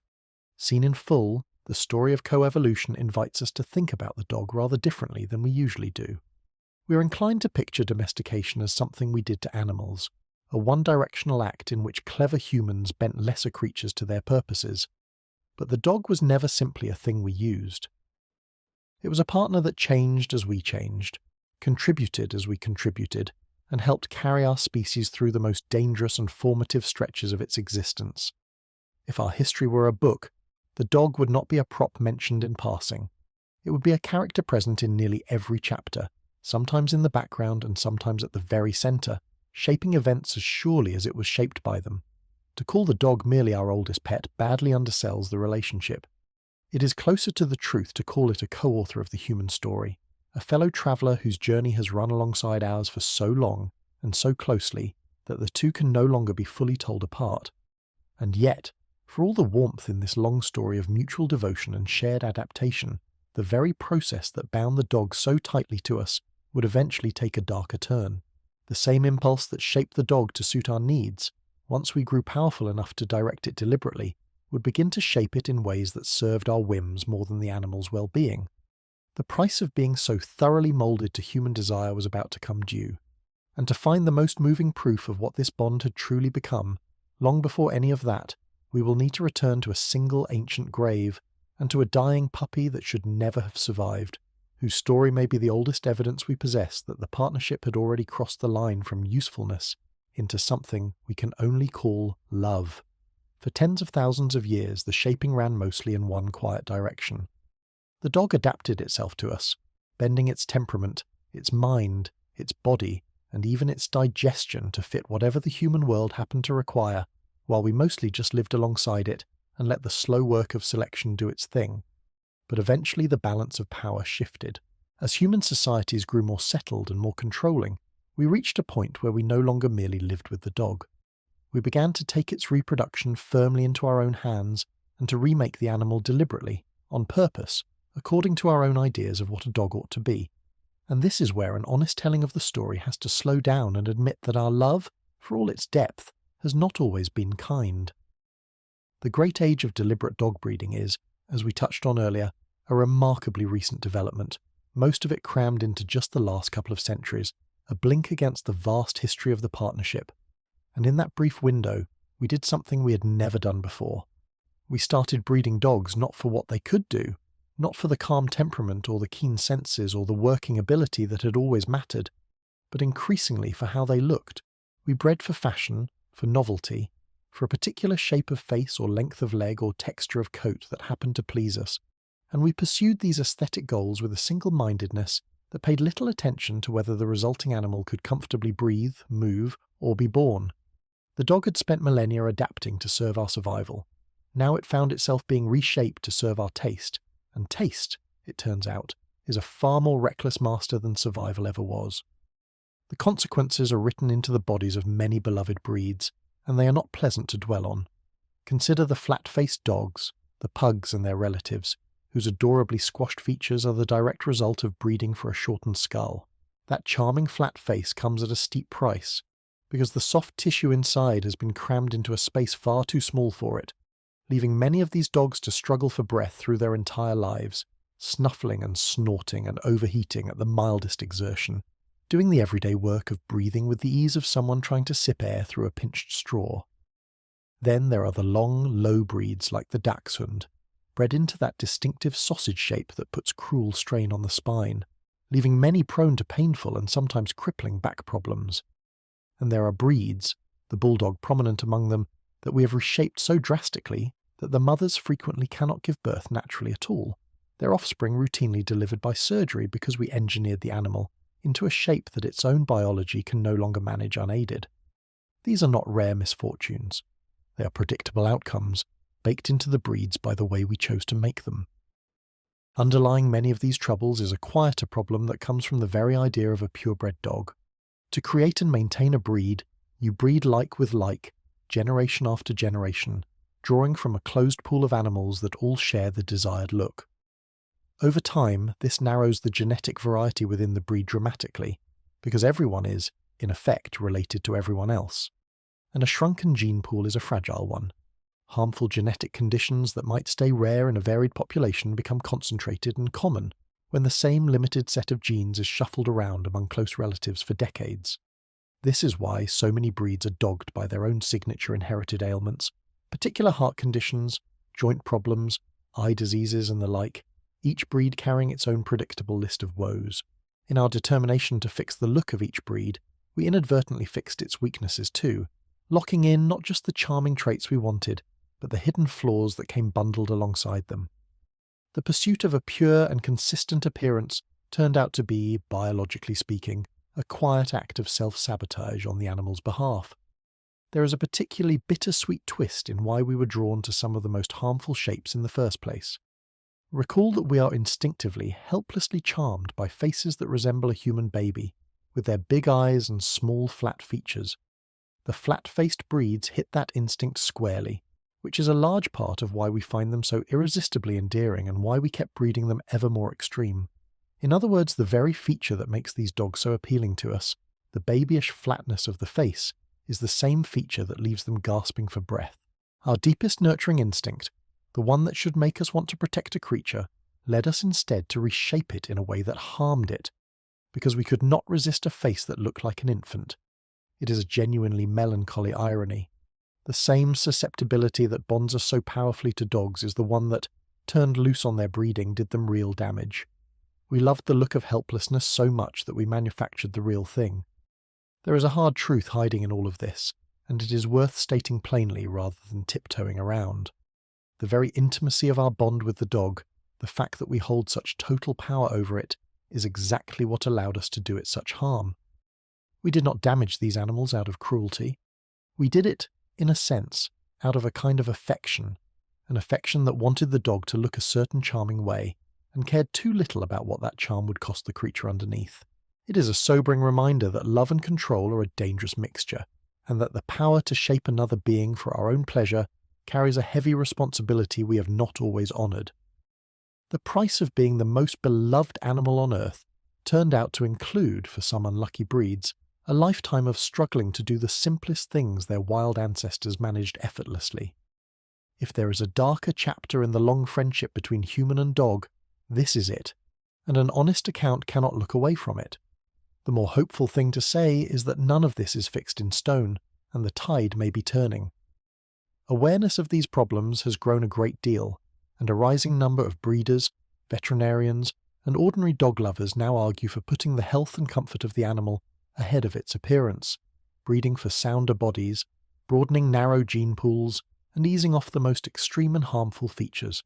The very mongrels and mixed-breed dogs that purists once looked down on often enjoy more robust health than their pedigreed cousins, precisely because their varied ancestry spares them the concentrated flaws of a closed line. The point is not that we are doomed to keep harming the animals we love, but that we have a choice, and that the choice is increasingly being recognized for what it is. The same power that allowed us to press the dog into unhealthy shapes is the power that can guide it back towards sounder ones.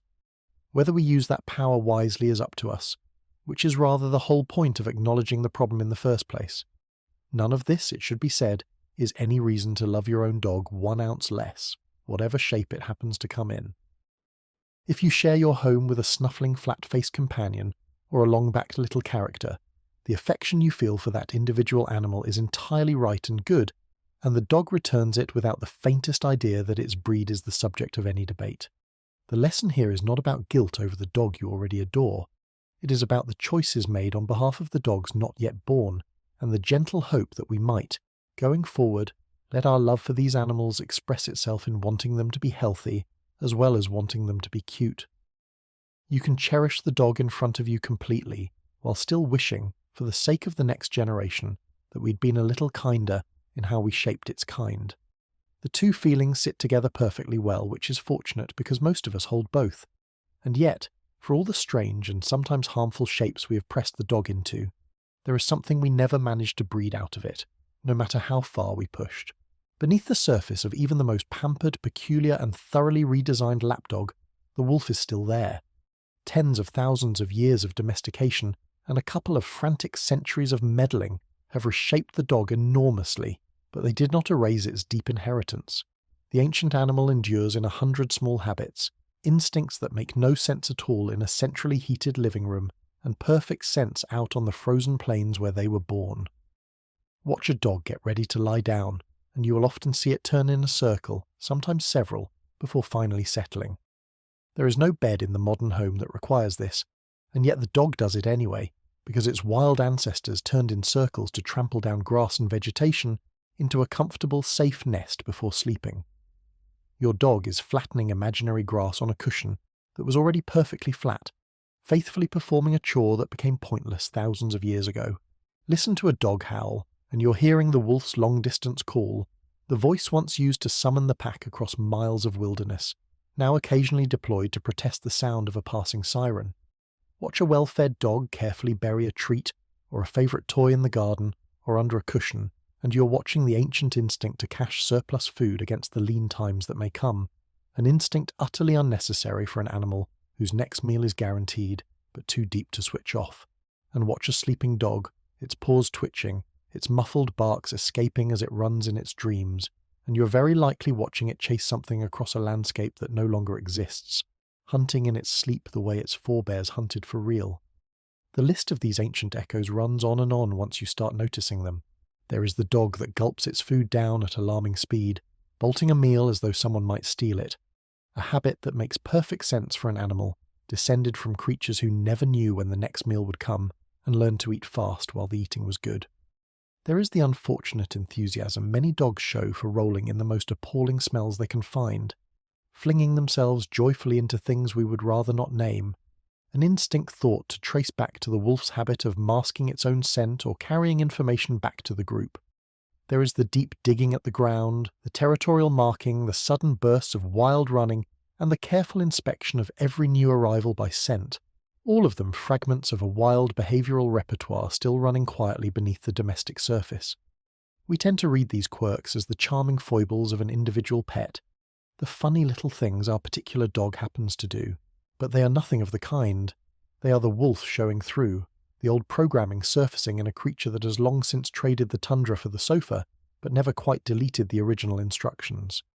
Perhaps the deepest of these inherited instincts is also the most touching, and it is the wolf's profoundly social nature redirected. A wolf is, above all, a creature of its close-knit group, bound to its companions by powerful ties of loyalty and cooperation, miserable when isolated and devoted to the others it lives with. The dog inherited that whole social architecture and simply pointed it at us. To a dog, the human household is its group, its companions, the unit it belongs to and orients its entire life around. This is why a dog frets when its people leave, lights up when they return, and seems happiest simply moving through the day in their company, because it is running the ancient wolf program of staying close to the group. Only now the group is a family of humans and perhaps a cat who tolerates none of it.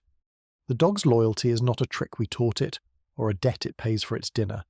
It is the wolf's deep need to belong, transplanted onto us, which means that when your dog treats you as the centre of its world, it is doing exactly what its ancestors did for one another out on the plains, with all the seriousness that survival once demanded. We did not invent the dog's devotion. We simply became the pack it was always built to love. This is the quietly marvellous thing to hold in mind. In the tiniest, most trembling little lapdog, the kind that fits in a handbag and shivers at a stiff breeze, there still sleeps the shadow of an Ice Age predator. That ridiculous beloved creature circling on its cushion is, underneath it all, the same animal as the wolf that once waited in the dark beyond the firelight. We changed almost everything about the dog, but we could not change that. The wolf is always in there, dreaming its old dreams, and every now and then it shows its face in some small, ancient gesture that the dog itself surely does not understand. There is a lovely paradox in this that sits at the very heart of what a dog is.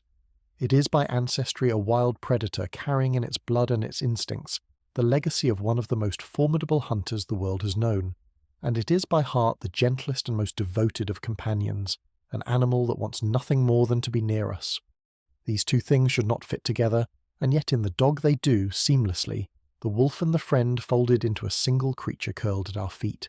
We sometimes speak as though domestication tamed the wild out of the dog, but that is not quite right.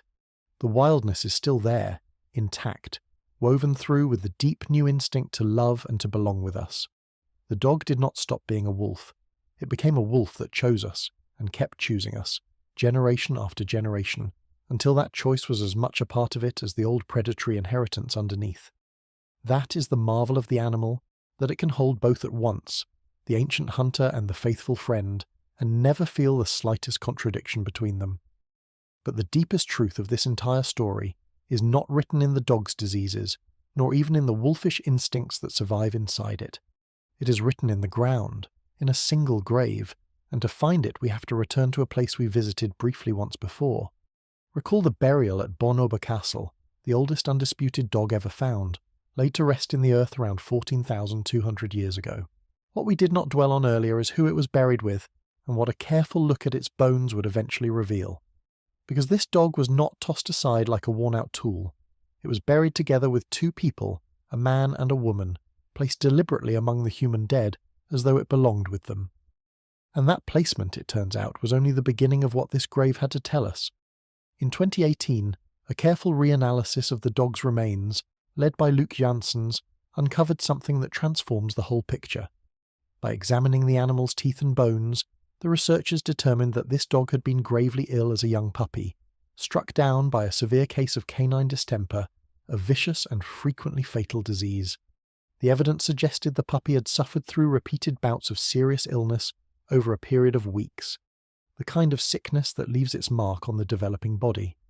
And here is the part that stops you cold. A puppy that's sick, that young, simply could not have survived on its own. An animal in the grip of distemper cannot fend for itself. It cannot hunt, cannot guard, cannot work, cannot do a single useful thing.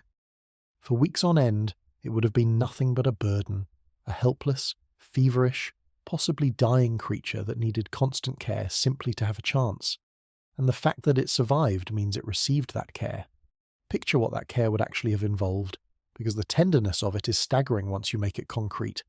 A puppy ravaged by distemper would have been a pitiful thing, feverish and weak, perhaps unable to eat or drink on its own, fouling itself, trembling and crying through the long nights. To pull it through, someone would have had to keep it warm against the Ice Age cold, coax food and water into it when it had no appetite, clean it, comfort it, and simply stay with it, day after day, week after week, with no certainty the effort would amount to anything. There were no medicines, no veterinarians, no real understanding of the disease, only the patient, stubborn, hands-on devotion of people who had decided this small suffering creature was worth saving. That is hard, thankless, around-the-clock work, the kind of care we would recognize instantly today as the labor of someone nursing a sick child. And these people gave it to a puppy, in the depths of the last ice age, while their own survival hung by a thread. Sit with what that actually means. These were people of the late ice age, living in a hard and precarious world, never far from hunger themselves, for whom every scrap of food and every hour of effort was precious and hard-won. And yet they chose to spend those precious resources nursing a sick puppy through weeks of illness, keeping it warm, keeping it fed, keeping it alive, with no guarantee it would even pull through, and with no practical benefit to themselves while it lay there ailing. A purely rational survivor, weighing costs and benefits, would not have done this. A sick, useless puppy is exactly the sort of thing a struggling band ought to have abandoned. But they did not abandon it. They cared for it, against their own immediate interest until it recovered, and when it eventually died, they buried it with their own dead, in their own grave. That is not usefulness. That is not a calculation of advantage. There is only one honest word for spending your scarce resources to save a creature that can give you nothing in return, and that word is love. Or if not quite love, then something so close to it as to be indistinguishable. A genuine bond of attachment and care between a human and a dog, preserved in the earth for over 14,000 years. This grave is, in a real sense, the oldest physical evidence we have that the relationship had already, by that ancient date, become something far deeper than a partnership of convenience. The friendship had crossed the line. It was no longer merely about what the dog could do for the people. It was about the dog itself, valued and loved for its own sake, just as we love our dogs today. What makes this grave even more powerful is that it does not stand alone. Across the ancient world, in many different places and times, archaeologists have turned up the remains of dogs that were buried with evident care, sometimes curled as if asleep, sometimes laid alongside their people, occasionally accompanied by small offerings of food or other goods, the sort of treatment otherwise reserved for cherished members of a community. You do not give a funeral to a tool. The recurring discovery of dogs interred with such tenderness, in culture after culture, tells us that the bond preserved at Bonobo Castle was not a fluke or a single sentimental family, but part of a deep and widespread pattern. Again and again, across the long human story, people looked at the dog that had shared their lives and decided, when it died, that it deserved to be honoured rather than discarded. The grave we have been discussing is simply the oldest clear example we have found of an impulse that turns up everywhere humans and dogs have lived together. The urge to grieve a dog and to lay it to rest with dignity is, it seems, very nearly as old as the friendship itself. It is worth letting your mind rest, just for a moment, on the people in that ancient grave. We know almost nothing about them, not their names, not their voices, not a single detail of their lives beyond what their bones can whisper. They lived and died unimaginably long ago, in a world we can scarcely picture. And yet across all that distance, one thing about them comes through with perfect clarity, because we recognize it instantly in ourselves. They loved their dog. They sat up with it when it was sick. They refused to give up on it, and when it finally died, they could not bear to part with it even in death, so they took it with them into the ground. Strip away the tens of thousands of years, the ice age, the unfamiliar world, and what remains is something utterly familiar, a person who loved an animal exactly the way you love yours. In that recognition, the enormous gulf of time briefly closes, and we find ourselves looking straight into the eyes of someone long gone who felt precisely what we feel, who knew the same tenderness and the same loss. There may be no better proof than that of how old and how deeply human this particular love truly is. And so we arrive back where we began, at the edge of the firelight, with the whole long journey laid out behind us. That ancient grief is something we still carry, and it is perhaps the surest sign of how real the bond is. Anyone who has loved a dog knows the particular ache of losing one, a grief that can rival the loss of a human friend, and that sometimes surprises people with its depth. We are occasionally told that we should not feel such things so strongly about an animal, as though the sorrow were somehow excessive or unearned. But the people of Castle would have understood it perfectly. The grief is simply the price of the love, the natural shadow cast by an attachment that runs as deep as any we form. If it hurts to lose a dog, that is only because the bond was genuine, the same bond that has been forming between our two species for longer than we have had words to describe it. To mourn a dog is to take part in one of the oldest emotional traditions our kind possesses, and there is no shame in it whatsoever, only the evidence of a heart that loved well. There is a thread that ties the two halves of this final chapter together, the harm we have done and the love we have shown, and it is worth naming before we close. Both spring from the same root, which is the immense and almost total power we hold over this animal. The dog placed itself in our hands long ago, more completely than any other creature, and in our hands it has remained ever since. That power can be used carelessly, reshaping the dog for our vanity until it can barely breathe, or it can be used with the patient tenderness of Ice Age people, nursing a doomed puppy back to life. The dog cannot choose which it receives. It can only trust us, as it has always trusted us, with a faith that is frankly more than we have always deserved. The story of the dog is, in the end, as much a story about us as about them, a long test of what we do with the devotion of a creature that asks for so little and gives so much. The kindest chapters and the cruelest both reveal the same truth, that we are responsible for an animal that loves us without reservation, and that how we treat that love says a great deal about who we are. It started with nothing grander than a few wolves who happened to be born a little less fearful than the rest, calm enough and curious enough to creep toward the human camp and steal a meal from the scraps. That single, modest difference in temperament, rewarded generation after generation, set everything else in motion. The friendliness deepened until it became the animal's nature. The body softened and the face grew expressive. The mind retuned itself to read us, and the very chemistry of the dog's bond with us came to echo the love between a parent and a child. The partnership carried both species through the hunt, through the harvest, and across the whole sweep of human history, with each shaping the other at every turn. And somewhere along that immense road, so gradually that no one could have marked the moment, the relationship quietly stopped being about survival at all, and became about something else entirely, something we recognize instantly because we feel it ourselves every single day. And here is the thing that should stay with you longest, the same strange truth we started with all those chapters ago. Nobody planned any of this. There was no inventor, no visionary, no clever ancestor who set out to design a loyal companion. Not one person in that entire span of tens of thousands of years woke up and decided to turn a fearsome predator into a friend. The whole astonishing thing assembled itself, step by accidental step, out of hunger and proximity and the blind workings of selection, with the wolves arguably taking the first move themselves. The most important and most beloved relationship our species has ever formed with another animal was never engineered at all. It happened to us, and to them, by accident, and only became love along the way without anyone ever intending it to. Of all the things humans have built across our long history, the one we treasure most was, in the end, the one we never built at all, but only welcomed in from the cold. That accidental masterpiece is still unfolding right now, in homes all over the world, including very probably wherever you happen to be.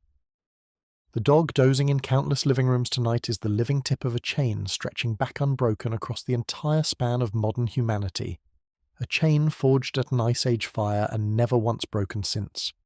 Every wag, every greeting, every trusting look directed at a human face is a small inheritance from that impossibly distant beginning. We did not just acquire a pet somewhere along the way. We picked up a companion at the very dawn of who we are, and it has walked beside us, faithfully, through everything that followed and everything we became. It is still walking beside us now, and what it offers us, in this modern world so far removed from the Ice Age fire, is in many ways the same thing it always has, distilled now to its purest form. Most dogs no longer need to hunt for us, guard us, or haul our loads, and yet we keep them in greater numbers than ever, which tells you what the relationship was really about all along. We keep them for their company, for the simple, steadying presence of a creature that is unreservedly glad we exist.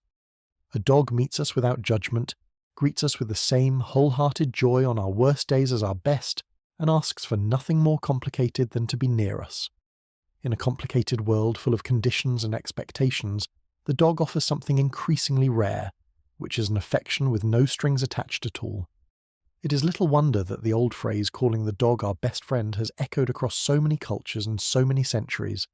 It was earned slowly over an almost unfathomable stretch of time, and it remains to this day one of the few titles in the world that nobody seriously disputes. So tonight, when your own dog pads over to its favourite spot, turns its slow circle out of an instinct older than farming, older than cities, older than writing, and settles down with a sigh to sleep, perhaps twitching its paws as it chases a phantom across a landscape that vanished long ago, remember what you're looking at. You're looking at the descendant of an Ice Age wolf, and the inheritor of the oldest friendship our species has ever known, a bond that began in the cold dark beside a fire tens of thousands of years before you were born. Your dog does not know any of this. It does not know that its circling, its dreaming, its bottomless devotion all trace back across hundreds of generations to a frightened animal that decided we were worth the risk. It only knows that it is warm and safe and near the person it loves, which is, when you think about it, all it has ever really wanted. It does not know the story, but now you do, and perhaps that is the quiet gift in knowing all this. A little more wonder to fold into something you might otherwise have taken for granted, and the urge, now that you know, to look at the animal beside you with a touch more tenderness. And on that note, wherever you are and whatever the hour, it is time to let the day go. Thank you for spending this stretch of the night with me, drifting back through the long, strange, wonderful tale of how a wild predator became our dearest friend. If there is a dog somewhere near you as you listen, perhaps already asleep, you might glance over at it now with the whole of that ancient story in mind and feel, just for a moment, the quiet weight of all those thousands of years resting peacefully at your side. There is no better company to drift off beside and no older one. So rest easy now, breathe slow, and let your thoughts settle soft and unhurried, like a tired dog turning its last slow circle before sleep. You're in the company of a very old and very faithful friend, whether one is dozing beside you at this very moment or simply somewhere out there in the wide world. Good night to you, and the very sweetest of dreams.